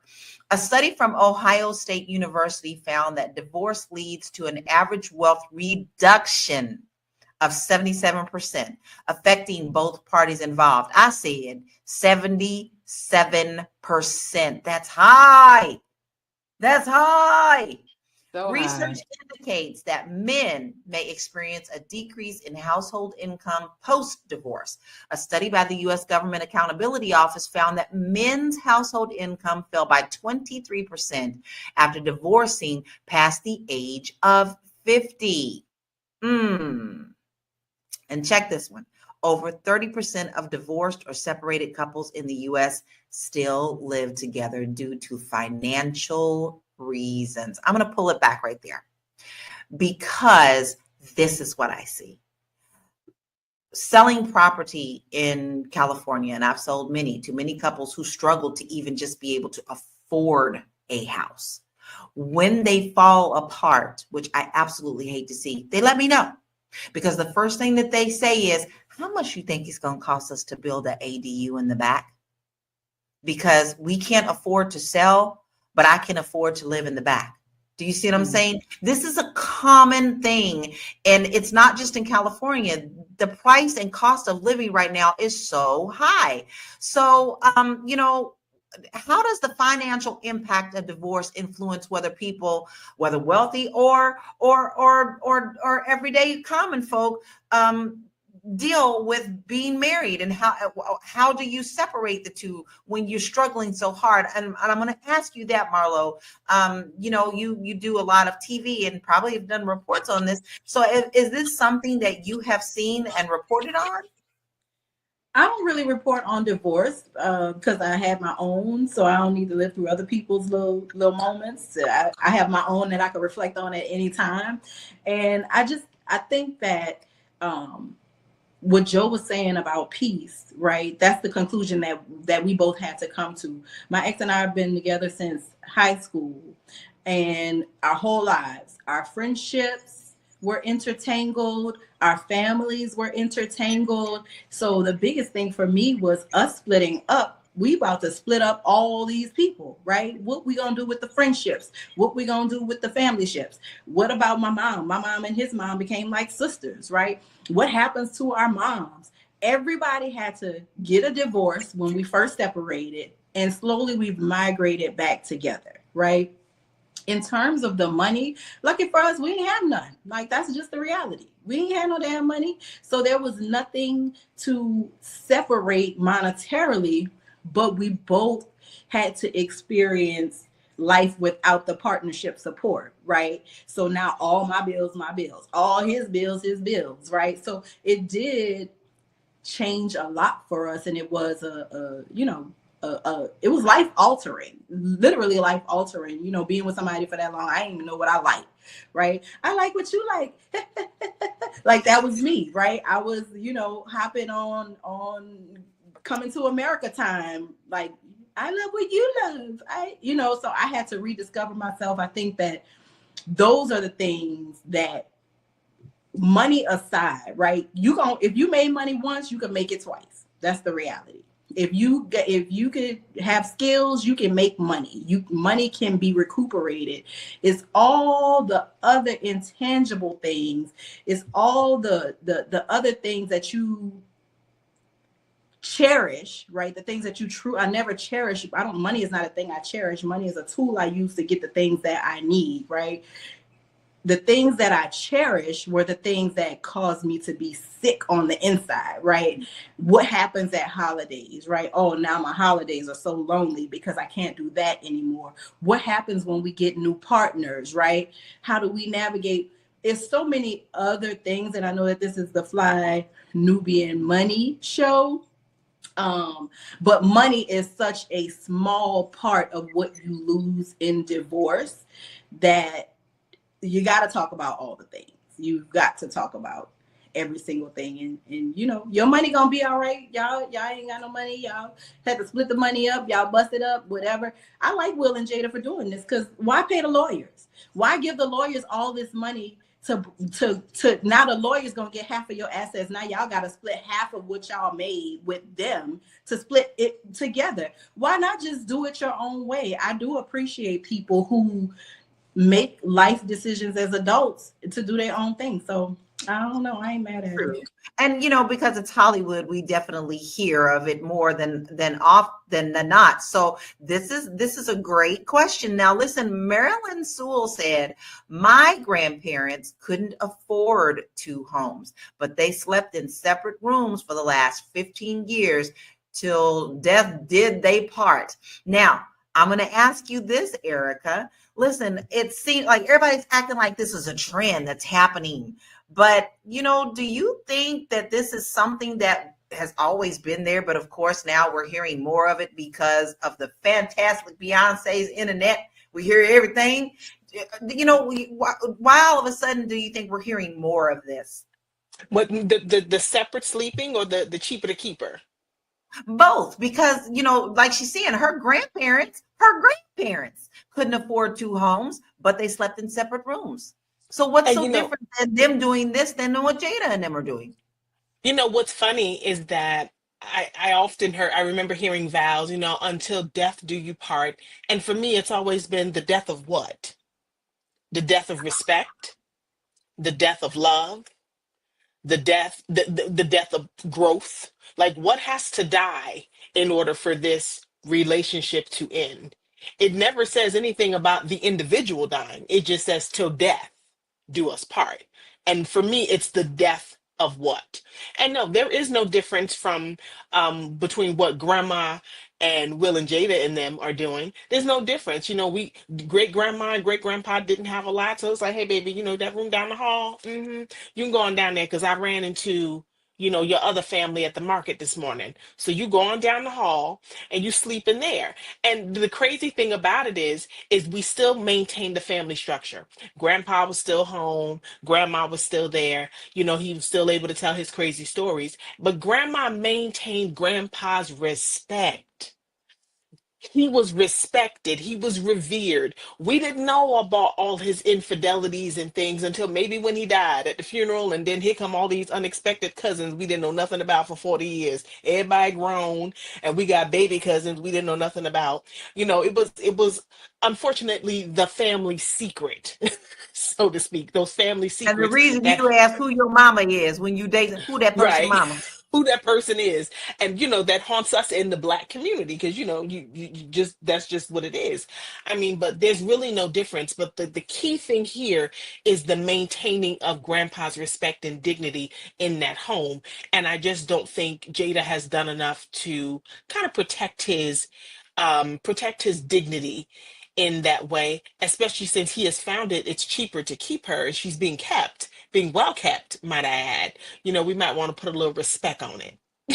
That's all. True, but we're going to bring it right back around. So, Joe, are financial fears keeping people in toxic or unhappy relationships? Yes, all the time. It's a high cause of stress and frustration. You're talking about financial stress, right? So unfortunately, we boil this down to choices. We got to make choices. We got to pick our stress. You know what I mean? Are we going to be stressed over the finances, or are we going to be stressed over the relationship stuff? But it is a choice. We often, a lot of people walk into these situations. I see them all the time in sessions where they feel like they don't have a choice. And I have to break it down to you are definitely making a choice. You are choosing to stay in this situation for the convenience of the finances. And you're afraid of, well, if I leave him, how am I going to support these kids? How am I going to support myself? And okay, that's a choice you're making. Do you understand that? Do you understand that's what you're doing? Okay, so then we're the way that we talk about the situation that you're in is going to be a little different. So it's now you're basically just venting, because people talk for two reasons. They're either trying to solve a problem or they just venting. So if you're not trying to leave the situation, you're just venting. But I'll take the fee. Take the fee. You'll take the fee.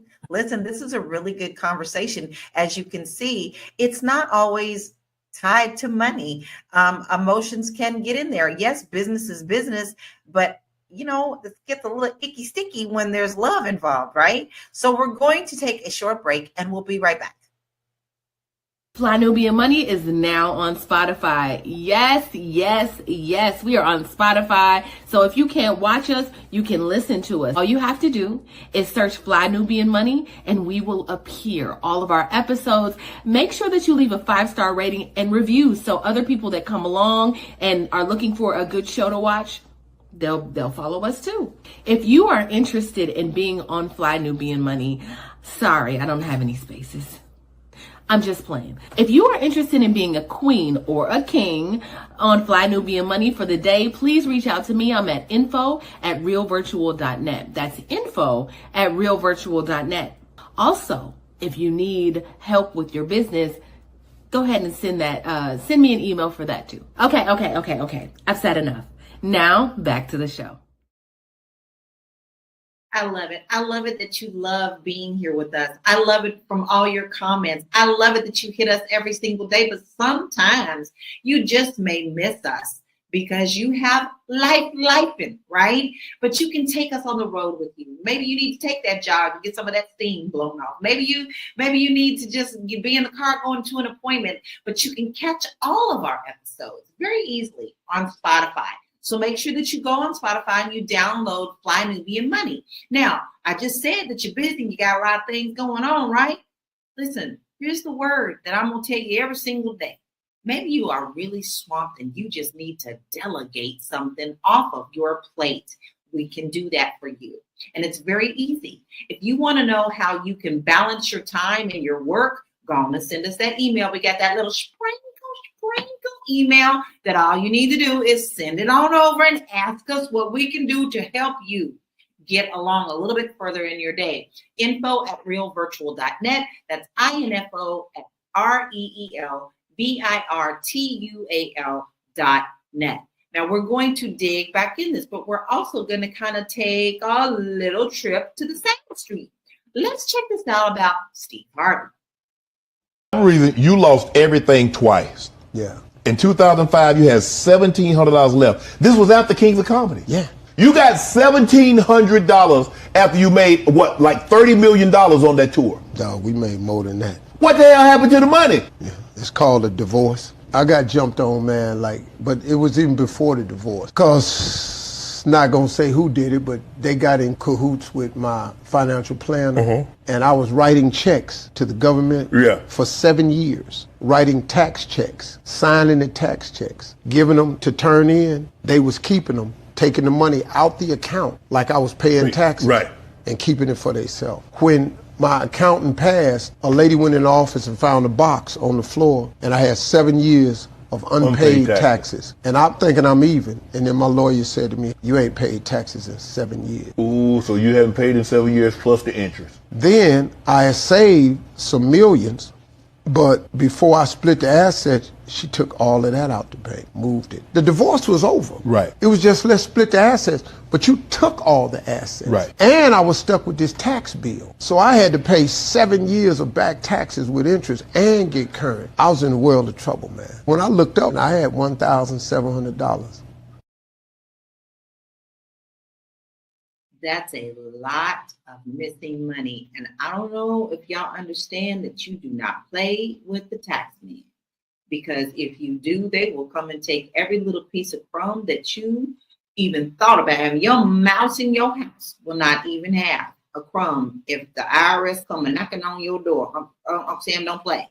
So let's talk about some of the things that we can do to possibly lessen this type of pain. So Tiara, what are some smart financial moves that couples can make before considering a separation or even getting married? Yeah, I mean, can you hear me? Yeah, at this point, there just has to be a lot of communication. I think that people should make financial decisions when they are still in a place that they like each other. Whether that's, if you guys are going to go forward and get a prenup or whatever it is, do it when you're in a place of love, because then it makes sense and you're not coming from a place of bitterness. I think that it's like, yeah, we're just gonna split it half like this. If you do it when you guys are in love, it's just like, I think it just feels better. It's like, oh yeah, that makes sense. I don't get half because I didn't bring half into. I might get this or this, and we can renegotiate those terms as we move into it.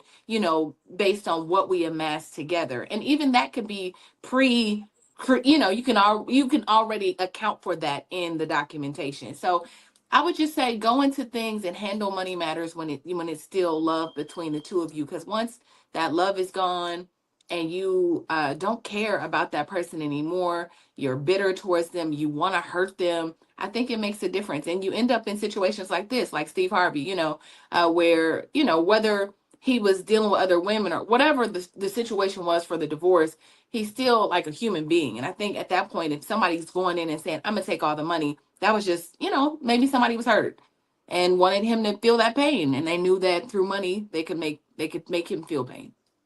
Yeah, and I think you hit something very important on that. People will, in a hurt situation, in a hurt state, will want to hurt others. They want someone to feel the pain that they are feeling, so they try to impart that pain on that person as well. But Erica, so with that being said, because I totally agree with Tiara, what are some smart financial moves that couples should be making before? I'm sorry. What kind of? Go back. I got all involved in that. My emotions got involved. Ooh, get it out. Okay.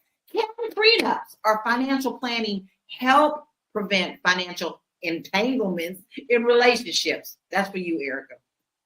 I think what people need to do, because this is something that I did, I don't believe in the commingling of money. I am a woman of a certain age. If I got married tomorrow, I am not going to just jump on board and we just gonna take all our money, your money, his money, the cat's money, the dog's money, and put it all in one bank account. Mm-mm. We need to have three sets of money. We need to have his money, her money, and then our money. The our money, that takes care of our home. That takes care of anything that we're going to be doing as a couple. Any bills, anything dealing with the house, any goals, any projects that we're going to be working on. Hey, Constance, any projects that we're going to be working on. Anything that comes from that union, that is the our money. But the her money account, that's my money. I do what I want to do with that money. I can save it for rainy day. That could be my FU money. That could be my, oh, you acting up. I can get up out of here money. That money can save my life. That money can be used for me to splurge and do something that I want to do with, and it doesn't necessarily affect the home. I think what happens is when people come into a marriage, they bring their individual spending habits to the table and don't consider I can't spend like I would normally spend as a single person. And that's when, money becomes an issue. So if you have those three accounts, though that his, hers, and ours set up, and you can divide in threes, divide that pie in three. I think that way, having that conversation, you can definitely get some financial conversations in there happening and some stability. Because if you're not forward about the money, if you're not forward about spending, you're just going to have problems, and then it's cheaper to keep her.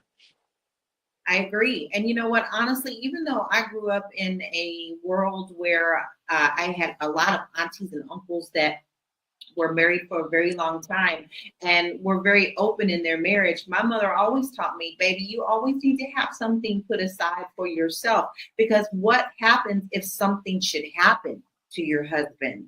You want to make sure that you can ride it out until paperwork and all those things get put into place, that you're going to be stable. She called it bra money. Listen. Put your bra money out. In full transparency, when I left my relationship, everything in that apartment that we had, that was my furniture from the house that I had before I worked on ships. I had full living room. I had full bedroom. I'm talking a oak wood bedroom set with the pillars and the dresser and the armoire. I walked away from everything for my peace. I wasn't happy.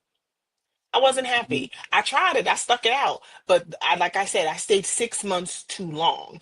And when I left, I took my clothes, I took my personal papers, and I left. Now, do I miss my bed? I miss that bed because I can't find it nowhere else. I miss my couch. There's certain things. I even walked away from all of the antiques and things that I purchased when I worked on ships. I left everything. But all of the things that I bought from Brazil and the Amazon, I mean, I really wish I still had that stuff, but it's just stuff. I have the memories, I have pictures, but thank God. And I use my mind to remember those memories, because if I had stayed, God knows where I'd be. I probably wouldn't even be sitting here. Right. Sometimes it's just worth walking away. We're going to take a short break and we'll be right back. Do you want to make $1 million this year? What? Was that a yes? Oh, then guess what? You're in for luck. My name is Vanessa Gopal. I am a successful entrepreneur and owner of Winter Remodeling, Inc., a general contracting firm. Over my career, we've procured millions of dollars for myself and for clients. And I partner now with the Fly Nubian Money Club, where I'm going to teach you some of the successful business strategies that I use that involve B2B, in-face networking, and also B2C. Because one thing I do know is if you don't sell, then your business will surely fail. If you don't sell, your business is gonna fail. Listen, I love Vanessa Gopal. I just love her name, period. Don't that just sound real? She know what she talk about. She is going to help you build your network through your network. a sales masterclass. Ladies and gentlemen, I tell you every single day that this is a fantastic opportunity to help build your financial house. All you need to do is sign up for flynubianmoneyclub.com. We have many courses that we have put on already for you, and it's going to help you put your financial house in order. And guess what? Possibly learn a thing or two. Because not only is Vanessa going to deal with you on her masterclass, we had Constance who can help you get to your 7 figures. We had Athena who taught you AI. You better get on board while you can. Stop talking about how it's a bad thing. You better learn to get in and do it. And then you had me teaching you how to buy a home domestically and abroad. This is so much worth it. You need to come and do this 30-day trial. I'm sure you're going to stay on board with us. Sign up at flynubianmoneyclub.com. Now, listen, this has been a really great, fantastic conversation. And as you can see, it goes very deep. We lost Marlo. Hopefully, there she is. Yay! Marlo, I'm going to start with you while we got you, babe. It's time for final thoughts and where we can find you. So, I lost myself. Sorry, y'all. I got bugs and gremlins and all the things. So, do what's right for you. That's always what I'm going to advocate for. I'm always going to say, do what's right for you. Don't let nobody's judgment and misunderstanding of your life or lifestyle prevent you from doing what you need to be doing for yourself, for your family, your mental health, your well-being, and your wallet. I don't know you. I don't know what you got going on with your relationship. Just like you don't know me, you don't know what I got going on. Have a little grace for people, because people bring all their trauma and their baggage into a relationship, and we all are learning how to relationship while we are in relationship. So do what feels right for you, and don't worry about us, the naysayers and the peanut gallery and all of that stuff, because at the end of the day, I don't control your peace, your joy, or your happiness. If you are looking for me, my name is Marlo Layson. I report on governmental things, entertainment, and community issues, specifically issues that can affect communities of color and women. My Instagram handle is on the screen, so if you want to follow me, you can do so there. Thank y'all for always being here. These are the best moments of my week, because I literally spend a lot of time talking about the absolute worst things that humans do to other humans. So the opportunity to get here and run it with y'all for an hour is always fun. We keep losing Marlo, but let me just reiterate that her screen name was on her screen. So if you need to go back and check that out, please do, because Marlo is also on a really great journey right now. She is doing this fitness thing that is like not a joke. She's hardcore. And I don't know if you've been watching for a little while, but you can see all of the hard work in her face and her shoulders. Her skin is glowing. So support her. Support her in everything that she does. Give her those pom-poms, because when you're working hard, sometimes you do need somebody to say, girl, look at you. And that is what you need to do. Pat her on the back, right? All right, Tiara, what is your final thoughts? And where can we find you? Something that I've learned in this season of my life, you guys can hear me clearly, right? Okay, perfect.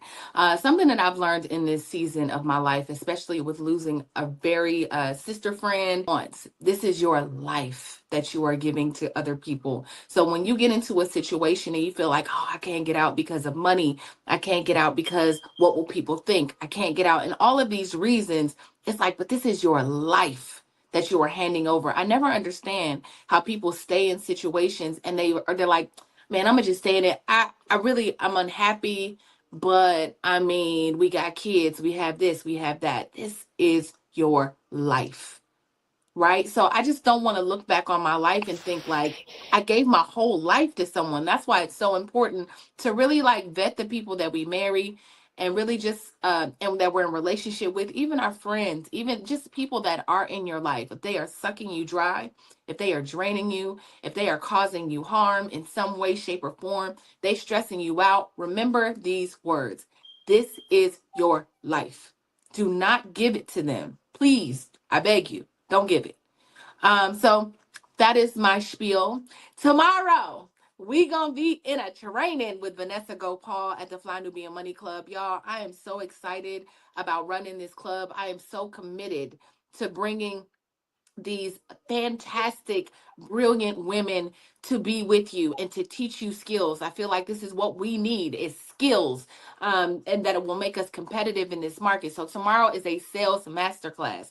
If you have some type of business and your sales are down, come through. Come through. Go to flynubianmoneyclub.com. I'll put the link. Sometimes people have issue, but I'll put the link in the chat just so you can come, subscribe, sign up for our 30-day trial. If you are having issues currently, I've gotten some emails from people saying, I am struggling. If you're struggling, I'm here. I got you. Sign up for our 30-day trial. Go and watch the sales training and learn how to get yourself out of whatever situation you are in, because it's just you one step away from it. So that is I love y'all for real, and I appreciate you for watching us every day. My hope is that you are satisfied with what we are doing here. You can find me at Miss Black Hollywood across all platforms. That's MSBLACK Hollywood across all platforms. Oh, And let me tell you something. Last thing. If you got a business, I got a directory. We're building a directory. Send me your email. I'm getting emails. People are hitting me up asking me if I know I know a therapist. I know somebody that is an app developer. Like, y'all just turning this into a whole thing. But I love it. So email me your business so I can share it with others. We're going to definitely need that because we're going to need to keep our money in our community. But also, I want you to know when you go and you follow her, she got this cute picture. If anything, go over there and check out her cute picture. She just showed not a cute picture. That's all I got. I need to get my life together. If all I got is cute pictures. It's adorable. It's adorable. So make sure that you do follow her, email her as well. And if you have a business, make sure that you email her because that directory seems like it's going to be coming together fairly quickly. And we're going to need it. So, Erica, what is your final thought and where can we find you, please? Final thoughts. Well, please take stock in understanding that there's a difference between loving and liking a person, especially the person that you decide to live with and share your life with, as Tiara was talking about. There are so many people in our families that we can love from a distance, but we don't particularly like them, so we keep them at a distance. Think about that with your significant other, whoever's living in your house, who's ever sharing that much time and space in your life. It is so important to take stock. Do I like them? Can I love them from afar? But do I like them? And if the answer is no, if you don't like who they are, character-wise, moral-wise, it's time to distance yourself. As Tiara said, you get one life, you get one shot at it, and we don't have one moment to lose. Tomorrow is not promised for any of us. We just lost a very cherished producer. We lost Irv Gotti a couple of days ago. 54 years old, very young, in his prime. So please, it is so important. Take stock in who you like and love, but make sure that you're liking and loving yourself. My name is Erica Lewis. I'm the author of Faith in Transition. You can find me across all socials at Miss Erica Renee. And to get my book, Faith in Transition, at faithintransition.com. Easy breezy. You know you need to do it. She knows what she's talking about. Listen, we have to support our authors. We really do, because these are real stories from real people. We always say, oh, let's go by these big people's names. There's nothing wrong with that.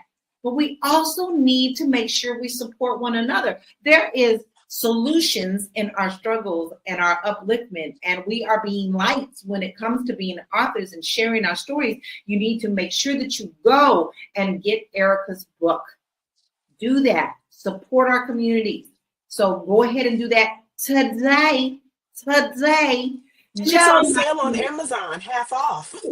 It said a magic word. It's half on off sale on Amazon. Go do it. It's only $9.99. Well, wait, there's more. $9.99. I love it. So, Joe, my king, what's your final thoughts and where can we find you? So I don't want to discount anybody's feelings about their need for money and their chasing money. I'll just ask you, you know, are you working to live or, I mean, are you living to work? I mean, I don't know. You know what I mean? Like, why are you earning money?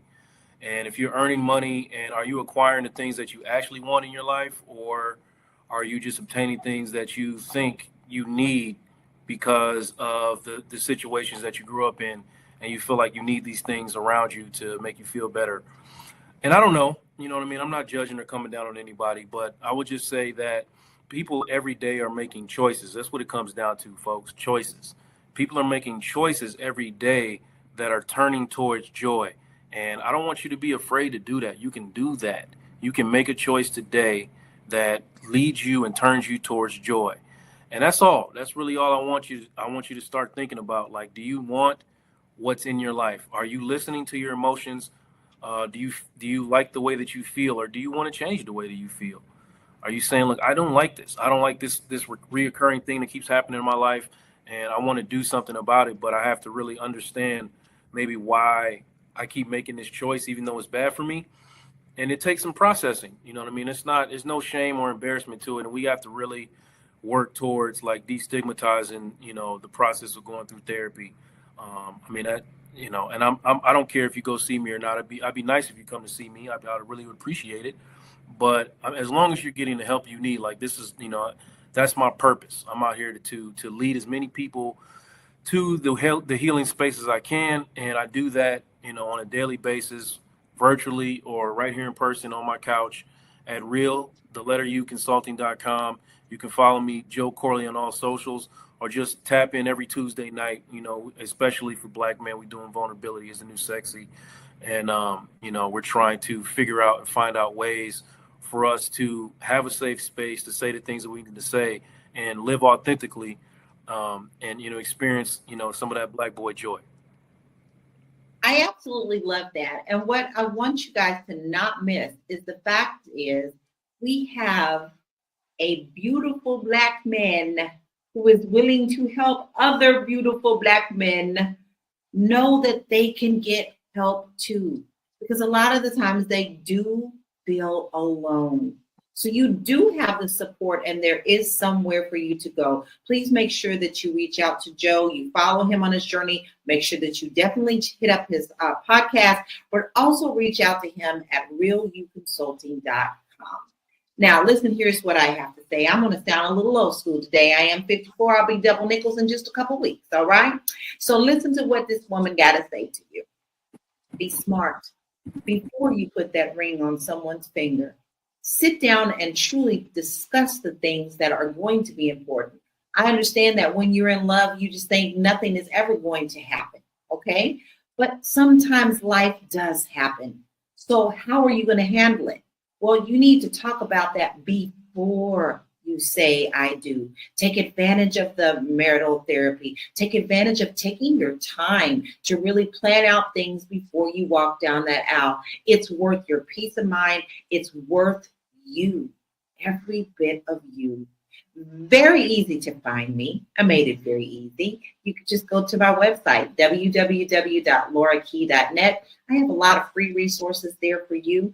And if you're thinking about moving abroad, and it has become quite the hot topic lately, and you don't know exactly where to start, are you ready? What do I need to do? Oh my God, what's going to be involved? I have a little quiz for you on my website. So go on over there and download that quiz so you can get an idea if that's something that may suit your lifestyle. Whether you're married or single, you can move abroad with family if you want to. It's easy, but it comes with a lot of things that you may not have known about. So we have had an absolutely fabulous show. This conversation just proved that love and money are more connected than we like to admit.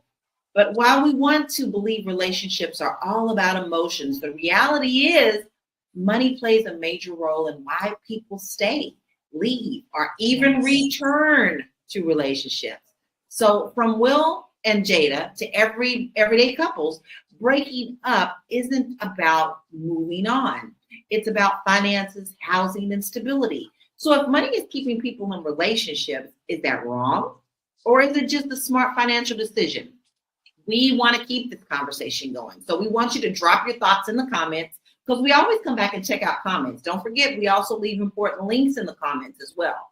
So a huge thank you to our beautiful panel. We've lost a few of them. We've had Tierra, we had Marlo, we have Erica and Joe. And I appreciate all of your thoughts today. So be sure to like, comment, and share this episode. And as always, master your mindset, maximize your money, and we'll see you next time on Fly Nubian. But guess what?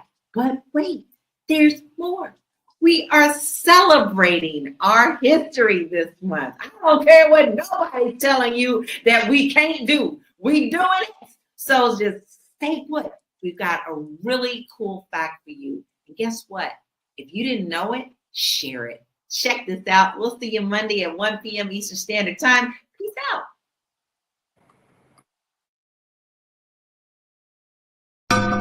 We often examine episodes of terror and oppression in African American history. But what can we learn when we explore slavery, Reconstruction, Jim Crow segregation, and the modern day policies of welfare and mass incarceration for their impact on Black love and marriage? Among the systemic impediments to enduring Black relationships are three unmistakable culprits: inherited poverty and wealthlessness, the idealization of the patriarchal nuclear family, and Eurocentric standards of beauty. These obstacles, in fact, explain the astonishingly low marriage rates among Black women from all walks of life in America today. More than 70% of Black women are unmarried. And for the millions who prefer to be coupled, especially with Black men, their single status is not a reflection of personal failure. Forbidden Black love is America's unrecognized civil rights issue. America's founding fathers had the wisdom to envision both material and immaterial benefits of citizenship, but American society was constructed to deny one of the most important facets of these tenets to millions of Black women: the pursuit of happiness through love and marriage. And putting this problem into perspective allows us to see just how entangled Black romantic relationships are with racial politics in America, and just how much Black love matters to the health and future of our nation.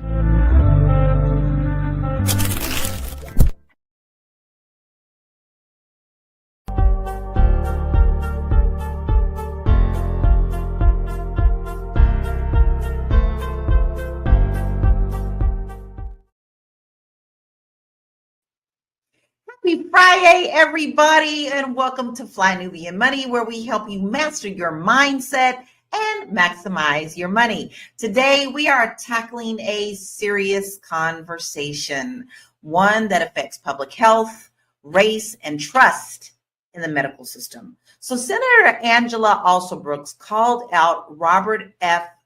Kennedy Jr. for his statement suggesting that Black people shouldn't follow the same vaccine schedule as white people because our immune systems are supposedly, quote, better. Now, this claim has been widely criticized, and we're here to break it down. Where did this idea come from? What does the science actually say? And how do statements like this impact the Black community's trust in medicine? So we're going to get into it. So make sure that you're locked in. Listen, we do not talk at you, we talk with you. So we truly would love to hear your comments as well. So keep them coming. But I am joined by my royal panel today, my royal court: Joe Corley, licensed therapist, mental wellness coach, and educator; Marlo Layson, TV and film producer; Erica, author, Faith in Transition; and Moya, our tax professional. Now, we got a bunch of people here today that we all have great conversation pieces to talk about. Now, there is a lot that we are going to try to get into, but before we actually dig into what happened on the Hill, I want to know if each of you take vaccines. How do you feel about them? Did you do the COVID-19? I'll start with me. I did the COVID-19. I am not against vaccines at all. However, the one, you're supposed to have two parts to the shingles. And I did the first shingles when I turned 50, and I got so sick that I didn't do the second one. I just couldn't do it. I don't think I've ever been that sick in my life. So, but that's a common thing, and I'm probably going to have to go back and start it all over again. So Joe, how do you feel about vaccines for you and your family? Did you take the 19? I took the first one when I thought it was mandatory, but that was it. I didn't take the second one, but my family did take it. So yeah, they did. Any adverse effects? No, not that we noticed, but I think, like I said, we really thought it was mandatory at the time. I don't know if I would have made the same decision today, but at the time we definitely took them, I'll be honest. Right. How about you, Moya? So yeah, I think vaccines are really, really important. I know with my kids and we were hesitant on doing the scheduled vaccinations just because of what we heard. So, but once again, that's us and what we decided. Right. How about you, Marlo? I've been immunized. My kids, I have had the COVID shot. It was a family choice because we had an elder and the person that was their caretaker. That's what they wanted. And so in order for us to be able to see her before she passed, she did pass about a year ago from old age. But for us to get that last interaction, we did what was required by the person who was responsible for her care to make sure we had those last moments. But yeah, I'm not a flu vaxxer though. I'm not a flu vaxxer. Gotcha. How about you, Erica? Well, I've been immunized as a child. I was, but my case is a little different. When COVID happened, I worked on ships. I think I told you guys that I worked on ships for 3 years. I was a cruise director, and I had just come from Brazil, and I had taken yellow fever vaccine. So by the time I got home, my doctor did advise me. He didn't know what the interaction would be because I had just had a yellow fever. So I did not take the COVID vaccine because of that. When I was looking to go back to ships, I don't know if a lot of people knew, but internationally, the COVID vaccines were completely different. And I didn't want to end up having to get a contract where I'd have to be in, let's say, Copenhagen and have to take their vaccine because that's where I was boarding the ship and then having to take the vaccine here. So I just kind of pulled back a little bit to wait and see how my body would respond to what all the other vaccines I had because of travel. So no, I never took it. Yeah, that is a life of many. Definitely. My husband used to do cruise ships as well. So I get it. I totally get it. Let's see what some of our viewership is saying. Drea says we shouldn't be taking no man's poison. We have natural immunity and herbal remedies. He is correct, but must release decades of hidden research to back it up and silence the predictable backlash.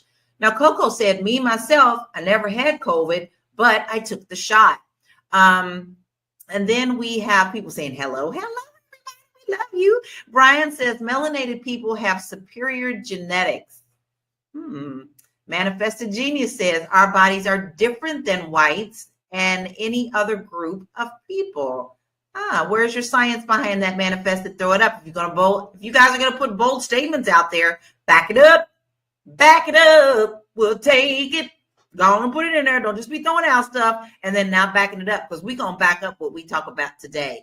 So listen, we got across the board. I think it's good that we have a debatable subject today. But we are going to get into it because it is a little deeper than just this. Okay. So, all right, let's check out what went on the Hill yesterday with RFK. You said the following, and I quote, "We should not be giving Black people the same vaccine schedule that's given to whites because their immune system is better than ours." Can you please explain what you meant? There's a series of studies, I think most of them by Poland, that show that to particular antigens that Blacks have a much stronger reaction. There's differences in reaction to different products by different races. So I have 17 seconds left. Let me just ask you then. So what different vaccine schedule would you say I should have received?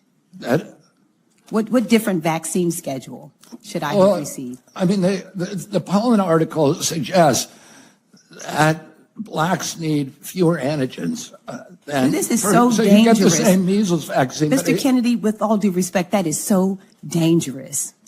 Your voice would be a voice that parents would listen to. That is so dangerous. I will be voting against your nomination because your views are dangerous to our state and to our country.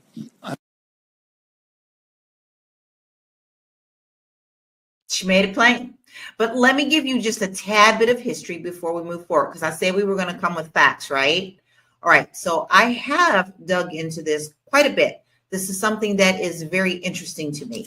So I want you to understand that this myth that Blacks are different, that we are superior, or we have thicker bones, thicker skulls, thicker everything, came from an 1863 study.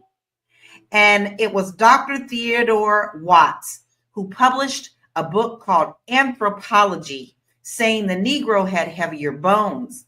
And those false beliefs about us have been perpetrated ever since. It has affected us with C-sections, lung functions, high blood pressure, you name it, we got it, because they feel, or what he said was that we are built differently and therefore stronger. So this is where it actually stems from, because that was supposed to be an official report, and it has never changed. And High Vibe is right. Higher pain tolerance. Many of our women are not treated the same as white women in childbirth and any kind of other pain resistant thing, because they think that we can tolerate more. So I wanted to give you a little bit of history before we move forward. But now I want to ask you, and I'm going to start with you, Erica. Do you think vaccine hesitancy in the Black community is justified?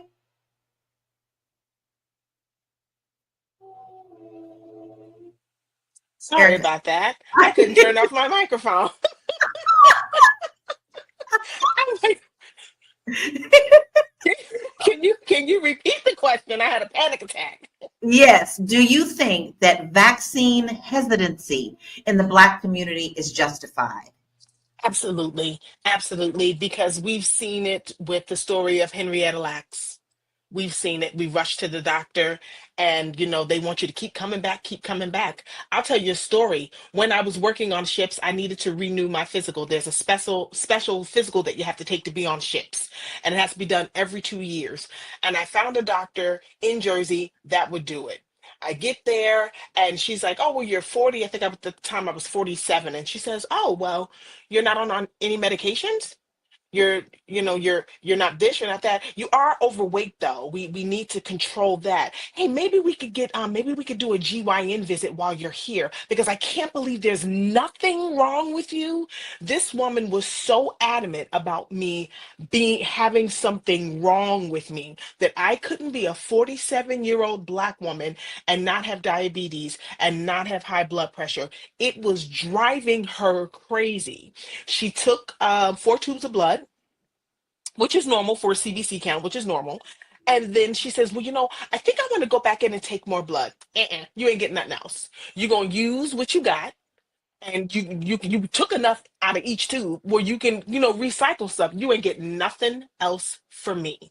We have a right to be afraid of going to these medical facilities. And on top of it, when we walk into a doctor's office, very rarely do we see anyone that looks like us, even if they are from the diaspora. We are not looking at people that look like us. Everyone is from everywhere else. And they can't seem to understand how we're so healthy. How are you still standing and you're not on medication and you don't have this problem and you don't have that problem? So yeah, we do have a right to be concerned, because it is concerning. I believe so too. And we have the ultimate thing is we always have to take into account our own bodies. We are stewards of our own bodies. That is something that we have to take into account. But I also feel that we need to be good stewards of our communities as well. And with that, I'm going to take a short break. We will be right back. Hey, if you're just tuning in, you are watching Fly Nubian Money, where we help you master your mindset and maximize your money. I am Tiara Williams. I'm also known as Miss Black Hollywood, and I am the proud producer of this show. So I hope that every day when you join us, you leave a little smarter than you came, because that's the point. Otherwise, why are you watching? So if you want to receive notices for when we go live, Fly Nubian Money goes live every single day. That's Monday through Friday at 1 p.m. to 2 p.m. Eastern Standard Time. So if you don't know, now you know. All you have to do is text the word Queens, that's Queens, that's Queens, to 87948. That's 87948. That's Queens to 87948. Yes? If you want Yes. And if you don't know, now you know. So easy. Come on, text the word Queens, QUEENS to 87948. Yes. That way you won't miss any shows because we do go live every day of the week, Monday through Friday at 1 p.m. Eastern Standard Time. And you might get busy. Maybe you go for another cup of coffee. And then you're like, oh no, I missed the show. Well, you won't if you get the text. I even get the text and I'm on the show. So make sure that you text the word Queens to 87948. Now, listen, I want to make sure that we get a lot of comments as well that from our viewership because it's really interesting how we definitely have different views. Ray Coleman said, yes, it's justified due to the fact of the Tuskegee 626 experiment and how they were sterilizing Black women without their awareness of it. Yes. So I want to pull up a slide that discusses this. We have had things in our history that causes us to take pause. That, and it's coupled with the fact that, we have these 1863 reports. I think there's a lot of misinformation out there. So historical medical mistrust is deeply rooted from the Tuskegee experiment to forced sterilizations. Historical abuses have made Black Americans more skeptical of medical recommendations.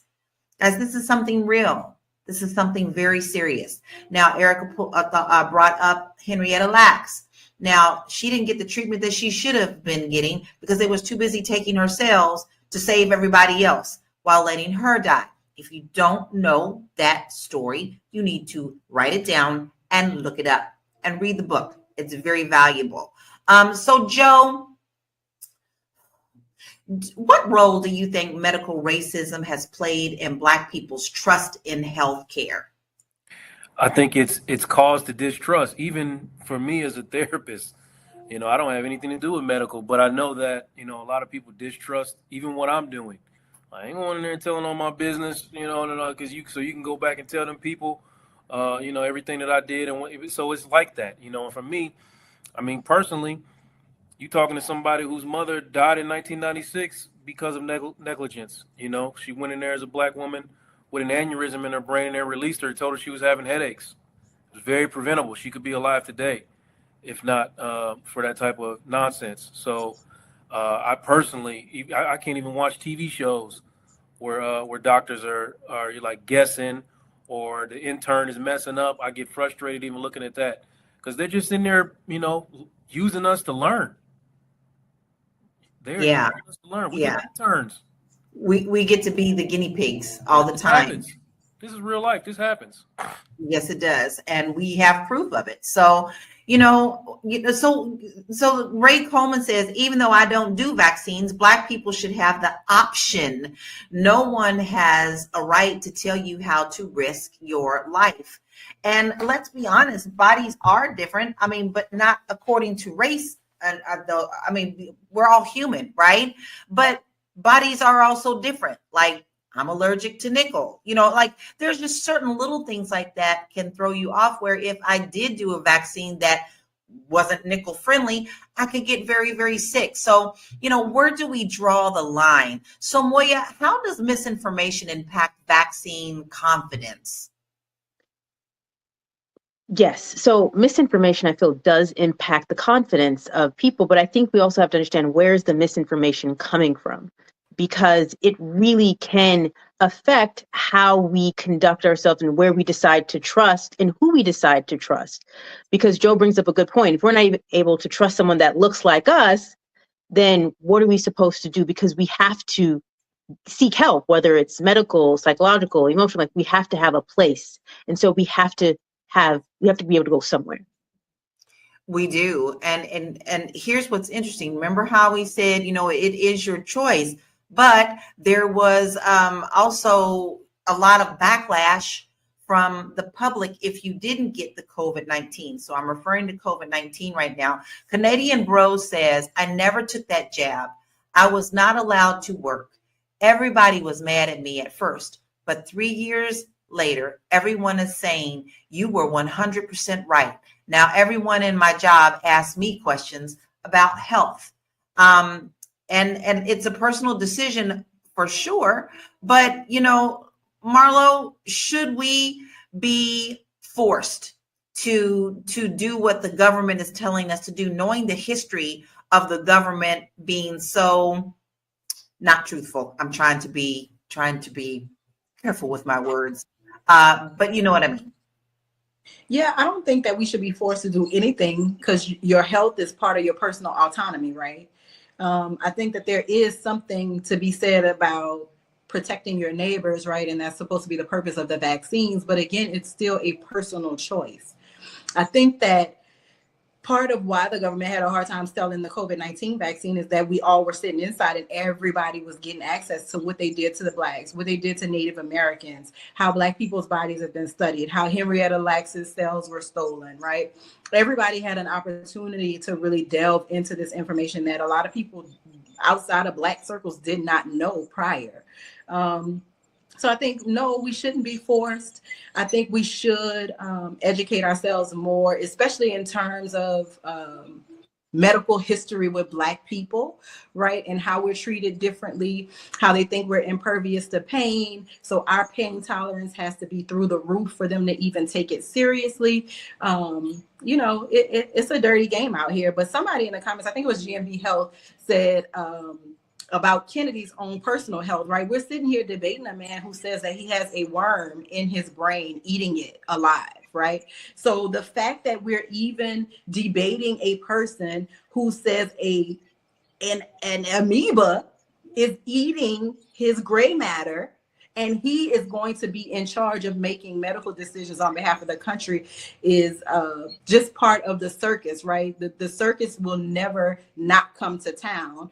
And it will never not have a clown to entertain you. And I think this man struggles. I don't know, is the worm eating his vocal cords? I don't know. But this is not a man who gives me healthy vibes. So why the audacity of white men, right, to even think that you are in the right space at the right time? Sir, go take care of your own personal health instead of trying to be the health secretary for all of the people that don't have brain-eating amoebas. I absolutely agree with that. And I think that's what the main concern is. Now, you had a lot of people who didn't trust Fauci, but Fauci also had been in that position for many, many years. It wasn't until until the last or previous administration decided to question him because he wasn't going the way that they wanted him to go. And there was a constant battle. And I don't believe that our leaders who are handling these things should be intimidated by those who want things to go their way. They're there to be experts, but not conspiracy theorists. So that's where I have a serious problem with how we're handling this whole thing. And yes, he has had RFK has said things like this, and he is a firm believer in all this stuff. To me, that is not the person that needs to be taking care of America's health. Period. But we're going to take a quick break, and we'll get right back into it. We have more great information coming. Keep the comments coming, family. We love them. Hey, if you want to grow your money and not blow your money, as Constance says, check us out at flynubianmoney.com. There's all kinds of resources, programs, videos, resources. In 2024, there's no reason to be broke when there's information all around us. So get your money right. flynubianmoney.com. That's what we're here about. Do you not remember our name? Our name is Fly Nubian Money. We talk about a lot of things here, but one of the things that we always want you to take away from these shows is to understand that you do not have to be in a financial bind. You can pull your financial house together very easily. And a lot of people say, I don't even know where to start. Well, listen, we got a place for you to start. And all you have to do is go to flynubianmoney.com. We have a lot of resources for you. So if you don't know where you are, at least it will put you in a frame of mind of going, maybe I do have a starting point so that we can get you to the goal. So after the show, because we're in the thick of it today, into the thick of it, we are going to be letting you go on over there and get those resources so that you can get your house in order. We have another video that I would like to show, and this is the one from the Hill. Again, some more of the Hill of grilling RFK Jr. And let's see how this one went. I'm asking about fees from suing drug companies. Will you agree not to do that? You're asking me to not sue drug companies, No, and I'm you not can going to agree sue to that, drug Senator. companies as much as you want. I'm not going to agree to not sue drug companies or anybody. So let's do a quick count here of how, as Secretary of HHS, if you get confirmed, you could influence every one of those lawsuits. Well, let me start the list. You could publish your anti-vaccine conspiracies, but this time on U.S. government letterhead, something a jury might be impressed by. You could appoint I people don't to the understand that. CDC vaccine panel who share your anti-vax views and let them do your dirty work. You could tell the CDC vaccine panel to remove a particular vaccine from the vaccine schedule. You could remove vaccines from special compensation programs, which would open up manufacturers to mass torts. You could make more injuries eligible for compensation even if there is no causal evidence. You could change vaccine court processes to make it easier to bring junk lawsuits. You could turn over FDA data to your friends at the law firm and they could use it however it benefited them. You could change vaccine labeling. You could change vaccine information rules. You could change which claims are compensated in the vaccine injury compensation program. There's a lot of ways that you can influence those future lawsuits and pending lawsuits while you are Secretary of HHS. And I'm asking you to commit right now that you will not take a financial stake in every one of those lawsuits so that what you do as Secretary will also benefit you financially down the line. I'll comply with all the ethical guidelines. That's not the question. You and I, you have said You're asking me, Senator, you're asking me not to sue vaccine pharmaceutical companies. Yeah, you are. That's exactly what you're doing. Look, no one should be fooled here. Now, there's a lot to unpack with that. First of all, Warren never gets that upset, okay? She will get stern, but I've never seen her get that angry. And I think that she is right in the underlying basis of why he wants this position. But then again, I don't think he's the only politician up in Washington who has ulterior motives on both sides. Okay, I have always said, if you want to get rich, you need to watch what they're doing up in Washington. Okay, so she is grilling him on the fact that, you know, he could become more financially improved with this position, and she doesn't want that. But with his theories, Erica, do you think, what do you think the danger of spreading these race-based theories is causing our communities? You know, we're looking and staring down at the possibility of a race war is what could typically happen. That is what we are facing. That is what we are staring down. And it's just going to get to a point where it's going to be every man for himself.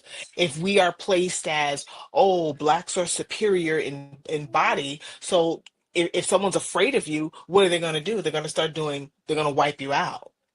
You know what I mean? So, you know, planting that seed that now we're the big bad bodies of the planet. You know, you want to get rid of your enemy. And I think that is a subtle seed that's being planted, and we've just got to be ready. But I really think a race war is looming, and it is frightening. Very, very frightening. It is, because immediately things were put into place to separate us. Mm-hmm. Immediately. Yeah. I think we all agree on that on this panel, that we definitely know that. But Joe, I want to ask you, do you think that this man has the experience to even head up this department at all? I don't know. Never heard of him. I didn't even know Robert F. Kennedy had a son until now. I see a lot of, I'm learning in the chat, like everybody. I'm seeing all the information coming from the chat, like, dang, okay, I guess everybody knew about this dude but me. But I think this position, Lala, if he is affiliated with Donald Trump, I don't trust him. He might be totally legit. I don't know. But if he's affiliated with Donald Trump, I don't trust him. If anybody want to blame me for that, you can go ahead. All right. Well, Brian Shanklin says, stop fear mongering. There's going to be no race war. Are you living on Jupiter, my friend? Okay. Are you Yeah, living on deepen? I'd like to know where he is. So I'd like to go. Maybe we can pack a bag. And maybe we can do a group trip and go visit. See what's Maybe, maybe, maybe we need to take that spaceship, right? Because All right. honestly, I think honestly, when we say a race war, it does, you're thinking physical, but you have to also consider the mind. I mean, redlining is a thing. It could get even heavier. Our children could go missing. Let's think back to the 80s. I just saw a documentary of in the 80s where women were birthing their children, and some women had twins or triplets, and they only went home with one kid because they told them that the other one or two were dead. That's a race war because those children that were dead, no, those children were used for science projects to get this data that we're talking about today. So a race war, yeah, it's a race war of the mind. Of the mind. You can kill somebody in the mind before you kill them physically. Once you kill the mind, the rest of the body goes. And we behind Exactly. enemy And they lines. know it. Yes. I said, and we behind enemy lines. Erica, 100% Yes. right, and we behind enemy lines. Yes, I agree. We all have targets on our back right now, and that's been made very clear. What day is this, y'all? 11? And we can't even breathe. I feel like we've been living for 40 years already, and January ain't even done. We still got a few more hours in this day. What the hell else is coming? So, Moya, do you think Black people's health outcomes would improve with different vaccine schedule? Do you agree with that? So I would have to do way more research on vaccines because I don't agree with what they've put out there in regards to vaccines. So I would have to do more research on that. I do want to say though that pediatrics, they have a magazine, an article where they do research, and they did conduct research. There's an article that they did back in 2006 stating that when they looked at life in terms of survival for infants under 1, they found that Black female babies had a 2-in-1 chance of surviving over white male babies. So when it comes to the strength of Black people, it is there. We are genetically stronger. Now, I do want to highlight what Erica said in the sense of this mental warfare that's going on, because what's happening is it's, if we are in terms of genetically superior, what they are really coming after, as she stated, is our mind and our wherewithal in terms of us being in position to truly advocate for ourselves. And that's what we're seeing here with the health. And also, we're not talking about economics, but definitely really economics. So I think it's really important that we understand that this is a level of warfare happening. It is, and it's on a different platform. When people think of war, I love how you said, Erica, when you think of war, you're thinking physical, but baby, there's so many other ways of war. It's mind, body, and spirit war. There's a war of wearing you down with so many things while they get their agenda put together. You can't keep up. There is a war everywhere, and it's swirling around you like a tornado. And what makes it hard is you can't concentrate on one when there are so many swirling around you, and that is the game plan. So let's look at some stats, y'all, because we don't like to just throw things out there without backing up some stuff. A 2016 study found that 50% of white medical students believed Black people have a higher pain tolerance, leading to misdiagnosis and undertreatment. Now, we touched on that earlier. The CDC data shows that Black children are less likely than white children to be fully vaccinated by age 2, largely due to, we throwing a wheel in the cog, healthcare access issues, which are now being pulled back immediately. So our babies are not getting what they need, okay? Historical medical mistrust is deeply rooted. We did talk about this, but I am going to say it again because I think y'all really need to understand that we have proof of these things. Historical medical mistrust is deeply rooted from the Tuskegee experiment to forced sterilizations. Historical abuses have been made with Black Americans more, and it have made them more skeptical of medical recommendations. Now, listen to this one. A 2021 Kaiser Family Foundation study found that only 53% of Black adults trust that doctors act in their best interest, compared to 73% of white adults. That's pretty low, y'all. That's pretty low. Now, I want to give you something else that I found out in my research of this topic before we move on. There was a mother. It was a Black child. The mother was white. She was a stepmother. The birth mother had passed away and the man remarried. Okay. She was really concerned about her daughter, and she felt like she was like, she's 8. Is she going through puberty right now? She's developing too early or whatever. And she goes in and she said, something just isn't right. It just doesn't feel right to me. And she went to one doctor, and the doctor said, oh, Black and Latina girls develop early anyway. It's nothing to be concerned about. And they sent them home. This mother kept getting nagged and nagged and nagged in her spirit. So she went to the second doctor. The second doctor told her the same thing. She said, I am not giving up something that's not right, and I feel it in my bones. Thank goodness for spiritual touching, right? She went to the third doctor, and there was something seriously wrong with that girl's thyroid, and they had to get that together, and her pituitary gland. And it took 3 tries, whereas both the doctors before that literally said to her that Black and Latina young females develop earlier, and there is nothing to worry about. I think that's You know what's amazing with that for me is unfortunately, if something had happened to that young child, if she had transitioned, they would have been ready to do all kinds of autopsies to find out this and maybe use those cells for a vaccine so it doesn't happen. And this is for the young girls in the Latina and African communities.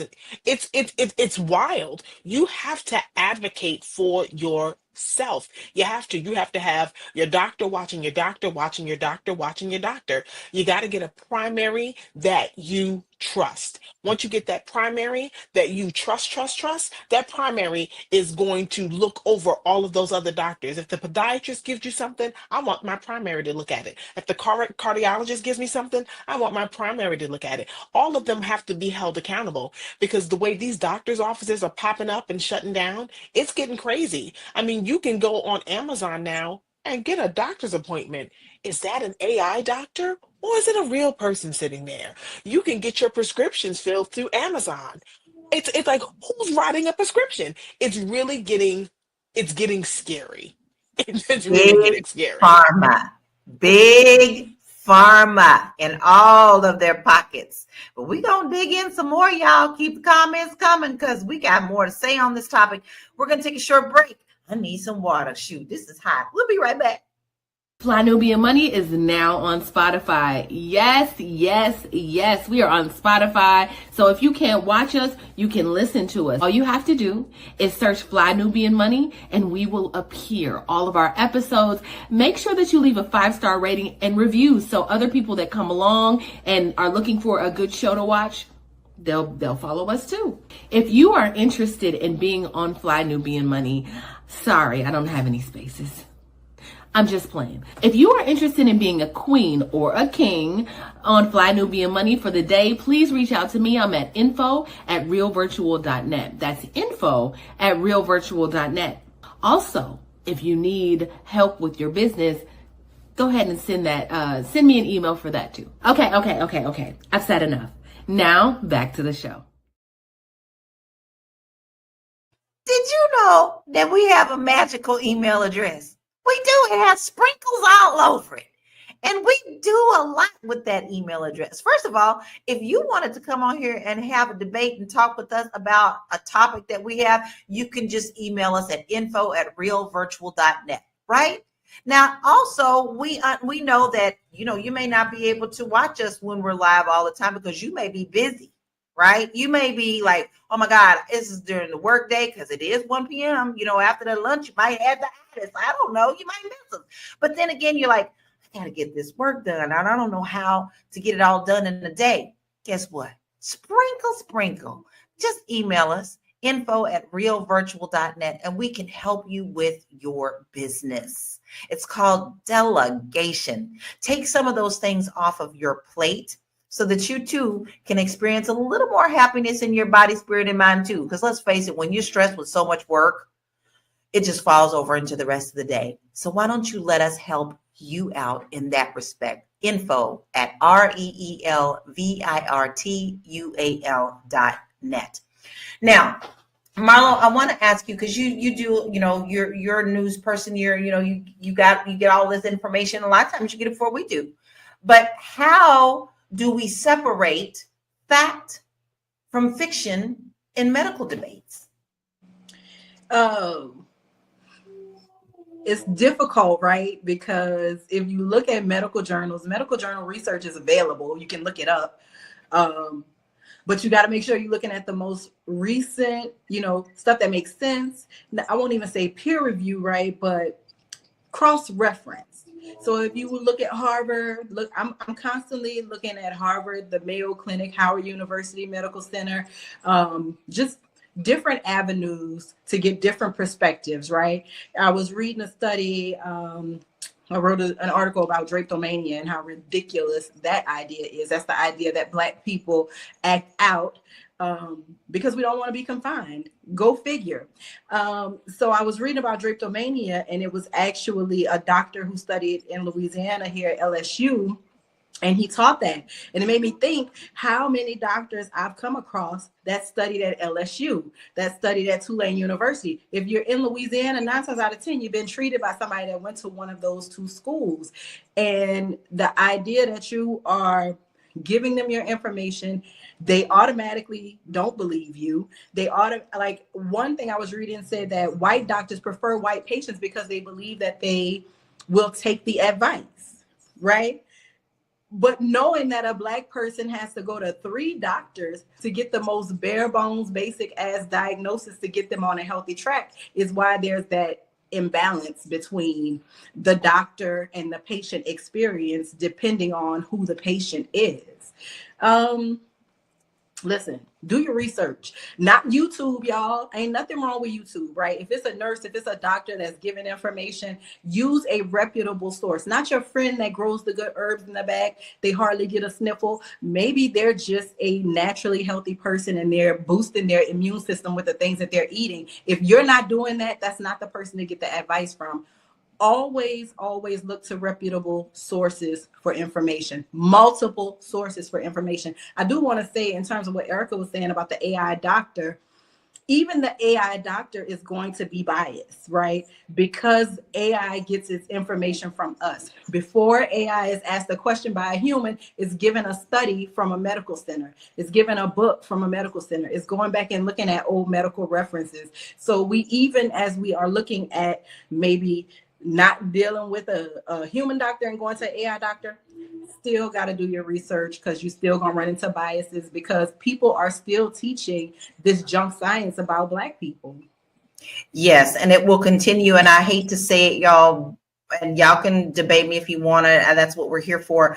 It's only going to get worse because we are being looked at as inferior again. DEI, they've taken everything that they can to throw at us to make people think that we are different, like we're not capable, we're not smart enough, we can't do the job, we're not up for the task, when there's simply no proof, when we all know on this panel we have to be 5 times better at anything that we do in order to even get a foothold in somebody's business. Now, Baby Love says we all have to be careful when we go see a doctor. Some doctors are racist and do not care about patients of color. Yes, I have experience with that as well. And then we have an actual nurse here. She's a retired nurse. Cheryl Peters says, I have heard of different dosing of some meds for Asian patients. So guys, if it ain't white, it ain't right, is what I'm hearing all the time. Isn't that an old phrase that still lives true for today? But let's actually look at some of what the people are saying on these internet streets, right? What is it on Beyonce's internet? Let's look and see what some people are saying, because it's all over the board. Be Haiti Beautiful. Please look up the Tuskegee experiment and actually read it, and you'll know why that's dangerous. Talking about the statement that he said that Blacks should get different vaccines schedules than whites. Mind the Gap says when people say Blacks like that, That brings the question, right? I'm not even going to pretend to say that name because I already say it enough and I don't want to get spanked. His whole cabinet and candidates seem like they may be inbred.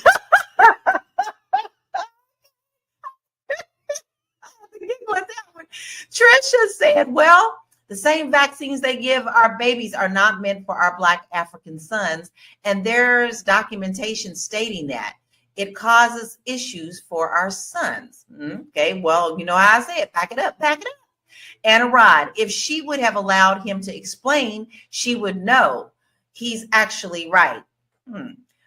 Also, remember, guys, they only have a certain amount of time to get questions. And when people stutter and waste time, they want you to move on. Vanilla says, please don't confirm this person. He's not a good candidate for this position. Agreed. Now, his own family, actually, y'all, if y'all haven't heard of the Kennedy family, I don't know where you've been under a rock. You need to look at the Kennedy family, and he is a part of that. But his own family, his cousins that have grown up with him, have literally come out against him. So that brings me very serious concern as well. So, Joe, I would like to know what you think. How can public health experts repair the trust with Black communities when we already ain't even got the trust? Where they need to start? Impossible. What's that little boy in the Little Rascals? Impossible. It's not Why do you possible. think so? I see a lot of people in the chat saying what the real. I mean, it's we're gonna have to do it ourselves. It's always gonna be ourselves, man. We're gonna have to eat better. We're gonna have to exercise, and I mean, this is like, I know we're tired of saying these same things over and over again, but that's really what we're gonna have to do. We're gonna have to heal ourselves. We're gonna have to eliminate sugar from our diets. We got to get rid of some of this processed stuff. We have to do it. It's the only way to heal our bodies, man. And people are actually doing that. I mean, people are doing this, and it's changing things around for them. Like, it's real. It is real.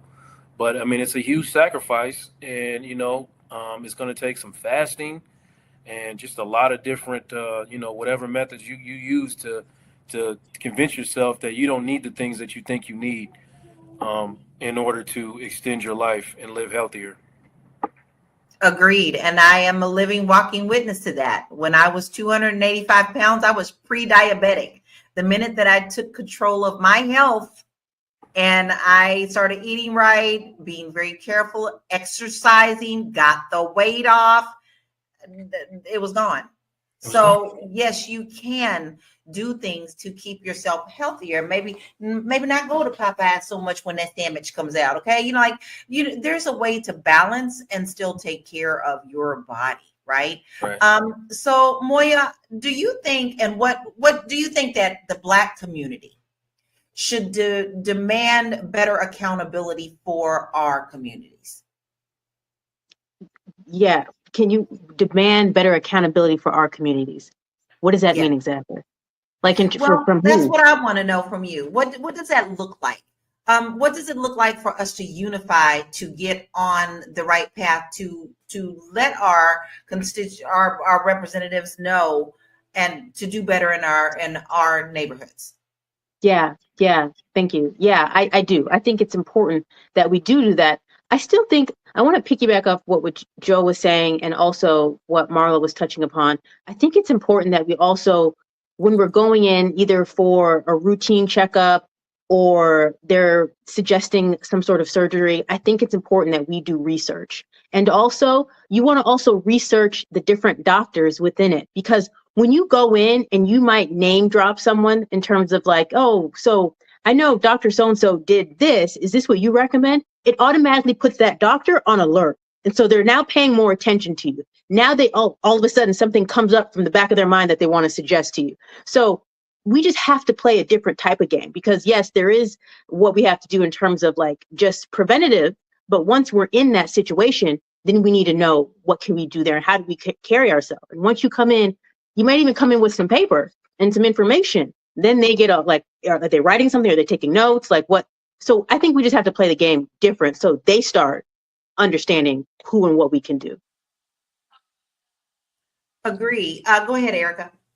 I'd like to piggyback off of that because if we take note and we look and see how many hospitals in our communities have been closed down over the last 10, 15, 20 years, we need to start going to our grassroots politics, city council, and say, well, what are we doing to replace those hospitals that are being closed? You go into other suburban communities and there are care centers everywhere. You can just walk down the street to one. But in African American communities where, the Latino communities, you might have one, and you have like maybe 3 counties or 3 cities that have on one county road that have to share that. And then again, the people that are in there working, most of them are in there for a paycheck. So I think we need to start holding our city council accountable and say, hey, okay, you're closing these hospitals. Number one, why?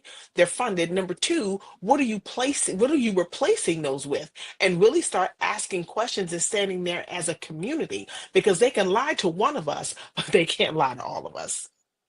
I'm glad you brought that up, Erica, because I am proud to say my hometown, Louisville, Kentucky, in the West End, it is our Black community, and they always get the worst of the worst. And they're doing their very best now just to get fresh vegetables. But when we got the right leadership in that area, she demanded with an idea, her simple idea. She got together with nurses and doctors, and guess what? Now we have the most brand new hospital. And now that is in the West End for the people who need it the most. And now she is tackling the groceries. So that is right. You must stay on these people. And it's not just, let's go to Washington. No, you got to start local. Who is your local person that you need to do to get the changes that you need, right? That's a good place to start. Let's take a short break. We'll be right back. Do you want to make $1 million this year? What? Was that a yes? Oh, then guess what? You're in for luck.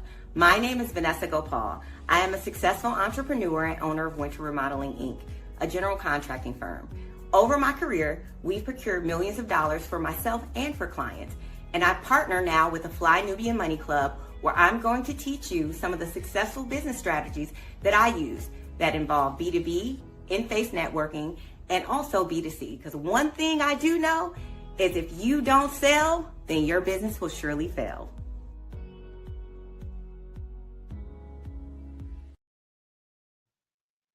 If you don't sell, your business will surely fail. Now listen, we got all these smart people here. You got all these people, all of us, we be rooting for you. We be rooting for you to win, because when you win, we all win, right? But we have actually put in a program that you really need to make sure that you get in on. And it is the Fly Nubian Money Club. Vanessa Gopal is our next queen up on the panel to teach you how to get your business thriving. And what did she say? She said, million. All right. So listen, you have her at our next session. You had Athena teaching you AI at the last session. You had Constance Carter teaching you how to get 7 figures. And then you had me who taught you how to buy a house abroad and in the States. Now listen, get on in, because that'd be your own fault if you don't do it. It's a 30-day trial. So go to flynubianmoneyclub.com. All right, family. This has really been a very, very interesting conversation. And I think that we may not all have answer for everybody, but I think that we all have an answer in the fact that we know we must take care of our own selves first and really vet the people who are supposed to be over our health.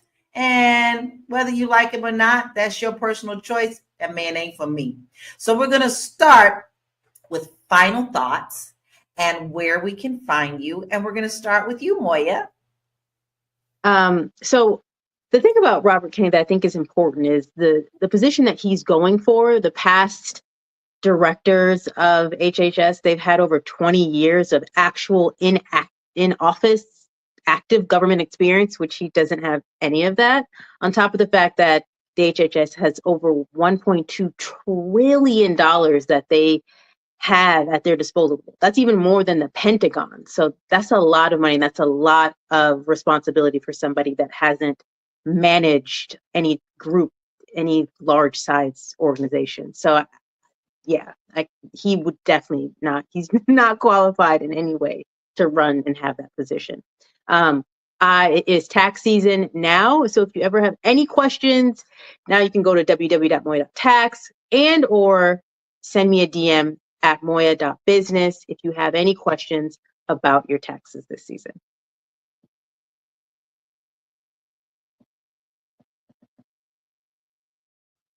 Baby, it is tax season. Gremlins didn't want me to tell you that, but it is. And we've got the queen right here. So stop looking. She's right there. She told you how to reach her. www.moya.tax. Tax is in the email and the website. So don't forget to do that. Go follow her. She's got a wealth of information. She also has other things for you that I think you will find quite beneficial. So Marlo, what is your final thoughts and where can we find you? My final thought is you are your and your family's best healthcare advocate. If you are obviously RFK, I don't even want to talk about him because obviously this man is not qualified. He needs a health and hospital system to take care of him in this moment. So I won't even talk about him. I'm going to talk about Black folks. We need to take care of ourselves. We need to be eating right. We need to be thinking right. We need to be our own advocate. We need to be researching. We need to be having conversations with our people about our health care. Talk about your symptoms with your friends and family. Talk about the treatment with your friends and family. We need to get back to being a community because that is when we thrived. When we were actively practicing community and togetherness is how we thrive. We share information. That is how we have thrived for centuries. The melanated specialness of your skin, it thrives because of information. Don't close out information. Don't let people sell you, my grandmother used to say, wolf cookies. I have no idea what wolf cookies is, but I'll never buy them because I've been taught not to. If you are looking for me, I'm Marlo Layson. I am a news writer. I write about everything from current events to politics.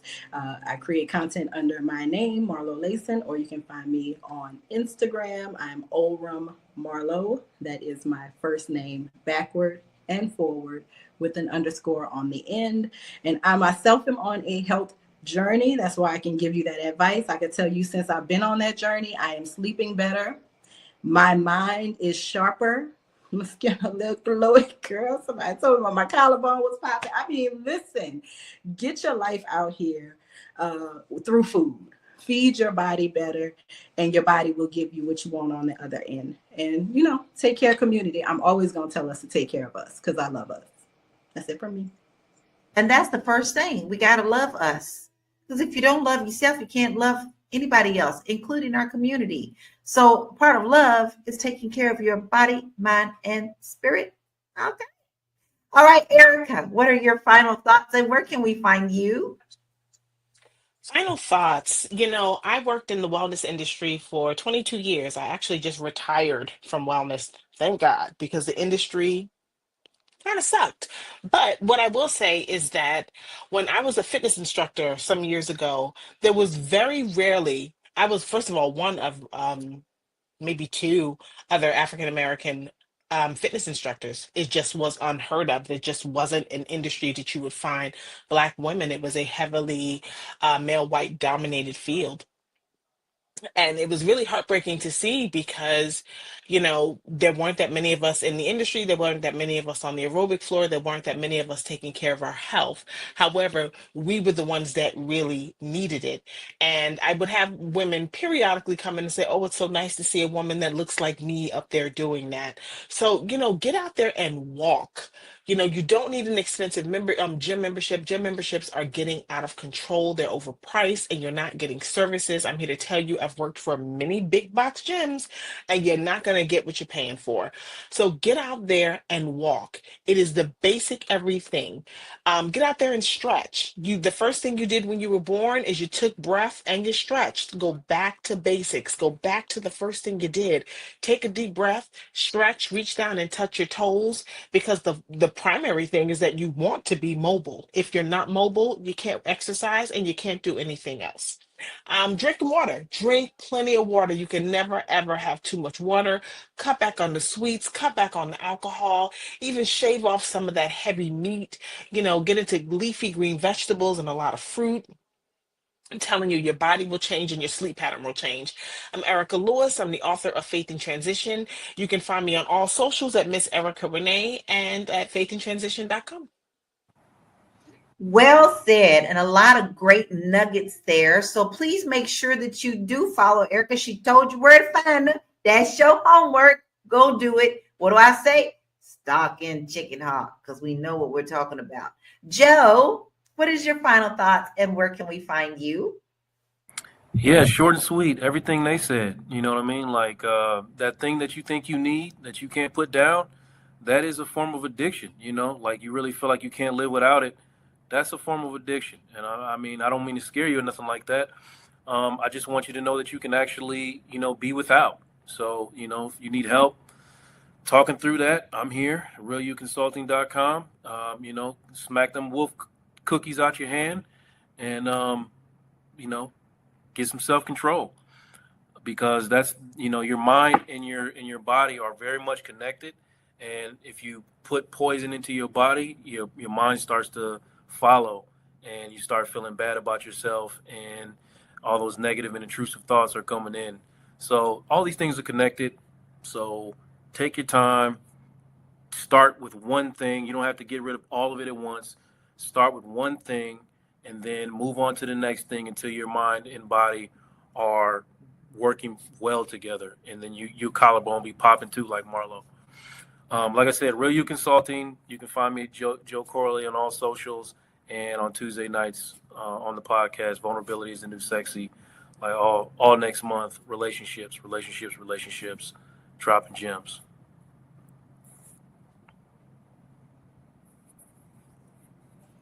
Make sure you get to Joe, because Joe has a lot of great resources for you too. Check out his new show.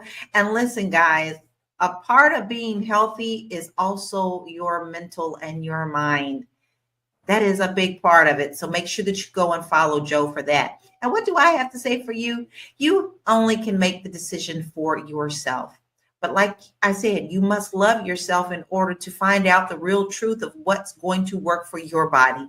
Just because something works for someone else doesn't necessarily mean that it works for you. I know it was heavy all my life. Finally found something that worked for me, which was high protein, carbs at 75 a day, exercise every day. I'm up to walking and jogging up to 7 miles a day. And my world changed when I loved myself and faced the things that I needed to face in order to get healthy for myself. And now I could be healthy for my husband and my community as well. So please make sure that you don't fall for misinformation. Don't go for the okie doke.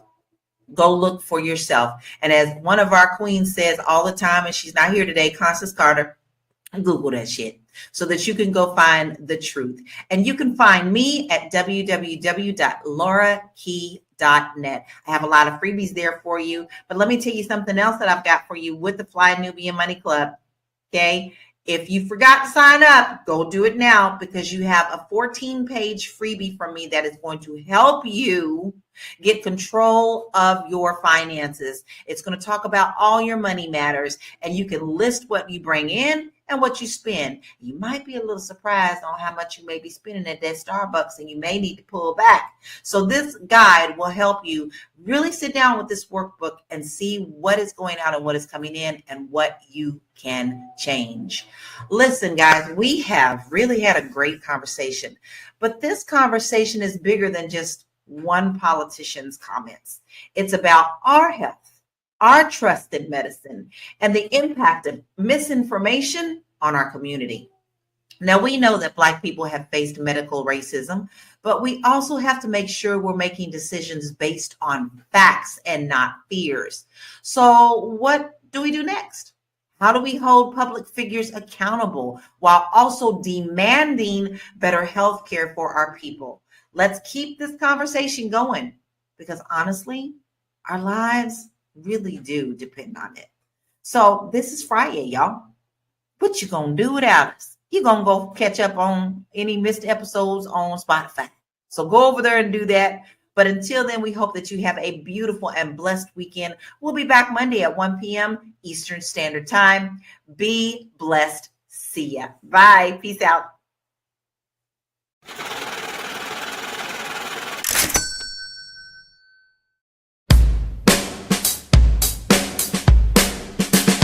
It's time to get that money.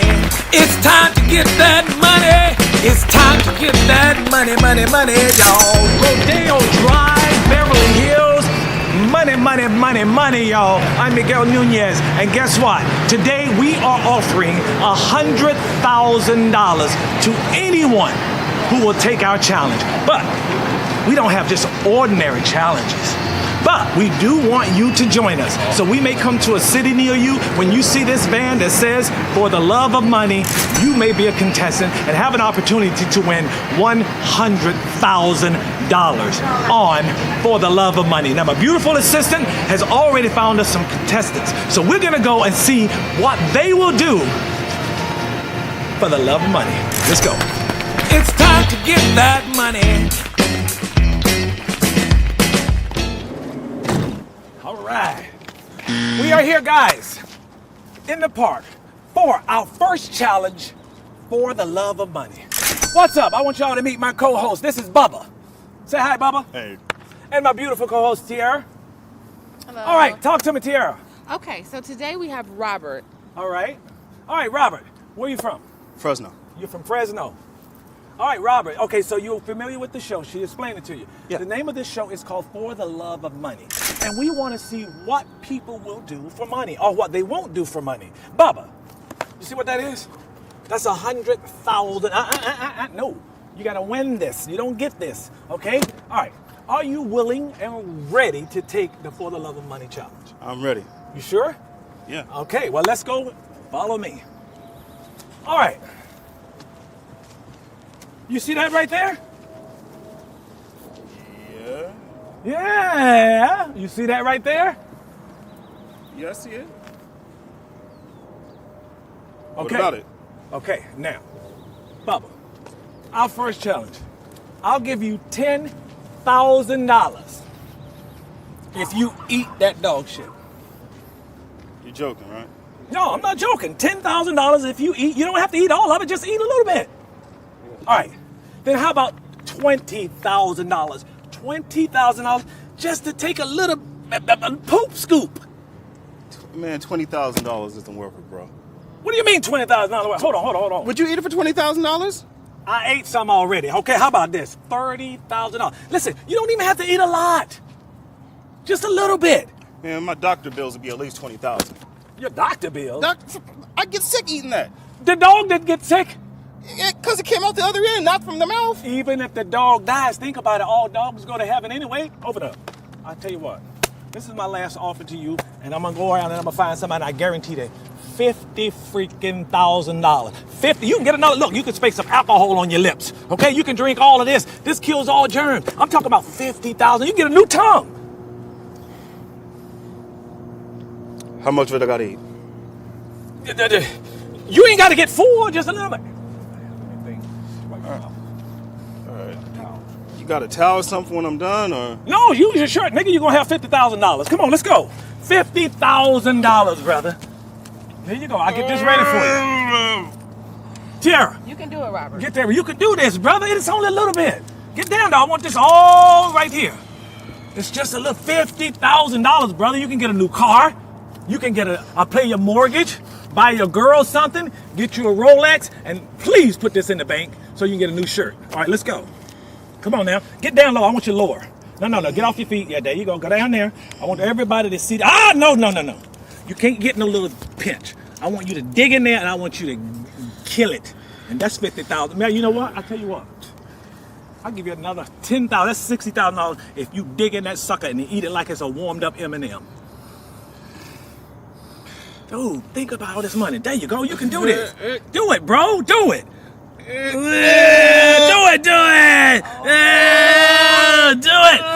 it. Eat it. Come on, $50,000. $50,000. The dog ate it. The dog ain't dead. 50. No. That's right! Yeah!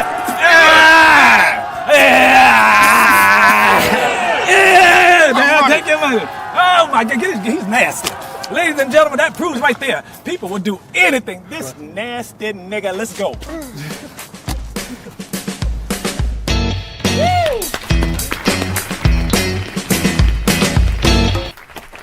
Oh, wow, this place is amazing. Welcome back to the show, guys. You're watching For the Love of Money. Listen, have you ever heard the phrase, this food tastes so good it makes you want to slap your mama? Well, guess what? Look out, mama.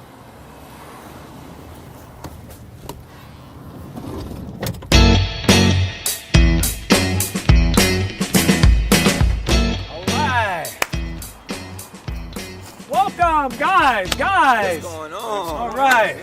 How are you? Talk to me. What do we got? So we have 3 contestants who are ready to play. Okay, all right. Beautiful. What's your name, brother? My name's Khalil. How's it going? All right, good. Where you from? Philly. Philly, all right. What's your name? Jay. You Jay. already. All right. And what's your name? John. John. Where you from, John? Tennessee. Okay, all right, guys. All right, here's the deal. This show is about challenge, okay? And we're going to challenge you to do something. But we're just not going to ask you to do it. Bubba, you see this right here? $100,000. Oh, wait. Slow down. Close it, Bubba. Close it, Bubba. Okay, now here's the deal. I'm going to offer you a challenge, and I'm going to offer you money. Whoever accepts gets the money. You guys ready? Okay, now, today's challenge is, have you ever heard the phrase, this food tastes so good it makes you want to slap your mama? That's how my mom cooked. Okay, good. That's how your mama That's how cooked? she Well, that's cooked. perfect then, because here's the deal. I'm offering, Bubba, I'm going to offer, let's just say, $20,000 to slap the hell out of their mother. Oh, no. Hell no. I ain't slapping my mama. $20,000. Man, you got that. Come on, man, I'll slap her for 5.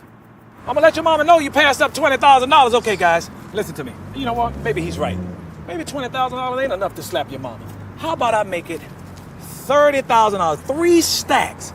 Come on, man. You know your mama gonna forgive you. Man, my mama crazy though, man. All right, you know what? I was about to say, I can't lie. I can't slap my mom for that. I can't even. Nah. Okay, then slap your mama for 40,000. I'll slap your mama for one of these. So I know you gotta do it for 4. Okay, I'll tell you what. How about this? I'm gonna do this for y'all. 50. I'll do it. Say no more. See you later, I'll brother. do it. You go home and tell your mama you love her, because we got somebody. 50,000. 50,000. All right, you sure? Hell yeah. All I'm right, sure. then. Here we go. Hold this till we get back. I'll be right back. All right, you gonna show us where your mother lives? Yes, sir. I ain't All right, never let's seen go. 50. Okay, You gonna guys. show me 50,000 again? No, I promise you. All This right, is a then. show. We won't mess you. Okay, guys, we're gonna go. Follow us. Let's This guy's do gonna it. slap his mama. All right, come on, man. Just yeah. Mama gonna forgive you. I promise. Look. You think about how much you give your mama. If you gave your mama $25,000, right? Yeah. And you get your mama a new TV, buy her a new bedroom set, she gonna forgive you. Oh, but I'm going crazy. I'm going crazy. You know what? Get a new stove. Mamas love stoves and kitchen. You get her all of that. I promise you. She gonna be mad for a few minutes. I might buy a new car. She gonna be mad till her face stops stinging. It's time to get that money. Oh yeah, you got 50 G's. I'm a You little give your mama nervous. I'm a little 25 nervous. and get you some Bitcoins. Do you'll be Right set. there, right there. Okay, this is it. I'm Turn in. a Can we little turn in the driveway? I'm a little nervous. All right, turn in the driveway. Don't be nervous, man. Don't be nervous, dude. This is $50,000. This is $50,000. Exactly. And you gonna give your mama 25. She gonna 50,000. Take your time. Take your time. 50,000. Let's go. Everybody out. Yes. Everybody out. Take your time. 50,000. That's what we gotta keep thinking about. Mama. How you doing, Mama? Hey, baby, what's all these people? What's these cameras for? What's these I cameras cannot for? believe I'm about to do this. Mama, forgive me. Oh my God. What the? Hey, y'all too! Get the heck out of my yard! Go, get in the car. Come on, brother. I can't, man. She coming. Go. Get him.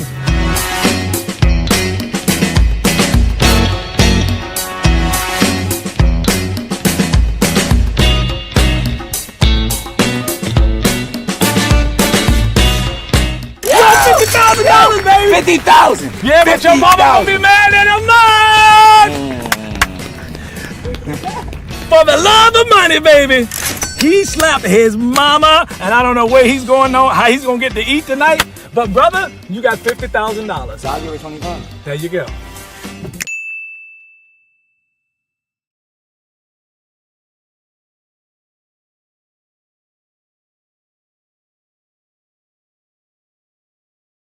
This evening on The Rock Newman Show, I chat with economist, author, political analyst, and commentator Dr. Boyce Watkins.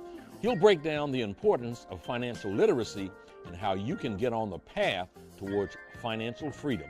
That's coming up right now on The Rock Newman Show.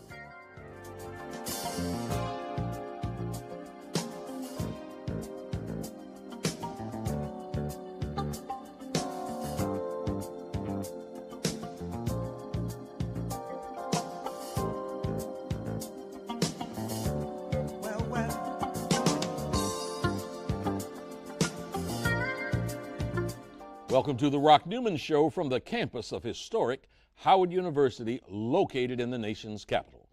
I'm Rock Newman, and it is my desire to inspire you with personal stories of extraordinary achievement. Dr. Boyce Watkins is a financial scholar, social commentator, and author.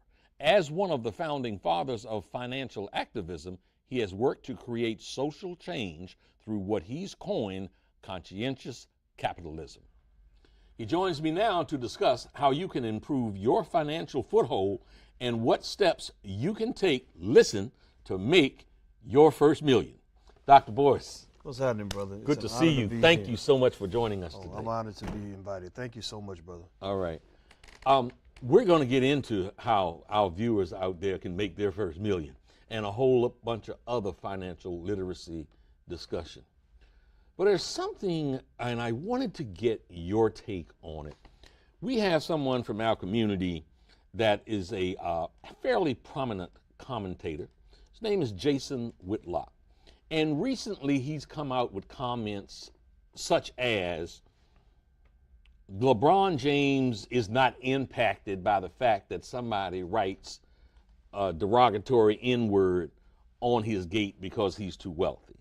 And that Colin Kaepernick has never lived in the hood, in essence, that he's never lived in the hood. So in essence, he doesn't understand the black experience and ultimately shouldn't be commentating on it. Now, here's what I want to ask you, because I know you're very, very strong on ownership of whatever it is you're doing. So I want to ask you something. Do you think that if Jason Whitlock were truly an entrepreneur and owned his own content, that he would be making those kind of comments? He doesn't, and he's on Fox News, which always seems to have a very conservative, regressive political slant. I'd like to get your opinion on that. Well, let's just be clear. We always have to kind of know, in business, media, all that, we need to know, who the pimp is and who the hoe is. Who's the puppet master. Mm-hmm.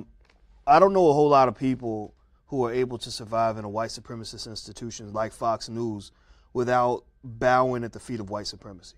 A system is not typically going to reward anybody, especially a black man, for defying and rejecting and challenging that system. So the part of the reason for Jason's extreme success within Fox and all that, and so you can say about some other commentators out here, the reason for his success is because he fits well with an organization that is clearly, undeniably, without question, built on a foundation of white supremacy. And what's problematic about that, Rock, is that it distorts that these sorts of unhealthy relationships, these business relationships. It distorts our ability to be human and our ability to really have the range of free expression that any intelligent group of people is supposed to have. So, for example, you take guys, and three guys that come to mind, based on what people have said about them on social media, and what I agree with is, you got Jason, you got Stephen A. Smith, and you got Dr. Ben Carson. Now, here's the thing. If you take the politics out of it all, you take the organizational affiliations out of the equation, sure. Jason, Stephen, and Ben could easily be like that crazy ass uncle sitting at the family picnic who's just got an opinion that's a little different from everybody else. Mm-hmm. A lot of the things that they say, when Dr. Carson says, well, the way to succeed is to educate yourself and educate your kids. Well, a lot of people say that. Louis Farrakhan would say that, right? Sure. Stephen A. Smith talks about, black people being personally responsible, things like that. Mm-hmm. That would, in an independent context, be perfectly fine. Even what Whitlock said would be okay.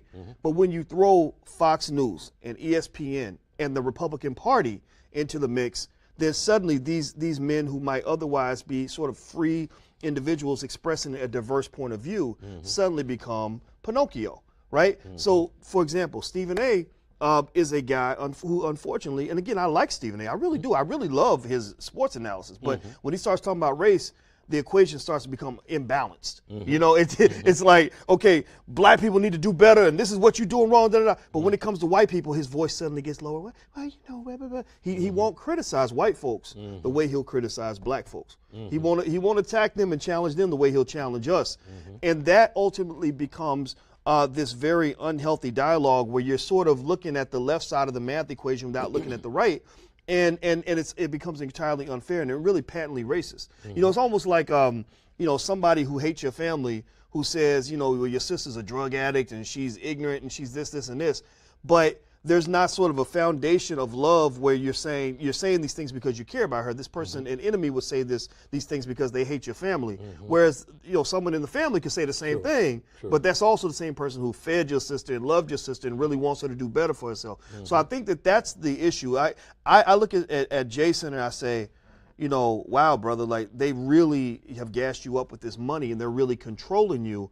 And my hope is that one day the Jason Whitlocks and the Ben Carsons and the Stephen A's can be truly free so that, because their opinions are needed. I mean, you need diversity. You know, the problem for black folks sometimes, and I'm a quit, I just kind of ran up on it. No, it's okay. But the problem for black folks is that we get put into a box. You know, everybody has to be a liberal. Everybody has, monolithic, and that's not healthy either. So I think the diversity is good. The problem is that it's coming from a very bad place. When you listen to a Jason Whitlock, that's what makes it unhealthy.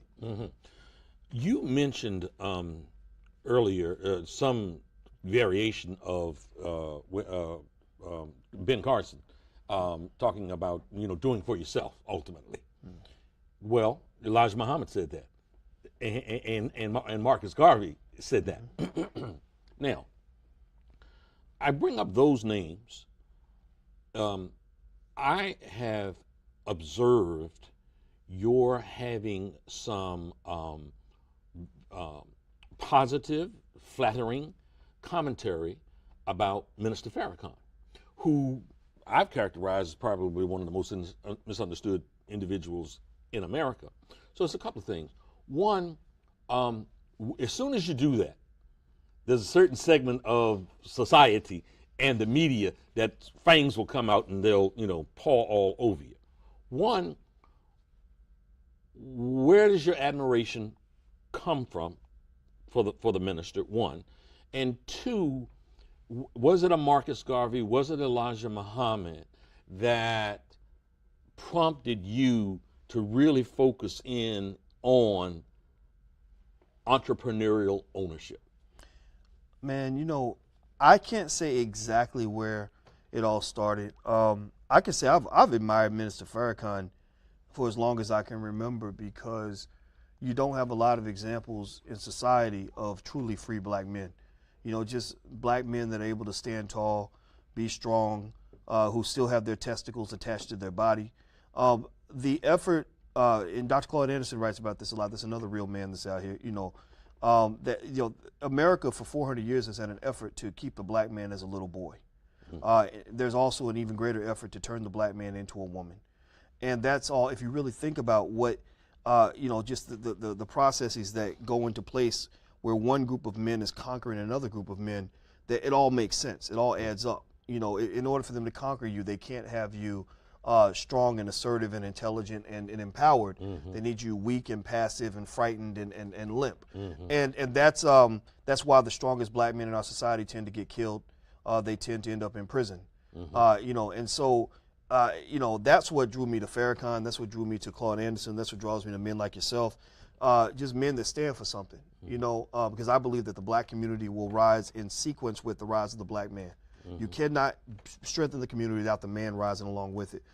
Now, with that being said, you know, Farrakhan's going to get the resistance, and I agree. Most people that will criticize Farrakhan they've never heard him speak. Most of them have never really read anything he's written, and so it all comes back to what is really logically in the white man's incentive is to keep men like Farrakhan from the public eye. It's to basically make sure you distort their image so that by the time it gets to black folks who are sort of being victimized by this media that controls what we see, by the time the message gets there, it's so distorted that you reject it before you even have a chance to even learn what he's all about. Mm-hmm. When I was with the minister in California, I still remember, the black LGBT students, the university got them all riled up about Farrakhan, so they went there to deliberately disrespect him, get up, walk out in the middle of his speech.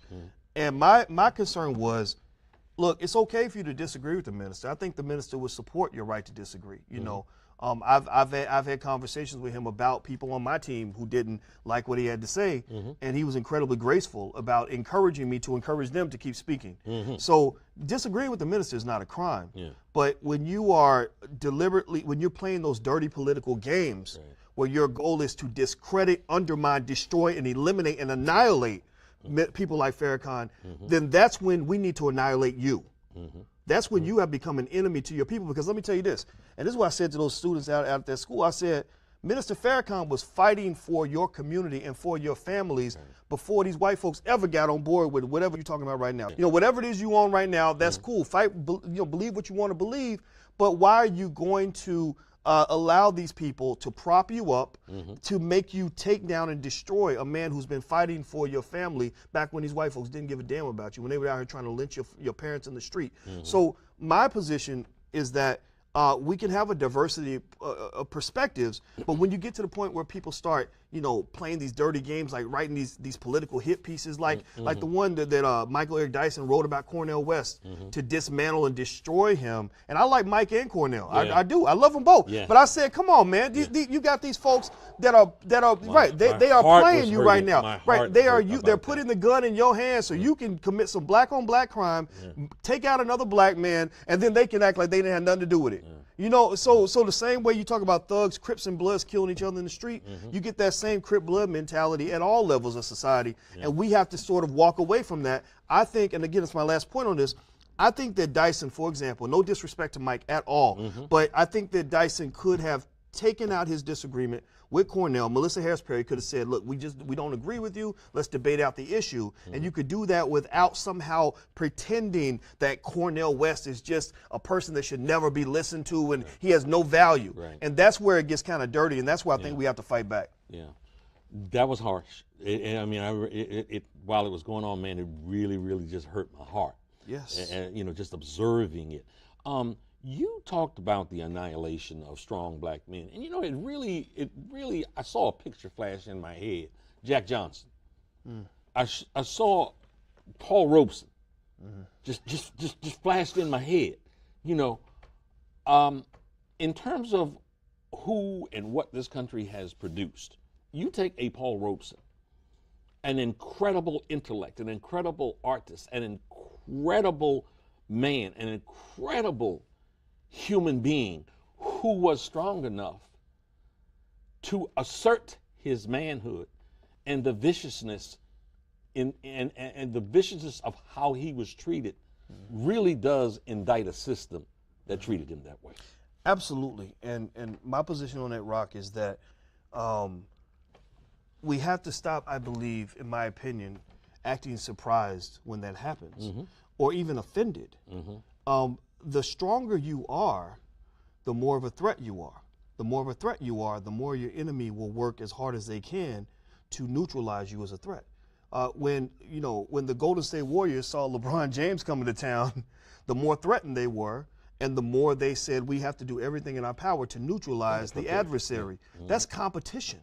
That's straight. I mean, and it happens in the wild. Animals do the same thing to each other, and so rather than us sort of feeling like somehow they're going to treat us fairly and kindly and politely and give us what we ask for, I think we have to understand that certain things we're going to have to fight for. And there are a lot of people that have realized that they even had to die for it. When you think about Frederick Douglass, I was thinking about when he fought the slave breaker who's going to break him down and neutralize him at an early age, and he just fought back so hard that the slave breaker never whooped him again, just walked away. And what one of my friends mentioned, they said, well, typically the penalty for fighting the slave breaker was death. And I said, you know what? They probably regret the fact that they did not kill him, right? Because look at what he did. Look at what happened when you don't neutralize the threat and you let the threat live and grow and become what he became. He becomes what Frederick Douglass was to the world. Same thing with Muhammad Ali. Say you look at Tupac Shakur, for example, on the hip hop side, you're looking at very vibrant, masculine, strong spirits.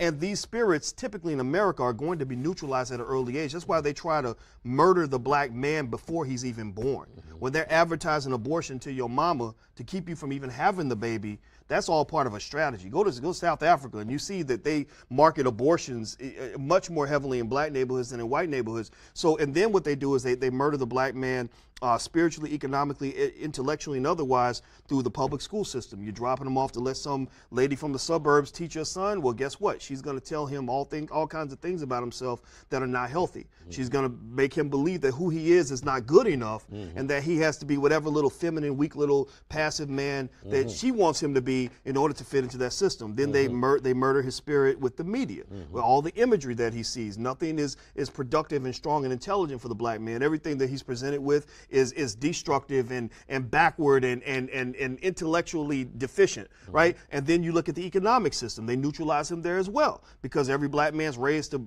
be polite, go to school, work hard, and get a good job, instead of doing what the majority of black men must do, which is learn how to start a business. You must, in fact, knowing how to start a business is the greatest form of unemployment insurance that there is.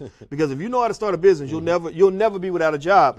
And black men are the most unemployed group of people in America. So I think that what's really true is that, look, God has put all of the answers right in front of us. He has every single signal we need to know that we are hated in this country has been provided for us in plain sight. We just need to start paying attention to the signals and reading the writing on the wall. And the last point I'll make on that, in fact, and this is just me, stream of consciousness, but I saw the Tupac movie last night, and I said, you look at Tupac's spirit and the energy he had and just the impact he had on the world. Go back to when he was a baby, when his mother raised him in an Afrocentric environment. See, Pac, at an early age, knew who he was. He said, I'm not a white man in black man's clothing. I'm a strong black man. I want to be a revolutionary, and that's what he carried with him throughout his life. Most black boys don't get that. Most black boys are not told who they are. They never know who they are. So you end up trying to become a cheap imitation of somebody else, which makes you less of a man than you would have been if you knew who you were from the very beginning. I was watching a clip from the Breakfast Club, and I've admired you for quite some time. Oh, mutually. Well, thank you. I saw something that I just was totally unaware of when you shared, and I really understood what you said, that there was a point when you, Dr. Boyce Watkins, as an adult, was technically homeless. I mean, you'd gotten to that point where you couldn't pay your rent and folks had, I guess, given you the notice or whatever. Can you share with my audience that period of time, and then we're going to talk about the trajectory? Man, I have to kind of share that, because one thing that I find that happens, because you have a lot of our people that are addicted to hopelessness, that are addicted to believing that we can't ever come up with a solution to anything, and sometimes feeling sorry for yourself is like a drug. It's like, a lot of us are pulling out the needle, and that's what keeps us numb, so you don't have to actually face accountability, in terms of doing the hard work necessary to get yourself where you want to get. Misery loves company, and sometimes that misery is comfortable to you. Yes. Yes. Okay. Yes, absolutely. No. You can get a lot more attention from black folks by complaining about the problem than you can by solving the problem. Because solving the problem means work, right? Some people don't want to do the work. They'd rather sit and say, well, X, Y, Z didn't happen because somebody didn't let me, blah, blah, blah. So the reason I tell that story is because when you're trying to push solutions, first of all, a lot of folks are going to get mad at you just for even believing that a problem is actually solvable by us. But I just kind of come from the belief that there's nothing that another man can do for me that I can't do for myself. I just really believe that. But then also you have some people that deliberately try to create a detachment.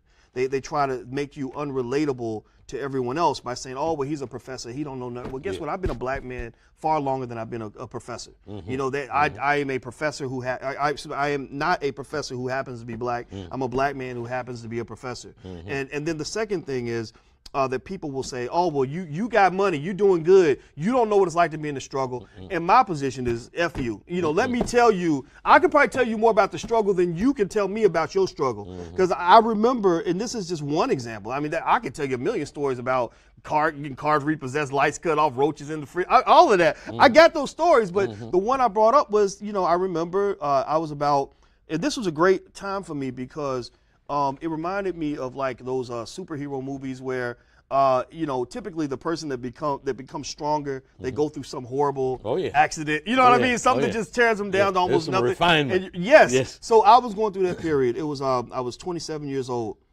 and it was one of the darkest times in my life. You know, I had gone through an huge emotional setback. You know, I loved this woman for a lot of years, and I had a son that I raised as my own, and you know, and she I was off working and everything. And she met another man, and you know, went through that devastation. I was just, and so I was dealing with that. I was living in Rochester, New York.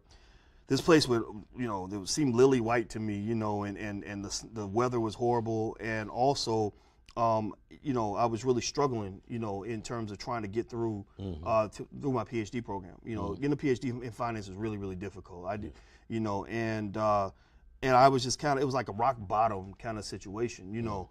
And then on top of that, you throw in the money problems, you know, some of which, you know, maybe I could have prevented if I'd been a little more financially intelligent at that time. I was growing into this, you know, whatever I am now. And I'm still growing. I'm not perfect, but back then I was even less perfect. I was more imperfect than I am right now, you know. And so during that time, you know, I remember to get to speak on the homeless part.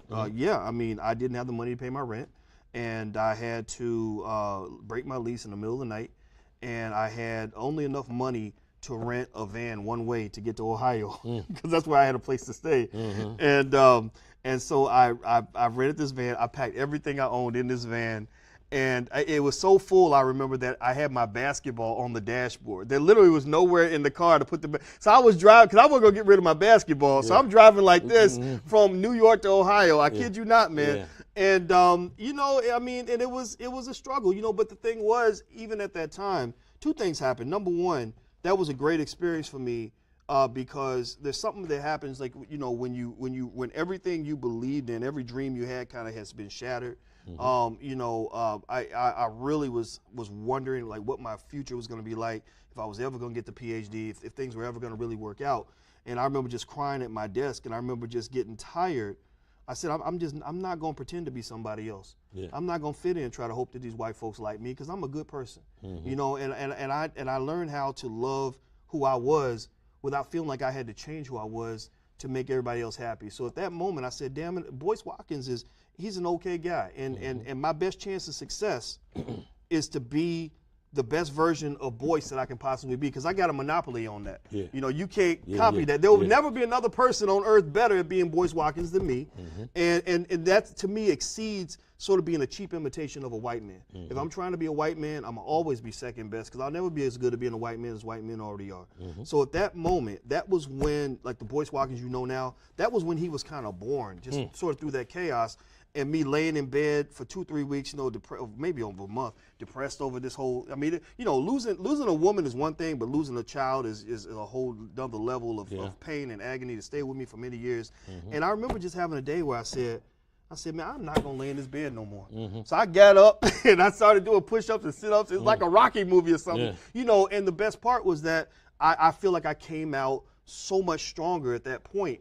And I got rejected by systems, you know. The opportunities that were there before, some of them went away because militant mindsets don't really fit so well in those environments. But the best part was that I was able to do so many things in my life that I never thought were possible. I actually went a lot further in my career by sort of taking, you know, going off the beaten path than by sort of trying to fit into this little box. And that's why I encourage black men to do, is find out who you are and not be afraid of that person. You know, accept him, love him despite his flaws, because he ain't gonna be perfect. You can't just love yourself when you're doing stuff right. You gotta learn to love yourself when you F up. You know, and that's the hard part, you know. and keep working on that. And that's really, to me, where you get a chance to really tap in to whatever greatness you have. Mm-hmm. You know, intentionally, on purpose, I start the show off by saying, we hope to inspire my viewing audience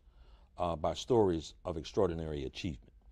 And I really was hoping that you would be open to express and share what you just shared. Because too often, you know, folks look at people on TV and see them as being other than myself. They are something that is not, I, the viewer, can't necessarily relate to. So, I really appreciate you sharing that struggle, because I always envisioned that it's a mama or daddy out there that's got a 10-year-old or 12-year-old sitting there listening, and, you know, they're hearing Dr. Boyce Watkins talk. They're hearing Congressman so-and-so talk. They're hearing the local media guy here, Jim Vance, talk. But who were they prior to this time that people now bow at their feet? Is important, I think, for, you know, my audience and for folks that obviously you communicating on, trying to reach, to understand that aspect of the struggle. Yes. The struggle is the best part, in the sense that the struggle is what makes you strong. Yeah. You know, I don't really know a lot of people that are really successful. I don't even know if I consider myself in that category or not. But I will say that I don't know a lot of people who are really successful who don't have some pain attached to it. Mm-hmm. You know, like, you know, when you make that gain and make the progress, you have to go through the struggle. You got to go through that process of breaking something down to build something better. And I remember going through that, because I was not raised in an environment that really promoted strong black consciousness or anything that would be defined as radical. I still even remember the first time I met Dr. Claude Anderson, and he was even explaining to me, this was years ago, and I remember him even saying that, you know, being radical is a good thing. You know, that means you're doing something different. And I remember thinking, yeah, I guess it is okay. But before I talked to him about it, I remember I thought radical was bad, you know, that you're not gonna get what you want. And so I kind of had to grow into that by kind of having this first illusion that was there in terms of what I wanted to be in my life, and then having that all shattered and burned to the ground, so I could build something that was so much better, something that was in an image that more deeply connected to the truths that I was finding inside myself. You know, like, for example, when I became a professor, I got my PhD, I remember teaching at Syracuse University and thinking, okay, I feel really accomplished right now. I'm making a lot of money. I have status and education, everything else. But I'm teaching a room full of white kids. I mean, you know, don't get me wrong. They were wonderful children, wonderful young people. But I was like, okay, I mean, this kid, you know, this Jewish kid who comes from a millionaire family, he already knows how to make money. I should be teaching black people. You know, I should be talking to my own. Why am I, you know, and I started questioning that. And that's what led me to realize, okay, there's some adjustments I have to make in order to really be where I'm supposed to be. And so what I would say to parents in terms of really building strong, empowered black people is, first of all, stop believing that the public school system is going to do that. I don't believe most public school systems in this country are equipped, nor do they have the incentive or desire to build strong and empowered black people, especially black males. Not designed. It's not designed to do that. Exactly. It's not even designed to build empowered white males. Really, I mean, really, it even disappoints the white community, but it really is going to disappoint you. So I think that we have to take over the education of our own children. We do have the ability to have systems. You got homeschool networks across the country. The best university in the history of the world is called Google.com. You can Google things, have your children write book reports, you know, things like that. Because if your child knows reading, writing, if they're doing these things on a consistent basis, they're going to be fine educationally. Reading, writing, math, they know black history, they know how to start a business, and then something that gives them some critical thinking skill, right, which isn't rewarded in the school system. School systems reward conformity, sit down, shut up. They don't really reward creative thinking and kind of figuring things out. I think that we have to take over the education of our children. Also, I believe every black child in this country should learn how to start a business before the age of 12. If black boys especially were to spend half the time learning how to run businesses as we spend playing football, dribbling basketballs, learn how to rap and all this other stuff, then we would take over the world. We would be the greatest entrepreneur. We would be beyond every other community. Forget catching up. I don't care about terms like we're going to achieve equality and diversity and closing the gap. No, I ain't closing no gap with nobody. Who says, what law is there saying that I'm supposed to compare myself to somebody else or to a white man, a Jew? No. I believe black excellence means being the best that we can be, to the point where at the end of the day, I think that in 100 years, we will be the envy of other communities. They will look at us and say, wow, let's do it like the African Americans do it. I think if we pick up on a protocol like that in a generation, you will see changes overnight. I would love for you to pick at a scab. If I travel down Martin Luther King Avenue here in Washington, D.C., or any other major city, it's not too long before I see multiple Asian restaurants, Chinese, Vietnamese, Korean, whatever it might be, corner stores. Our Indian brothers and sisters seem to operate and own all of the 7-Elevens, and a multi-billion-dollar industry that we patronize, that the black community patronizes, but is woefully short in any kind of ownership. What is it that those communities know and do that the black community doesn't? Well, there are a few things. Culture is huge when it comes to how you view business and entrepreneurship, or how you even make your money. Everybody values money. Everybody wants it, needs it for something. And so when your child comes up and says, how do I get some money? Different families will have that conversation in different ways. Like, for example, an Asian family or even Donald Trump's family. I know that's a funny term to bring up in the black community, but I would doubt to you that Donald Trump ever talks to any of his children about working for somebody else. Go and get a job. Right, boy, you better go get a job. Right. You don't really hear that kind of conversation in some families. And it's not just a wealth thing. I mean, you've got families that are not very wealthy, where they never have a conversation about working for other people. Also, if you ask a child at the age of, say, 5 or 6, what is money? What is money used for? A lot of families, the child will say, "Oh, the money's used for me to buy stuff. Go get some I toys. can buy candy. I can get toys with that, right?" And it doesn't grow beyond that, right? Whereas a more economically evolved family might say, "Well, money, yeah, you can buy stuff with money, but money is also used to invest. Money is a source of capital that you can use in order to go make more money, et cetera, et cetera, et cetera, right? Money should be saved. A tool. Right? Money's a tool, right? So, I think that. What I've seen in a lot of families that sort of have these businesses and things like that is that there is kind of an understanding of a few things that I think black folks kind of have to kind of process a little bit. Is number one, I don't know a lot of Asian families that really feel that anyone kind of owes them anything. I don't think that they say, well, we're gonna do better when white people give us more jobs, or when white people, or when they sign off on reparations, or when the government does X, Y, Z. It's not to belittle those who are affiliated with the government or the reparations debate. We know reparations are owed, but I ain't waiting for no reparations. I mean, you wait, you're gonna be a dusty skeleton by the time they arrive. And when they do get here, it ain't gonna be nothing. It's gonna be watered down. You know how they do over there. And so I think that's part of it. I think also, kind of sort of just knowing that the family is one of your most important economic centers that you have access to. Your family really can be like a bank for you. It is a bank if it's used in the right context. What do I mean by that? Well, if you got 6 people that all sort of just want to make sure everybody's good, everybody's taken care of, which means I'm going to provide not just money when you need it, in loans to start businesses, but I'm also going to provide resources, maybe labor. You need somebody to come in and help you out the shop. Sure, I'll come in because I owe you. You're my cousin. That's what I'm supposed to do.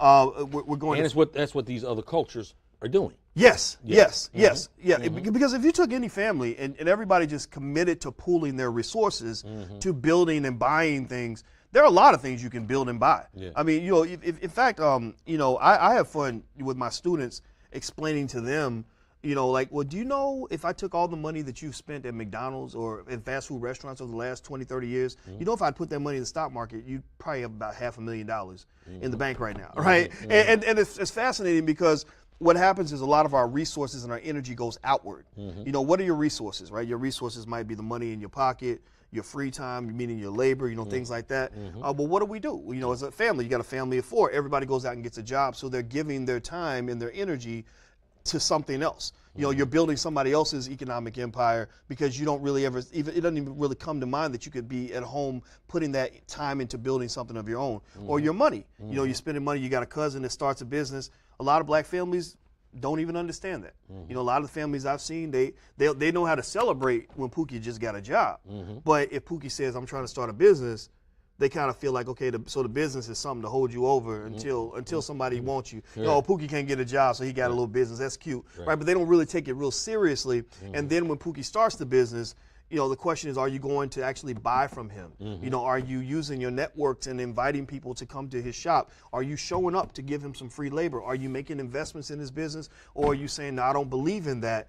I'm going to go put money into other things. We tend to put our money in things that we believe in. Black people don't really believe in each other. Right? You know, we just say, well, you know, I don't want to invest in your thing because I don't think it's going to do very well. But we invest a lot of time and a lot of money into other institutions that are owned by other people. You know, I think I hear you defining a particular mindset that is a mindset that would graduate to a sense of independence away from dependency. Absolutely. If anybody needs to be independent in America, it's black people. And the paradox of our struggle, you know, for freedom and everything else that we're aiming for, the paradox is that the very system that you're fighting is also the very system that you feel you have to show up to with your hand out asking them to pay your bills.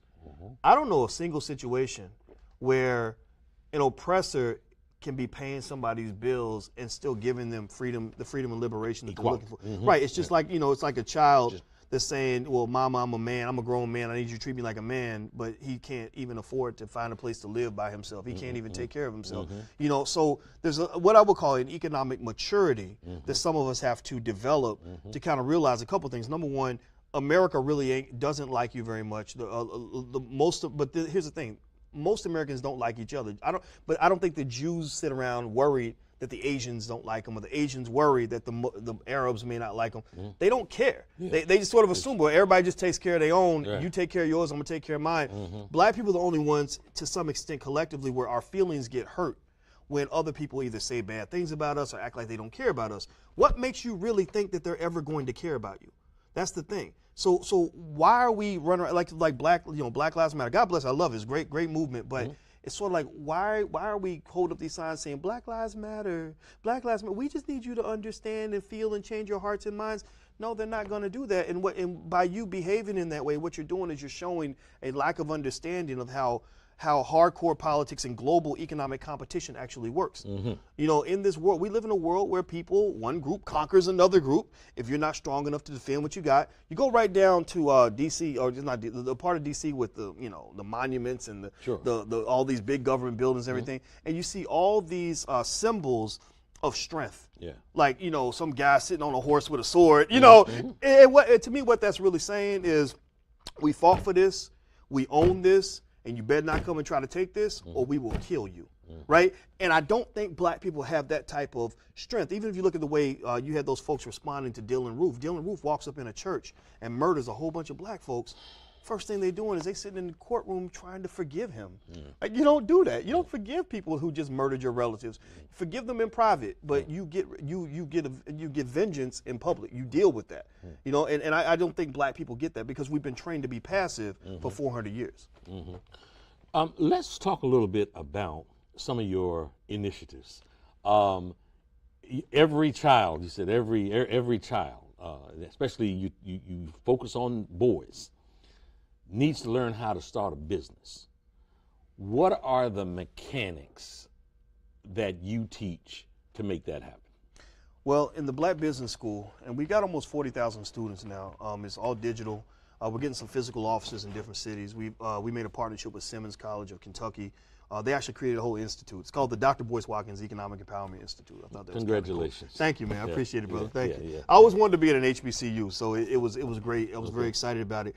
And so in the Black Business School, one of the things we try to do is we encourage families to make basic wealth building just a part of your family culture. Just very basic conversations you can have with your children at an early age. You don't have to be educated at the highest levels to do this.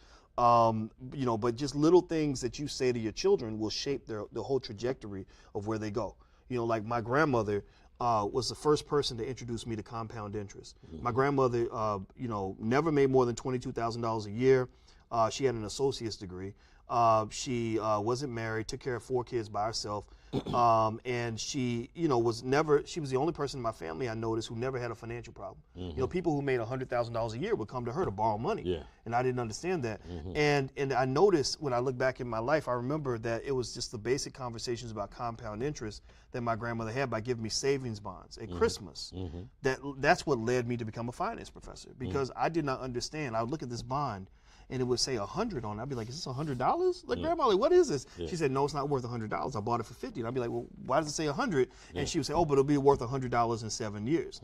And that's when I started being introduced to the fact that money can actually grow if you position it where it can grow. And that's what led me to do all the other things I did in my life. So with your kids, the tiniest things you say and do, they're going to take it and they're going to run with it. They're going to make it into something that you can't even envision. So that's what we encourage a lot of families to do, is just sort of have basic wealth building conversations. So one of our programs is called Black Millionaires of Tomorrow. It's a popular program. We have about 5,000 kids. We want to get 100,000 in the next 7 to 8 years. I really want to take an opportunity to slow down on that, because so my viewers are interested.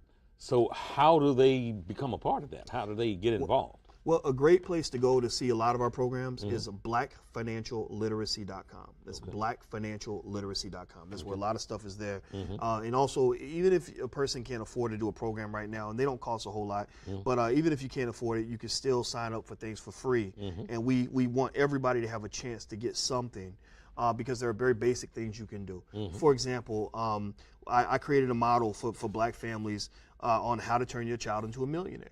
And people thought I was just making it up and snake oil. I said, no. My master's in mathematics. It's all about the mathematics. So the motto is KID, knowledge, investment, discipline. And what we do is we break down to parents step by step how you can take your newborn baby and make sure that by the time that child is 35 to 40, they have an 80 to 90% chance to becoming a millionaire, just by very basic investments. For example, a lot of people don't know that if you invest, if let's say 20, 30 years ago, you would invested, say, $5 a day in the stock market, which is the amount of money it costs to buy a McDonald's value meal. If you did $5 a day, after 10 years, you'd have about $30,000.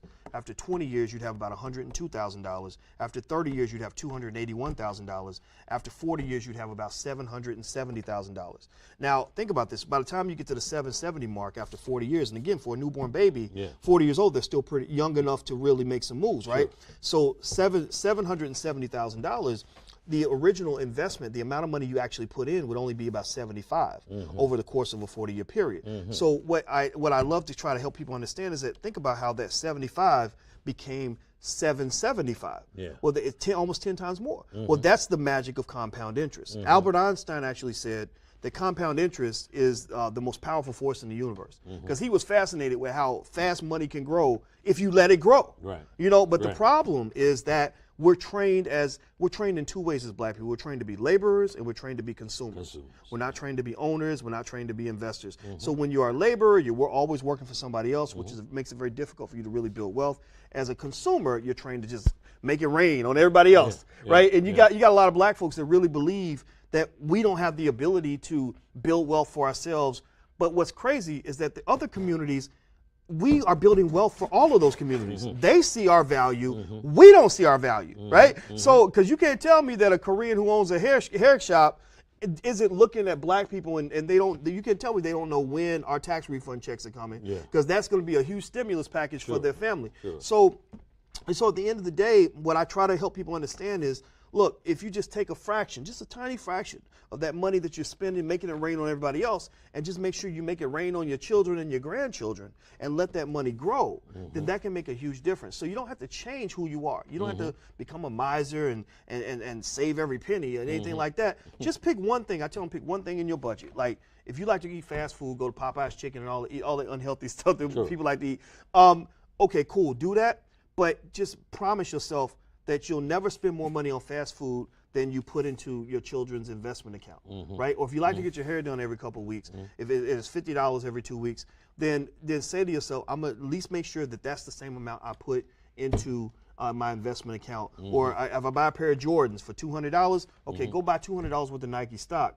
Because if a person had done that, like let's say every time you bought a pair of Jordans and you bought the same amount of Nike stock, if you've been doing that for 25 years, you'd have hundreds of thousands of dollars, right? Instead of having a closet full of shoes. So the economic maturity is not a matter of taking the giant steps, it's the little steps. And then what happens is the magic of time, called the biggest factor in wealth building and wealth equations is time. Mathematically, if I show you math equations that define how money grows, the most important variable is time. So all you do is you plant the basic seeds consistently over a long period of time, and next thing you know, you'll see everything change in a generation. In fact, most people in America that become millionaires, they don't get rich quick. They get rich very, very slowly. And that really is sort of anti the myths that were fed in media that, you know, you get rich because you got a record deal or an NBA contract with a big bonus. That stuff don't work. Right. A Facebook friend posted this week that she had lived, and I'll not share the name to protect the guilty, but she's a prominent radio personality. I'll give some hints. But she said she had lived in the same place for 8 years, and she was getting ready to move. And in packing up and preparing to make this move, she realized what an absurdly ridiculous consumer that she had been over these years. And so much of what she had consumed, she had no use for, didn't want it. It was clutter now that she was trying to move to do this new place. And, you know, she said she got religion. She said, you know, I want to see my floors. I want to see my walls. I don't want my closet to be jammed packed and clothes falling out of them when I open it. I shared it with my wife, and we had a discussion about just how consumer-oriented we are. Yes. And here's the thing that's interesting to me, Rock. Now, black people, we just tend to lead the pack in a lot of categories, you know, but I will say this, it's really not just us. It's really all of America.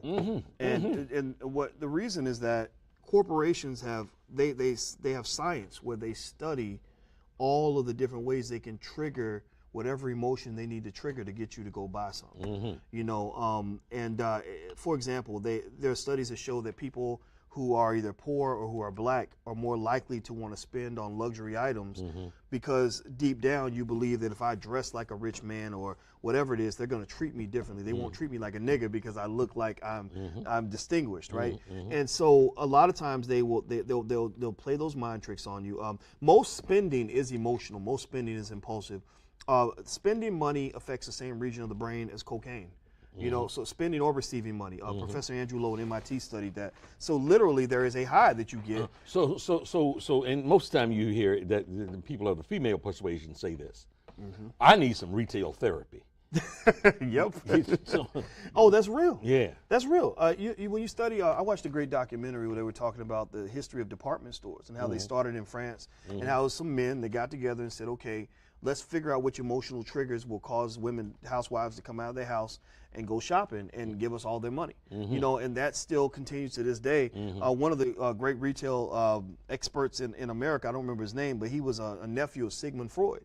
And Freud was having trouble financially, so he reached out and got all of his uncle's research to figure out all the little subconscious things they could do to make women go buy things. So women are really the biggest targets and the biggest victims when it comes to consumer manipulation.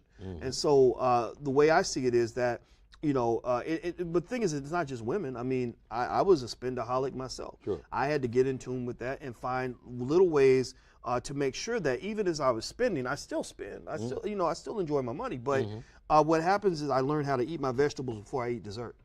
So that didn't mean I stopped spending. What would happen is, number one, when I wanted to really save money, I would have the money taken out of my account and just put into my investment account before I even saw it. Before you saw it. Yeah, because I noticed that money would just burn a hole in my pocket. If I had money, I'd be like, okay, I want to go spend it. Yeah. But if I never had it, it would be almost like it never existed. So that I was able to save up over $250,000 just by having the money taken out of my account. Another thing. Oh, stop there, because you said money burn a hole in your account. Because I was going to ask you, because there's been a debate. My dad believed that you shouldn't walk around with a whole lot of money in your pocket. It got you in trouble. But the debate is walking around with a pocket. The other side to that was walking around with a pocket full of money makes you feel good.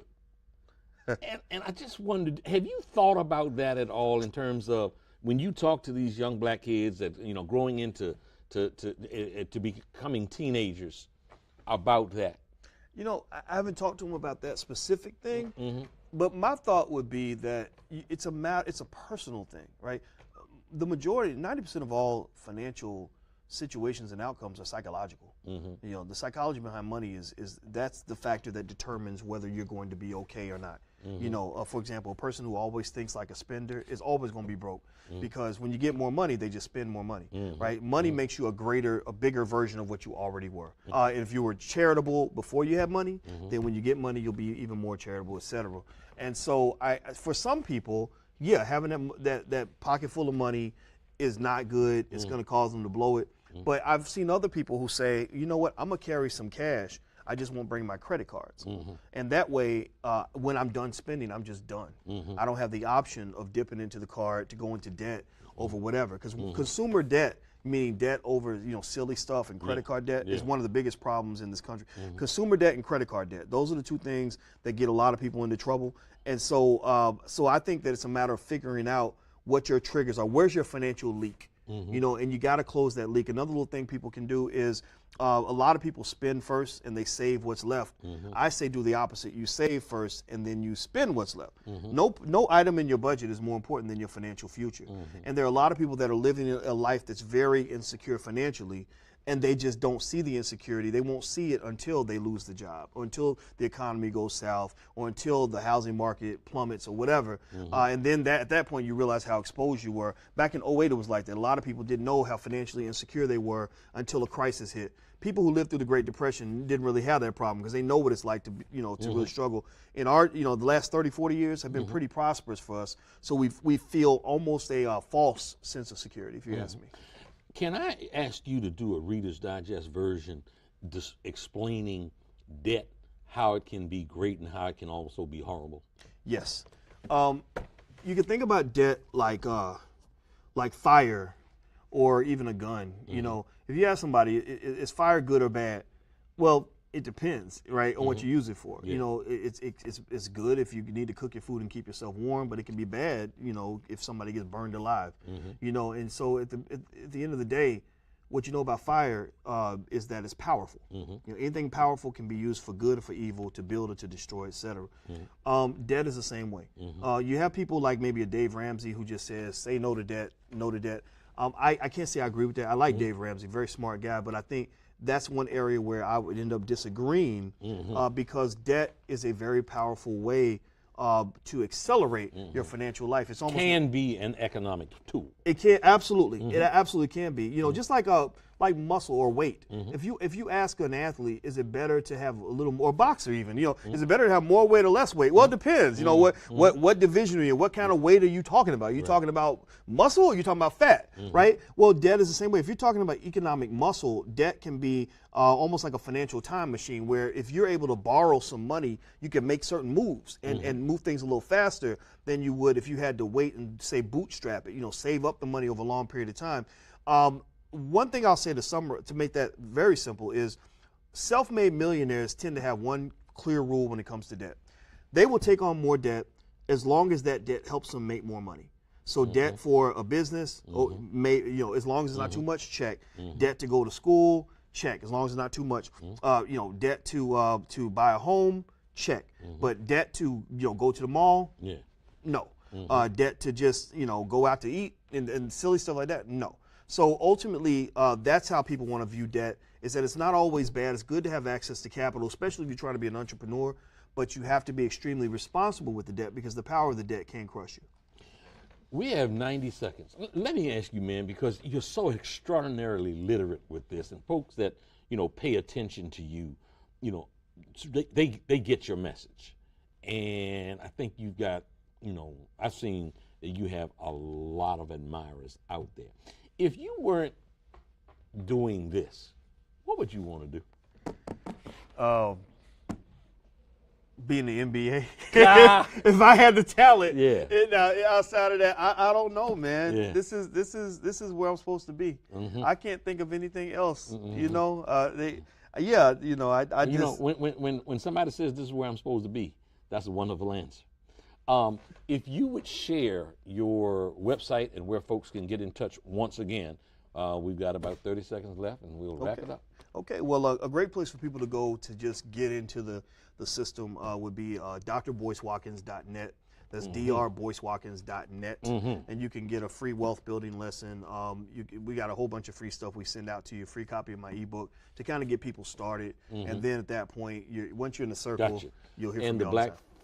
Financial literacy website? Yes, and blackfinancialliteracy.com. That's blackfinancialliteracy.com. Thank you so much for what you do, man. And thank you for visiting us today. Thank you, man. It's an honor.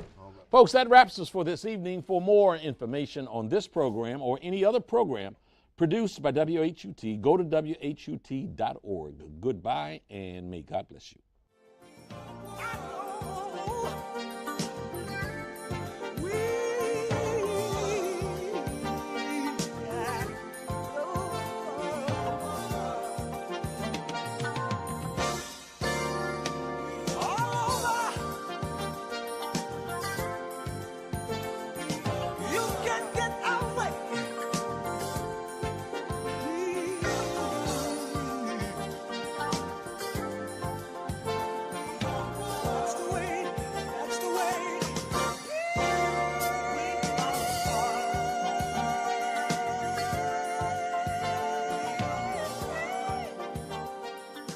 This program was produced by WHUT, Howard University Television, and made possible by contributions from viewers like you.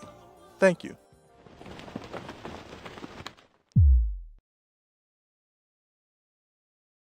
It's Atlanta's #1 hip-hop station, Hot 107.9 and home for the Ricky Smiley Morning Show. Of course, it's your boy B-High, radio shout-in, stepping in the building right now. I have a doctor, author, financial advisor, business owner, and web host, Dr. Boyce Watkins. What's good with it, boss? Oh, not much, brother. How you doing today, man? I mean, I'm feeling good, feeling great right now, man. I'm ready to get into this all-black national convention, though, doctor.